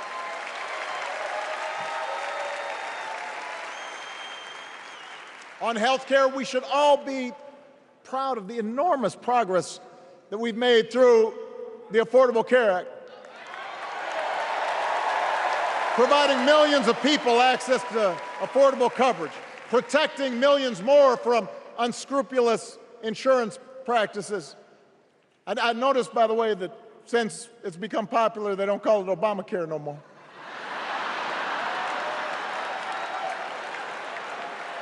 But Kamala knows we can't stop there, which is why she'll keep working to limit out-of-pocket costs. Kamala knows that if we want to help people get ahead, we need to put a college degree within reach of more Americans.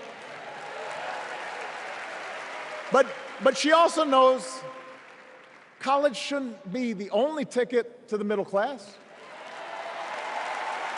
We need to follow the lead of governors like Tim Walz, who said, if you've got the skills and the drive, you shouldn't need a degree to work for state government. And in this new economy, we need a president who actually cares about the millions of people all across this country who wake up every single day to do the essential, often thankless work, to care for our sick, to clean our streets, to deliver our packages. We need a president who will stand up for their right to bargain for better wages and working conditions. And Kamala will be that president.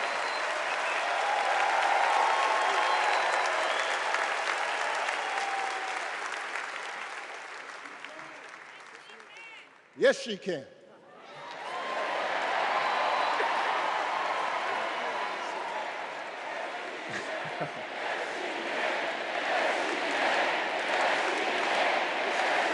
Yes, she can. A Harris-Walz administration can help us move past some of the tired old debates that keep stifling progress, because at their core, Kamala and Tim understand that when everybody gets a fair shot, we are all better off. They understand that when every child gets a good education, the whole economy gets stronger. When women are paid the same as men for doing the same job, all families benefit.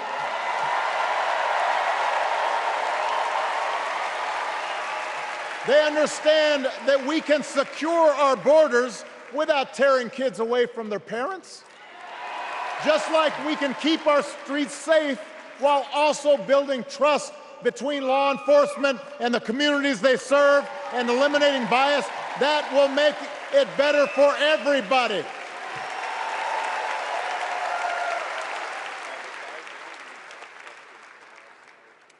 Donald Trump and his well-heeled donors, they don't see the world that way. For them, one group's gains is necessarily another group's loss. For them, freedom means that the powerful can do pretty much what they please, whether it's fire workers trying to organize a union, or put poison in our rivers, or avoid paying taxes like everybody else has to do. Well, we have a broader idea of freedom. We believe in the freedom to provide for your family if you're willing to work hard. The freedom to breathe clean air and drink clean water and send your kids to school without worrying if they'll come home. We believe that true freedom gives each of us the right to make decisions about our own life, how we worship, what our family looks like, how many kids we have, who we marry. And we believe that freedom requires us to recognize that other people have the freedom to make choices that are different than ours. That's okay.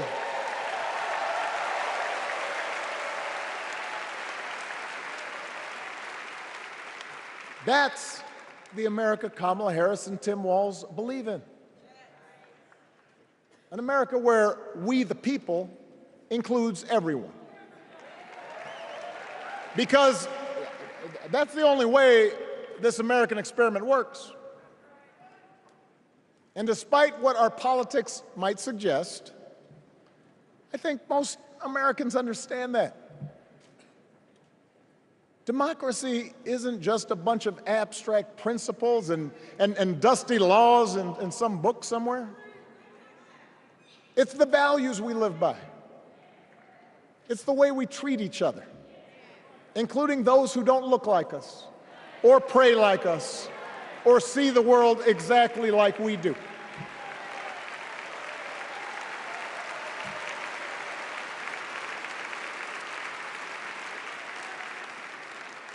That sense of mutual respect has to be part of our message. Our politics have become so polarized these days that all of us across the political spectrum seem so quick to assume the worst in others, unless they agree with us on every single issue. We start thinking that the only way to win is to scold and shame and out-yell the other side. And after a while, regular folks just tune out, or they don't bother to vote. Now, that approach may work for the politicians who just want attention and thrive on division, but it won't work for us. To make progress on the things we care about, the things that really affect people's lives, we need to remember that we've all got our blind spots and contradictions and prejudices, and that if we want to win over those who aren't yet ready to support our candidates, we need to listen to their concerns and maybe learn something in the process. After all, if a parent or grandparent occasionally says something that makes us cringe, we don't automatically assume they're bad people.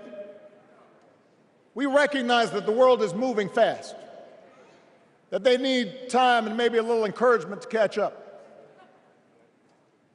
Our fellow citizens deserve the same grace we hope they'll extend to us.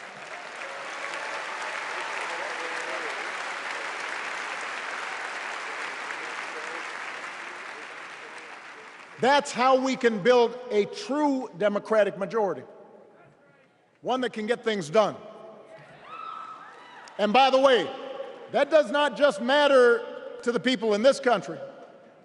The rest of the world is watching to see if we can actually pull this off.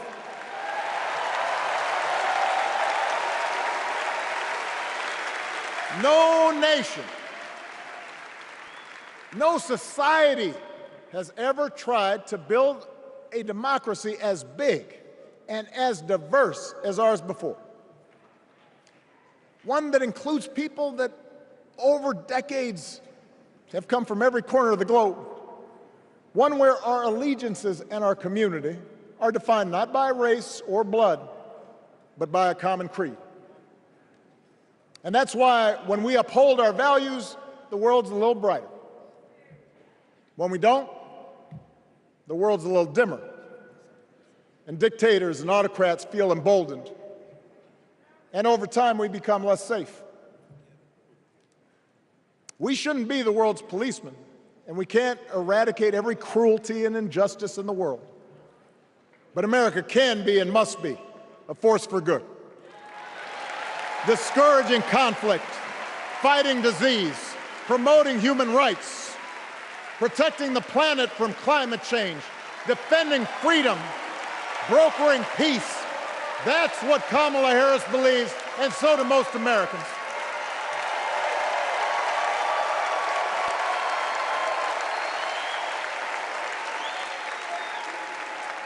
Now,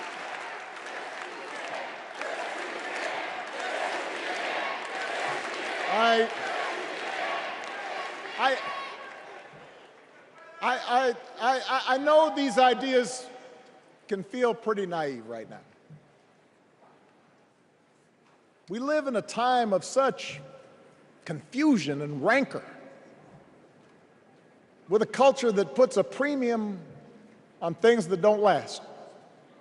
Money, fame, status, likes. We chase the approval of strangers on our phones. We build all manner of walls and fences around ourselves, and then we wonder why we feel so alone. We don't trust each other as much because we don't take the time to know each other. And in that space between us, politicians and algorithms teach us to caricature each other, and troll each other, and fear each other. But here's the good news, Chicago.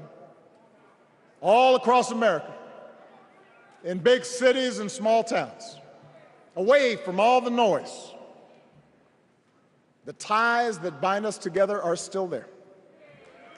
We still coach Little League and look out for our elderly neighbors. We still feed the hungry in churches and mosques and synagogues and temples. We share the same pride when our Olympic athletes compete for the gold. Because the vast majority of us do not want to live in a country that's bitter and divided. We want something better. We want to be better. And the joy and the excitement that we're seeing around this campaign tells us we're not alone. You know, I've spent a lot of time thinking about these past few months because, as Michelle mentioned, this summer we lost her mom, Ms. Marion Robinson. And I don't know that anybody has ever loved their mother-in-law any more than I love mine. Mostly it's because she was funny and wise and the least pretentious person I knew. That, and she always defended me with Michelle when I messed up. I'd hide behind her.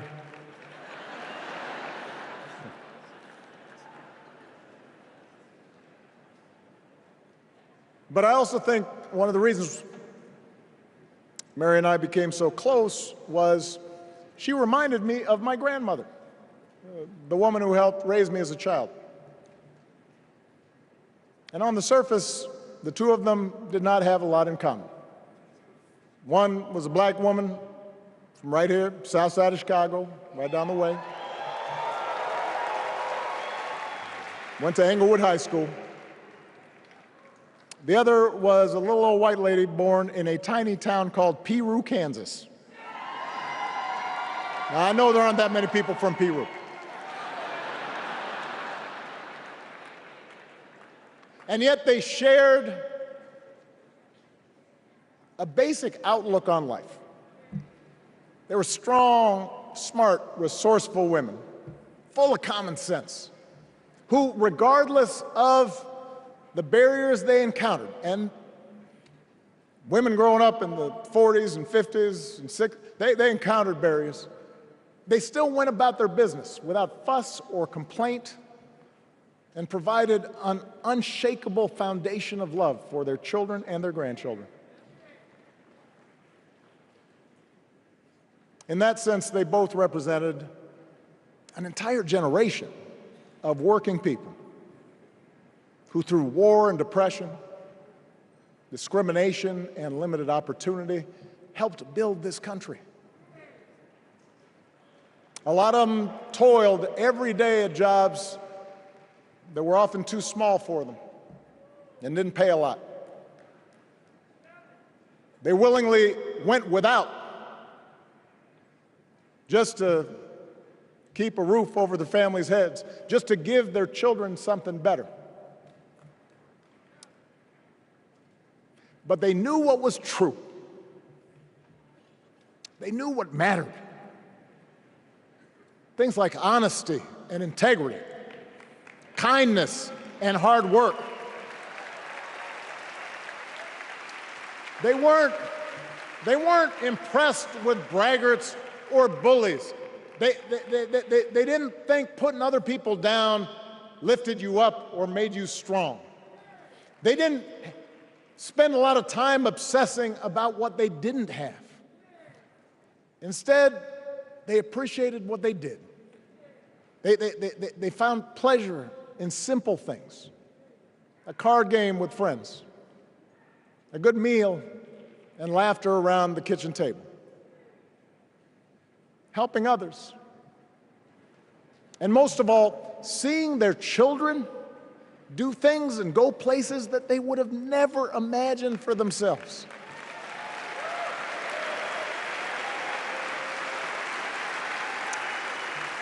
Whether you are a Democrat or a Republican or somewhere in between,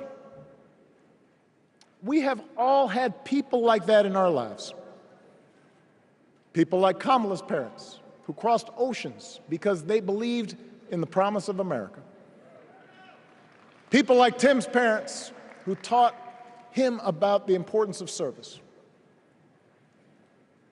Good, hard-working people who weren't famous or powerful, but who managed in countless ways to leave this country just a little bit better than they found it. As much as any policy or program, I believe that's what we yearn for. A return to an America where we work together and look out for each other. A restoration of what Lincoln called, on the eve of Civil War, our bonds of affection. An America that taps what he called the better angels of our nature. That is what this election is about. And I believe that's why if we each do our part over the next 77 days, if we knock on doors, if we make phone calls, if we talk to our friends, if we listen to our neighbors, if we work like we've never worked before, if we hold firm to our convictions, we will elect Kamala Harris as the next President of the United States, and Tim Walz as the next Vice President of the United States. We will elect leaders up and down the ballot who will fight for the hopeful, forward-looking America we all believe in, and together we too will build a country that is more secure and more just, more equal, and more free. So let's get to work. God bless you, and God bless the United States of America.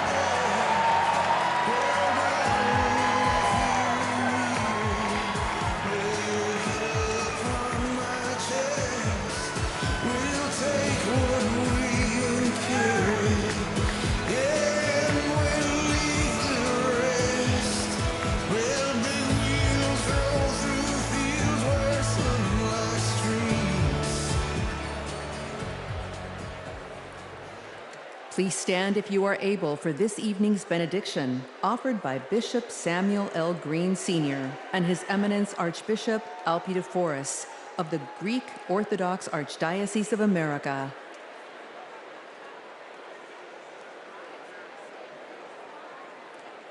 God of our weary years, God of our silent tears, Thou who has brought us thus far along the way, You are the one who broods over the days of our lives, and without You, we would be nothing.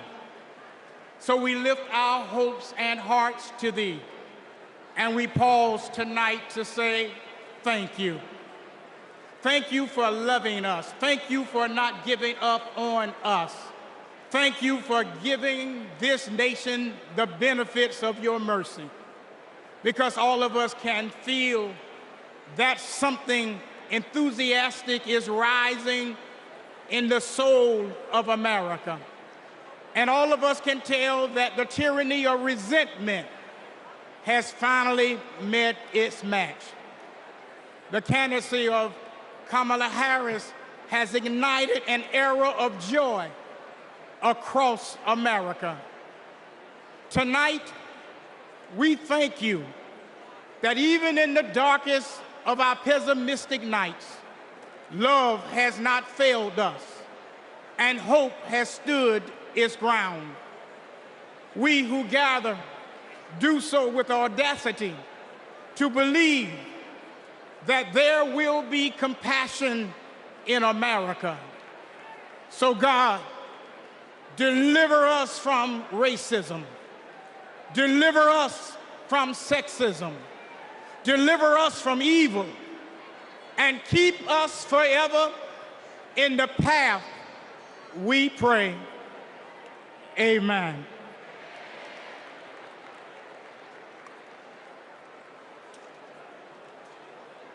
It is now time to pray to the Lord. Let us pray to the Lord.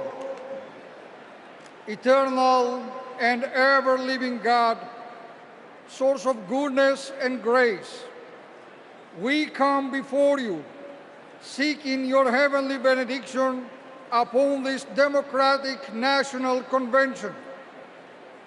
Grant unto the nominee for President of these United States, Vice President Kamala Harris, and her running mate, Governor Tim Walz, to pursue the highest offices in the land with love, with hope, and with faith in our nation. Grant unto the delegates to engage with their fellow citizens in a spirit of joy and duty, always seeking the best for our country. We also ask special blessings upon President Joseph Biden, First Lady Jill Biden, and their family, for he has given a lifetime of service and of sacrifice to the American people, and has stood with nobility and integrity upon the international stage to lead in the best traditions of the United States. Finally, we ask that You protect and defend the armed forces who protect and defend us, so that in peace and security we may offer to You, the one true God, the praise that is in Your due. Amen.